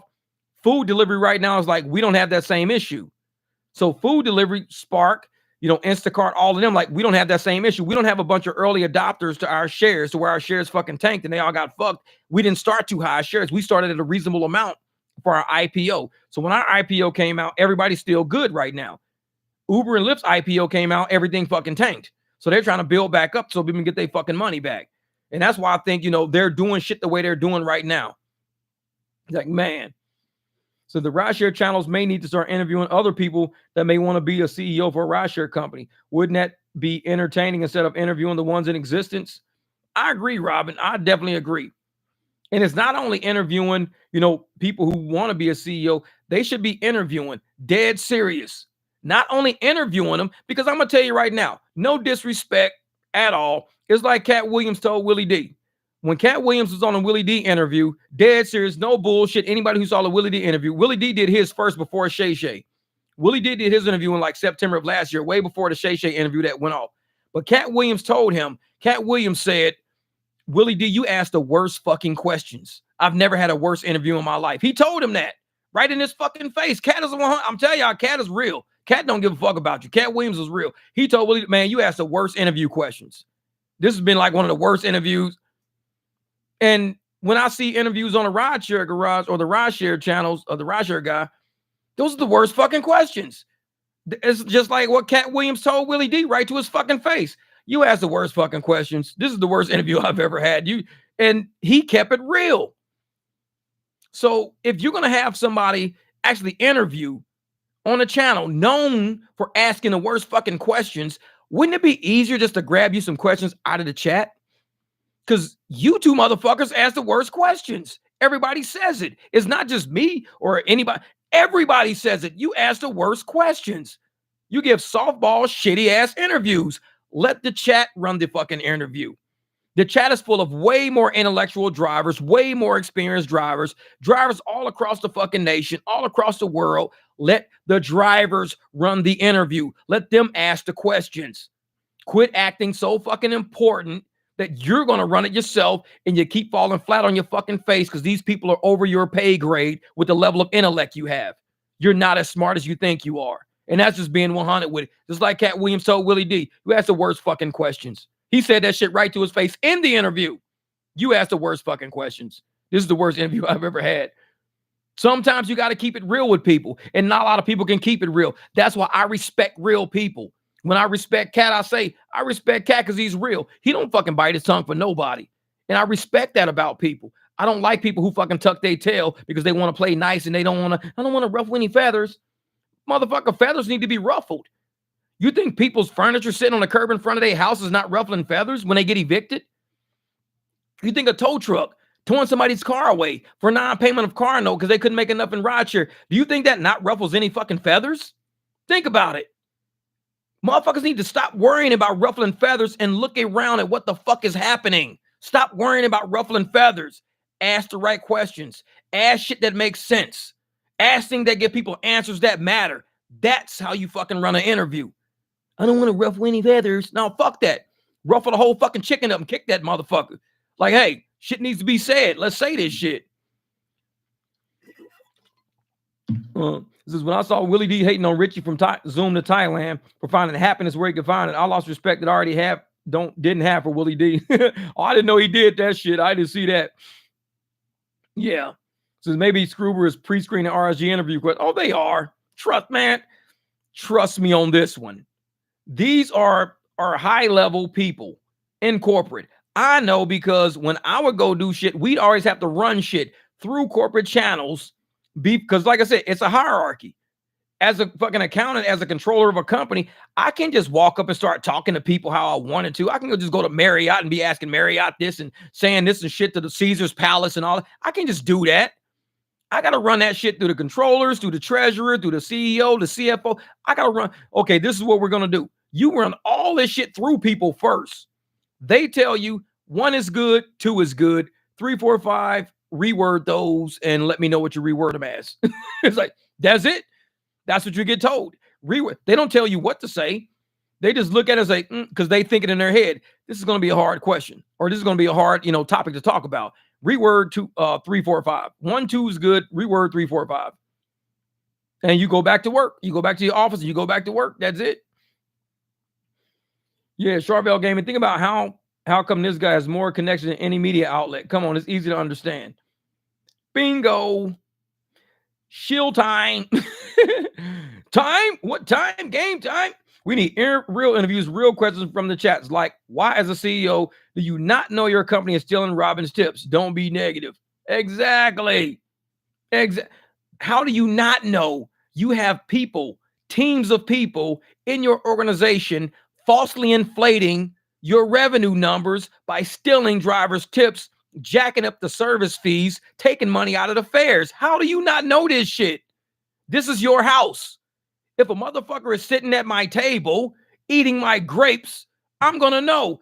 I don't know who the fuck ate my grapes. Who the fuck is he? He's eating my grapes. I'm going to know who went in my refrigerator. Hey, he took 2 eggs out of my fridge. I don't know who went into my motherfucking laundry and dumped all my shit in the floor. If this is your house and you run this house, you will need to know everything about this house. There's no way he's not hearing any of these CEOs. They are hearing all of the shit that's going on in the rideshare community. But the fact that they're hearing it all and not saying shit, even channels are not saying shit about it, shows the level of avoidance. When you go to court, like I've said before, it says tell the truth, the whole truth, and nothing but the truth. Lying by omission is real. Lying by omission means staying silent on something you know is a truth, but you won't say it. That's called lying by omission, which is why when you go to court, say the truth, the whole truth, and nothing but the truth. And these motherfuckers are leaving out so many truths because they know those truths will expose the corruption, their level of knowledge, and what the fuck is going on at these companies, and ain't nobody talking about it. And that's why I think a lot of these rideshare channels, honestly, in my opinion, they're losing respect. They're losing the respect of drivers everywhere for saying, you don't represent drivers. You're representing yourself. We get it. We just had to see it for ourselves. You're representing yourself. You're representing a brand that you're building. You're not representing drivers. I don't have no fucking brand. I don't need a brand. It's like, what do I need a brand for? And everybody's like, hey, you got to protect your brand. Watch your brand. I'm just a regular dude. What the fuck? What brand is that? It's like regular dude fucking.com. What the fuck am I? I'm just a regular dude. I ain't no brand. I wake up and just do shit. I make cool shirts. I make shitty shirts. I drive my BMW around. I work in my garage. I fucking pick up dog shit. What brand is that? It's like, I don't know what brand that is. It's like, and I happen to be on the internet at the same time. That's all I know. It's like, shit. Look all over social media. These thugs can easily see how bad drivers are cussing them in every single existing single language in this world with hashtags, Sonny. Cussing these motherfuckers out with hashtags on all their names, including Tony West. Everybody's getting hashtagged. And they want to pretend that they don't see it. I mean, you have to be idiot. I know they got smartphones.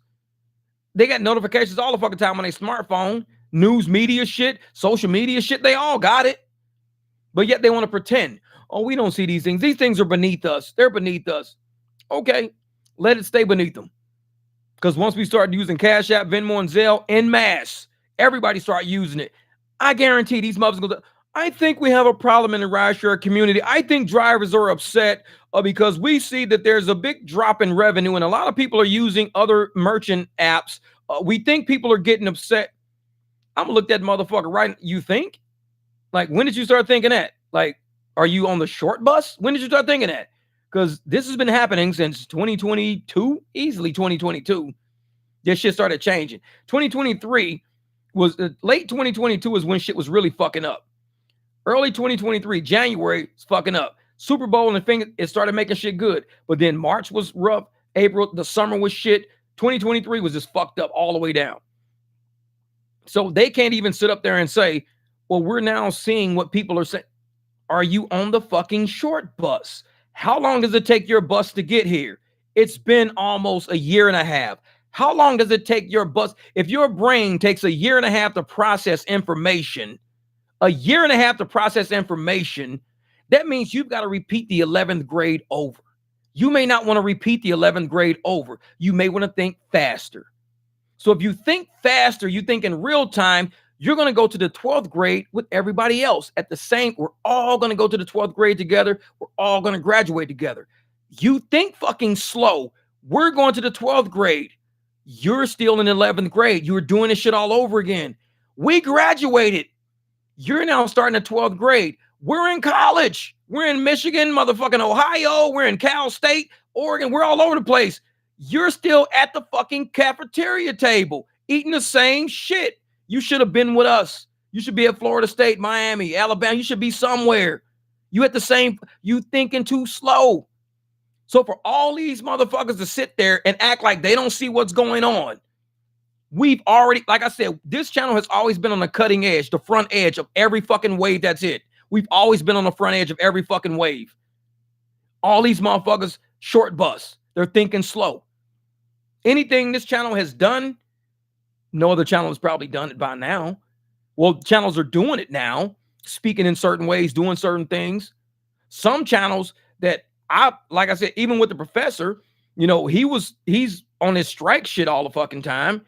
I wasn't on that shit at first, but now I see the value in what he was talking about. I was kind of short bus on that shit, but I always said, because his shit was immediately go on strike this weekend, immediate. And I always said, listen, give us some time. People have to save money. Everybody can't strike immediately. That's the only place where I differed with him. My old videos will show it. Not everybody can just stop today and go on strike today. Not everybody has money like that. He gave everybody like a 2-month fucking head start. And I said, you know what? That's good. I like that. That's good. I like that. C305, like, yo, no way, this live is still gone. Much respect and love, Jeff. Big CA. I be getting it in, brother. Thank you for the super chat. The motherfuckers know I get it in. We had 6 hours and 10 minutes. I'm running this motherfucker. I'm going to go at least 6.5, not 7. I may go 6:45. No, I'm just kidding. Jeff, it's the news. Rumble has good news channels. I need to be on Rumble. I think I am on Rumble, but just not in the way that I probably should be.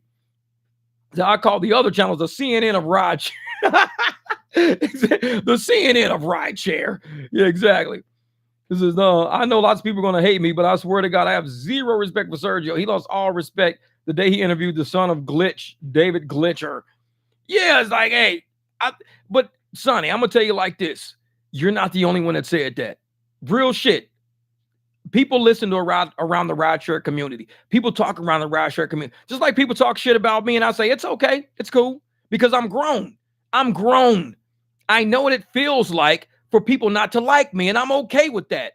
But when you got somebody who wants to be liked by everybody, who wants everybody to call you the voice of rideshare, you're the best thing that happened to rideshare. When you're that person, You get offended when somebody says, I lost all respect for you when you did this, this, and this. That offends some people because they don't want, all they want to know is the good, the good, the good. Well, what did I do that was good? I actually got him on though. You know what? It's like stepping up to the plate with your bat. The pitch, they throw a pitch, you swing and you miss. That's called a strike. That's not a home run. It's called when you miss, they call it a strike. It's not a ball because you swung. You didn't just sit and watch it. No, you missed. It was a strike. A lot of people saw a strike. Nobody, at least I got up there and swung. It was a strike. You had a chance to it was a slow pitch. The whole chat was right there. Thank you, Sonny. I appreciate that. Much respect to you, Jeff, bro. It was a slow pitch. The chat was giving you the whole interview. The chat was giving you the interview. The chat was the slow pitch. The chat was like, hey, here's a whole bunch of questions you can ask him. Here's a bunch of questions you can ask him, man. This motherfucker decided to ask his own questions. He swung, strike. You didn't hit a home run. You didn't even hit a fucking single. A lot of people saw this shit. At least I got up there and I swung, but it didn't create anything. It didn't save Lux. It didn't make the app any better. That whole interview didn't do shit for the app. Didn't do shit for the drivers. We're getting tips stolen. We're seeing more dollar tips coming across. You got to understand, the point of anything, especially at that magnitude, is to create progress. If you're not creating progress and your main goal is to create a clout situation to just say, I was there, then say that. Say, I really didn't want to do shit. I was just happy to be there. I never knew. I had no idea it was going to be that much fun. I never knew. At least say it. Be real with it. I didn't create anything. I didn't save nobody. I didn't create a bond between the apps and the drivers. I didn't create, a clear picture of where the apps was going and clear picture where the drivers. No. I would have sat there and said, hey, you know what, man? If you don't pay these drivers, these motherfuckers going to start using QR codes and they're going to start doing their own rides and shit. You know what he would have did? He would have got real fucking uncomfortable. That's what you call ruffling feathers. That's what you call ruffling fucking feathers. Make that motherfucker feel uncomfortable. What do you mean? Using QR codes and business cards? What are you talking about? Well, if you don't pay these drivers, all they're going to do is just cancel rides, start using their QR codes and Cash App. They're just going to underprice the fucking ride. You might be trying to pay the driver $13. You might have charged the rider, $40. They might tell the rider, hey, just give me $30. If you start doing this to these drivers, they're going to find a way to get paid. These motherfuckers are smart. I know them because they're on my channel. I talk to them a lot. They're smart. They're clever. They're crafty. They're desperate. They need money. They got bills to fucking pay. They're pissed off because of Lux. Ruffle his motherfucking feathers up some. Don't sit there and make them feel all warm and fucking fuzzy. We was hanging out. It was cool. It was an interview. I was hanging out. Fuck that. I don't even remember this shit. Man, I will never get on the internet with that motherfucker ever again. You know what he asked me? He asked me about Lux. He told me these motherfuckers going to be using QR codes a bit. I want this motherfucker to think about that shit when he laying down at night, eating his motherfucking Salisbury steak and rice. You know what this motherfucker asked me today on the internet? If I'm going to pay these drivers more because they're going to start using QR codes and I'm going to make this motherfucker think about it. Think about it when you walk home. Because if you're going to have an interview and you're going to make somebody think about what are you going to do for the drivers, I represent the drivers. Motherfucker, I don't represent you. I don't represent YouTube. If I'm here to represent drivers, I'm going to represent some drivers. Let's talk about drivers. Let's talk about all the people on my fucking channel that built my channel. Let's talk about them people. Not you. I don't know you. Sure, you're from Amazon or whatever the fuck. I don't know you. But I know these people on my channel because I talk to these people on my channel. They're people I know. People I know what they drive, the cars they drive, how many kids these motherfuckers got. Half of them married, some of them not. I know these people. I don't know you. I've heard of you. You're David. I don't know you, though. So let's talk about these drivers and what they're pissed off about. Sometimes you got to ruffle motherfucking feathers. Make a motherfucker feel uncomfortable to get a good answer out of them. Any good attorney will tell you when they go to, like I tell motherfuckers, I took the LSAT. I like law. Any good attorney will tell you when they get to fucking court, you take care of your client. You make sure your client answers questions in a nice way, a routine way, a credible way. You make sure your client looks trustworthy, looks calm, looks well put together. You prep your client for court like that. The person you're against, you ruffle their motherfucking feathers. You fuck them up. You make them forget shit. Oh, well, you make them commit perjury. Oh, well, on the police report, you said, man, well, you bought the bottle of beer. Yeah, you know you done fucked up, right? You know you done fucked up. Mr. White, sorry, but you can't say fucked up in my court. You got to kind of cool that down. All right, bitch. I wouldn't say that in court. But I'd be like, you know you fucked up, right? And all of a sudden, you got to ruffle the motherfucking feathers. If you are on somebody's team, you don't ruffle those feathers. If they're not on your team, you ruffle those feathers. That's how court works. That's how questioning works. Thank you, Robin. Check your email. I have an idea. You are the news too. Thank you for the super chat. Thank you. I don't know anybody who's going to watch the news for 6 hours straight. We do this shit. This is crazy. I would love to see Jeff interview those ragged ass CEOs and offer them a free hot dog and some crusty dust. I have a whole box of those motherfuckers. I'd be like, did you get the Uber Eats delivery of hamburgers and shit and hot dogs I sent you? Yes. Did you tip the driver? Like, shit, no. I stole that fucking tip. We gonna use that shit at the holiday party, motherfucker. We Lyft. Man. One of the favorite things about private is that I can drive as fast as I want and have to worry about the app monitoring your speed. I know what they don't say, hey, have you been speeding? Like, motherfucker, have you been watching me? I'll send a motherfucker back. No, the professor thinks he's Wolf Blitzer in all his news interviews. Welcome to motherfucking Wolf Blitzer, YouTube.com. No, fuck that shit. Daytona really live up to your name. The Daytona 500. All right, Robin, I'm going to check the email. One will see. She said, you are the news too. Like, I don't know about that, but I kind of talk about some news related shit here and there, but I mainly talk about what I focus on. I'm a driver. I'm in these fucking streets with other drivers. I'm standing in parking lots of Jack in the Box. We're seeing each other fucking offers come back and forth. So this is what I talk about. I don't talk about corporate people and wanting to be their friends and shit like that. I don't have any ambition like that. And I don't think even if I wasn't a driver, if I got deactivated off of both platforms, I still wouldn't want to go corporate because I've been down that path in my life before. I know that is one of the fakest fucking way to live. I know it. I've lived that life. And me being corporate and being real rubbed a lot of people the wrong fucking way.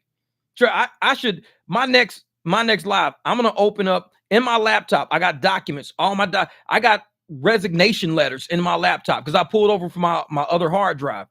I'm going to read y'all a couple of my resignation letters, like straight up. And y'all going to be like, holy shit, you did not say that to those people. Like, the fuck I didn't. Because that's how I always was. I wasn't like this, like just because I got on the internet. I've always been this way. I was like this on Facebook and got booted off all the fucking time.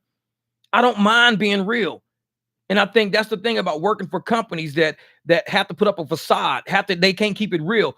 I'm a person they can't put in a jar and say, we got Jeff trapped. How'd you trap him? We offered him $80,000 a year. Wait, you offered him $80,000? Yeah, we offered him $80,000 a year, and this motherfucker is in his place. We've got him in his place. I put them keys on the desk so quick, so you know what? I don't give a fuck about this job. I don't give a fuck about y'all either. Wait a minute, we're paying you $80,000 a year. No, you paid me $80,000 a year. I quit, motherfucker. Paid is past tense. You paid me. I'm out of here. I don't fuck with y'all like that. Well, yeah, exactly. And some of these companies I might work for 3 months, 4 months. Some companies I will work for like a year, depending on how long I can tolerate their ass. Because I was one of those real people. When I walk in the door and you want me to sign my name on some shit, oh, trust me, I'm an accountant. I can go to prison. I'm an accountant. My name is on all of this shit. I could go to prison. So if I'm signing all these documents, all these fucking, audits and everything, if I know I can go to prison, I'm speaking my mind while I'm free. I'm not going to wait until I'm behind fucking a goddamn locked ass gate trying to find an attorney. Now I'm mad and I'm speaking up. No, I'm speaking up before I go to fucking jail. And y'all going to realize Jeff's not playing this shit. He's not playing it. No, I'm not. We had a great interview. Thank you for hiring me. I mean, I've been here for a year. Shit is all good. But I had no deal when we start running the audit and shit like that. Wait a minute. Shit's a little off. You guys are trying to pull shit from retained earnings. Wait a fucking, hold the fuck up for a second. because I know how accountings go. When accounting is designed to be a certain way to trap information and trap data into certain periods, certain entities have to have these fucking transactions on them. I'm the accountant. You're telling me that, hey, accountants, these transactions don't have to be on these entities. We can move them to other entities. We can move these. Okay, so you're going to move these transactions to other entities. That's called shell companies. So you're moving transactions to other entities to make this entity look a whole lot fucking better. For what? So we can go get another fucking loan and move that loan to another fucking entity, another shell company. I'm like, bruh, I'm an accountant. I'm smarter than that. You act like you talking to a motherfucker who ain't never like seen this shit happen before. You know how people get in federal prison? They get in federal prison with financial crimes, not hard crimes, financial crimes. All right, Robin, I'm going to check that email. It ain't going to be, I got another 7 minutes. 7 minutes. Car payment once comes out today, $600. Insurance tomorrow, $250. You think these ragged ass have to give a rat's ass? Hell no. They don't care about us. Fuck yeah. That's what I'm saying. Says now I have to go read 339 pages of word salad. I just saw that, Robin and Silly. Word salad. Breaking news, Jeff Watts have glitter in the back seat. Back to you, Wolf Blitzer. Shit, that's what I be saying, motherfucker. It's like, don't forget, these old motherfuckers are lotioned up and down. They're going to have glitter all in your fucking seat. Back to you. Okay, I'll hang on for 7 more. Yeah, 7 more minutes is all we got. I think we can do 6.5 and call it good.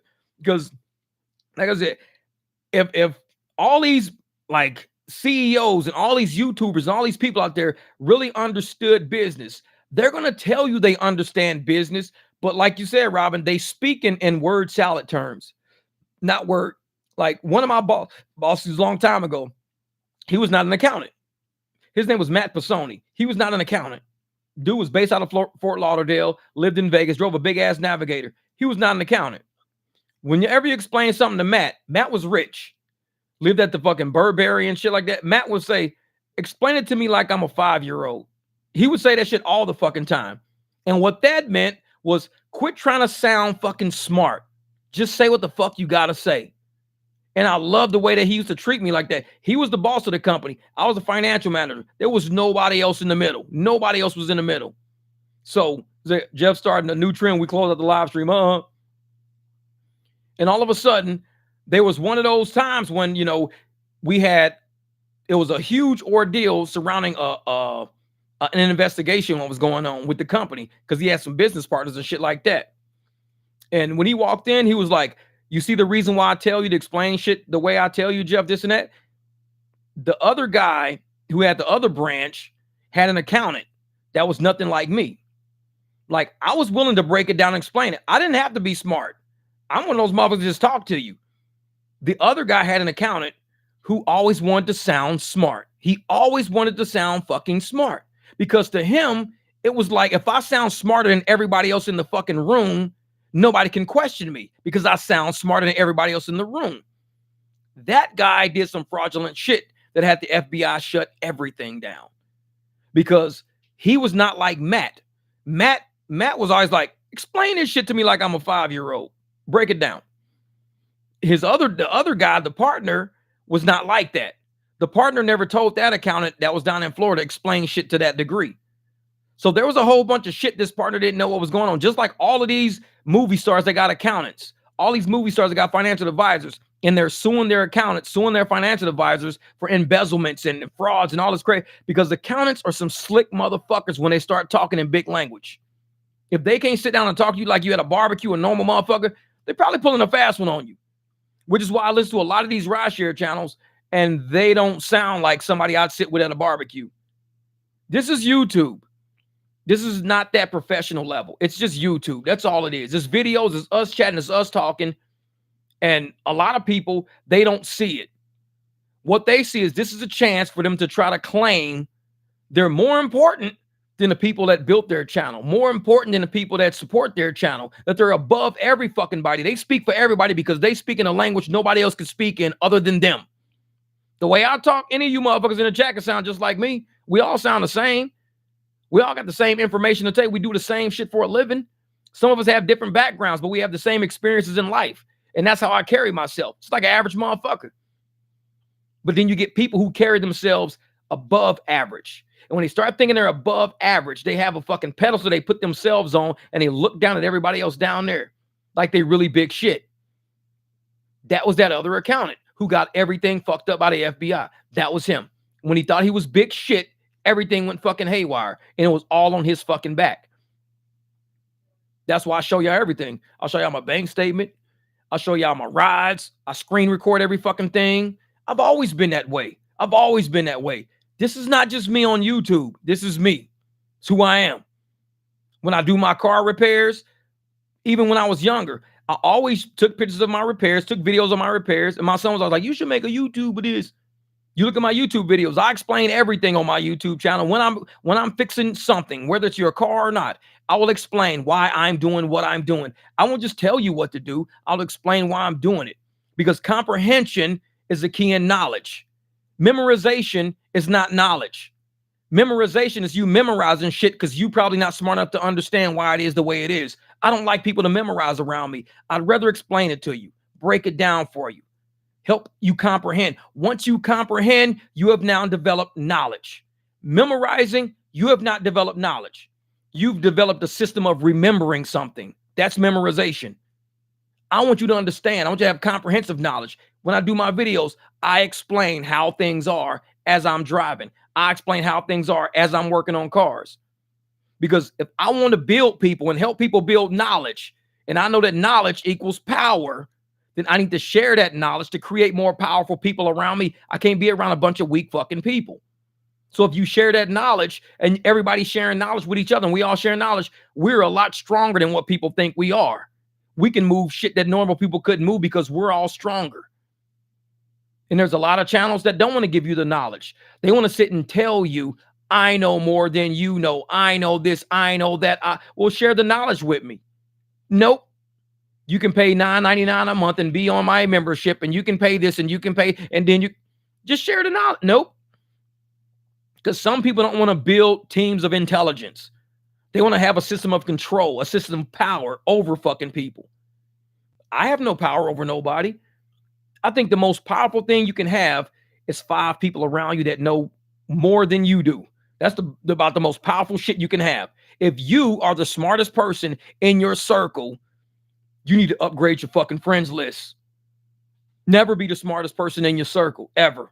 Because you need to upgrade. If you're done learning and you can't learn nothing from the people around you, you need to upgrade your friends list. Because everybody around me knows a little bit more than I do. Because if I'm the best, if this is it, we're fucked. I know we're fucked. So I gravitate to people who know more, gravitate to people who open my eyes. I go, oh shit, I didn't know that. Oh damn, that's correct. What, for real? You bullshitting. When people make me think that, I'm glad to have you around. Glad to have you around. But when it's people around who don't seem to know shit, all they want to do is downplay, hate. Make sure you can't do that. Policy says, motherfucker, I done read policy. The fuck you now know how to read? I can read.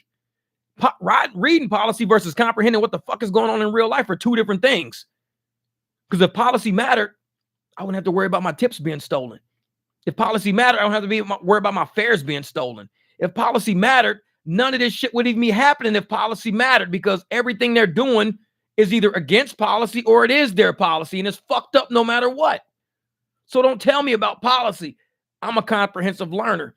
I pay attention to what's going around me. I observe how to make fucking moves, and I teach those moves out there, and we all teach each other's moves. And that's how we get past the bullshit. Hopefully, everybody's going to start developing their own client base.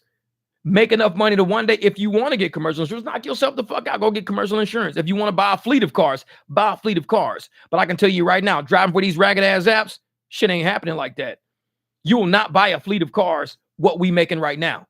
You will not be able to afford commercial insurance with what we making right now. So if you got plans, you got to act on those plans in a way that's probably not to do the policy that they're dealing with.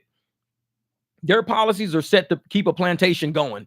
It's not to free you. You will not be free running with their policies. If you are okay with the plantation and you want everybody else to stay on the plantation, then say, hey, don't be messing with them policies, man. You better stay on task. You better keep that policy, man. This policy's set for a reason, man. Plantation people. I'm going to ask you, well, what do you want to do? You want to start a company? You want to make more money? What do you want to do? Oh, well, if you want to do that, this shit ain't going to work for you. This is not going to work for you because these motherfuckers are just running a plantation. They're going to be charging people $80, giving you fucking 30. You need to fucking get that ride. That's your ride. Get that money. That's yours. That's not the apps. That's your money. Closed mouths don't get fed. That's what I'm here for. And all those motherfuckers out there, that's not what they're here for. You'll find out what they're here for by watching their videos and peeping out what they fucking saying, how they saying it. What they're not saying is sometimes more important than what they are saying. Omission, when they start leaving shit out, that's when you know these slick motherfuckers ain't talking about this. They not talking about that. They not talking about, watch what they don't say more than what you hear and what they do say. Motherfuckers will avoid the truth when they know the truth is going to fuck them up. They won't say shit. So as I'm observing, as I'm kicking back and I'm watching, I'm listening, I hear every fucking thing. I hear it all. I'm like, okay, I'm cool. I hear it. When it's done, I'm like, you know what they didn't talk about? You know what they didn't say? Oh, man, I ain't even pay attention to that. Yeah, they didn't say that. They didn't say this. They didn't talk about this. They didn't say shit about that. Watch what the fuck they don't say more than what they do say. Because usually when they're telling you something, they're leading you down a path that's a narrative. What they're not telling you is what the fucking truth is. So that's my 6 hours. There you go, Robin. Listen to the speech, not the speaker. I like that. That's real shit. Listen to the speech, not the speaker. Oh, man, Virgil. Hey, Virgil's in the house. What's good, brother? What's good? Man, Jesus, thank you for staying online and talking me through that ride. I said, there you go, Miss Dallas. There you go. Please don't be negative. Drivers and rideshares are uniting. That's right. We're doing it. Sergio just did a video on how to manage the CEO prostate. No, the rideshare gas not supported February 14th. That's not unity. Whose side are they on? I'm telling you, Andy, sometimes, like you said, listen to the speech, not the speaker. Sometimes you got to go by what people aren't saying. That's how you know the truth. Go by what they're not saying, not what they are saying, what they're not saying. To sit up there and not say, we support the drivers on February 14th. Good luck to you guys. Hopefully you guys can make an impact to getting more money in your fucking pocket. Hopefully you can make an impact to get more money to take care of your families. Hopefully you can help these CEOs see the struggles that we're having. Hopefully February 14th is successful for whatever you trying to do, whatever point you trying to get across, whether or not I'm out there or not. Hopefully you guys are successful at it. These motherfuckers won't say that. It's not about what they're saying, it's what they're not saying. Watch these motherfuckers. Watch them. Man.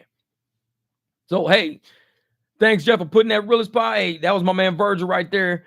Virgil Torres, I hit you up, brother. As independent contractors, we can start up individually, small rideshare business, put them on checkmate. Hey, that's what we trying to do. Say, I'm a raging in Austin, 14th February, airport shutdown. Yep, we all are. Listen to how they dismiss channels like this. They're trying to help people make a better life for themselves. They mock and disparage channels like this. That's how you know where they stand. Real shit. Jeff, see when we can chat. I want to do my own YouTube videos. Oh, yeah, Jesse, that we going to do that shit. Get them screen recordings going first. Screen record and let motherfuckers know the truth. How long you been out there? How much gas you put in your car? People need to know the truth about how much this shit costs. How much gas you use for the day. I started at a full. I'm down to a quarter. Let motherfuckers, because that's what we got to do. The truth. A lot of channels can't tell the truth. We've been around so many facade fucking channels. Oh, yeah, today I made, $600. But they're not telling you it took them 2 fucking tanks of gas. They used 2 separate fucking apps. They maxed both of them out. They're sitting on 16 hours right now. They don't tell you all that shit. They tell you what sounds good. They don't tell you the whole truth.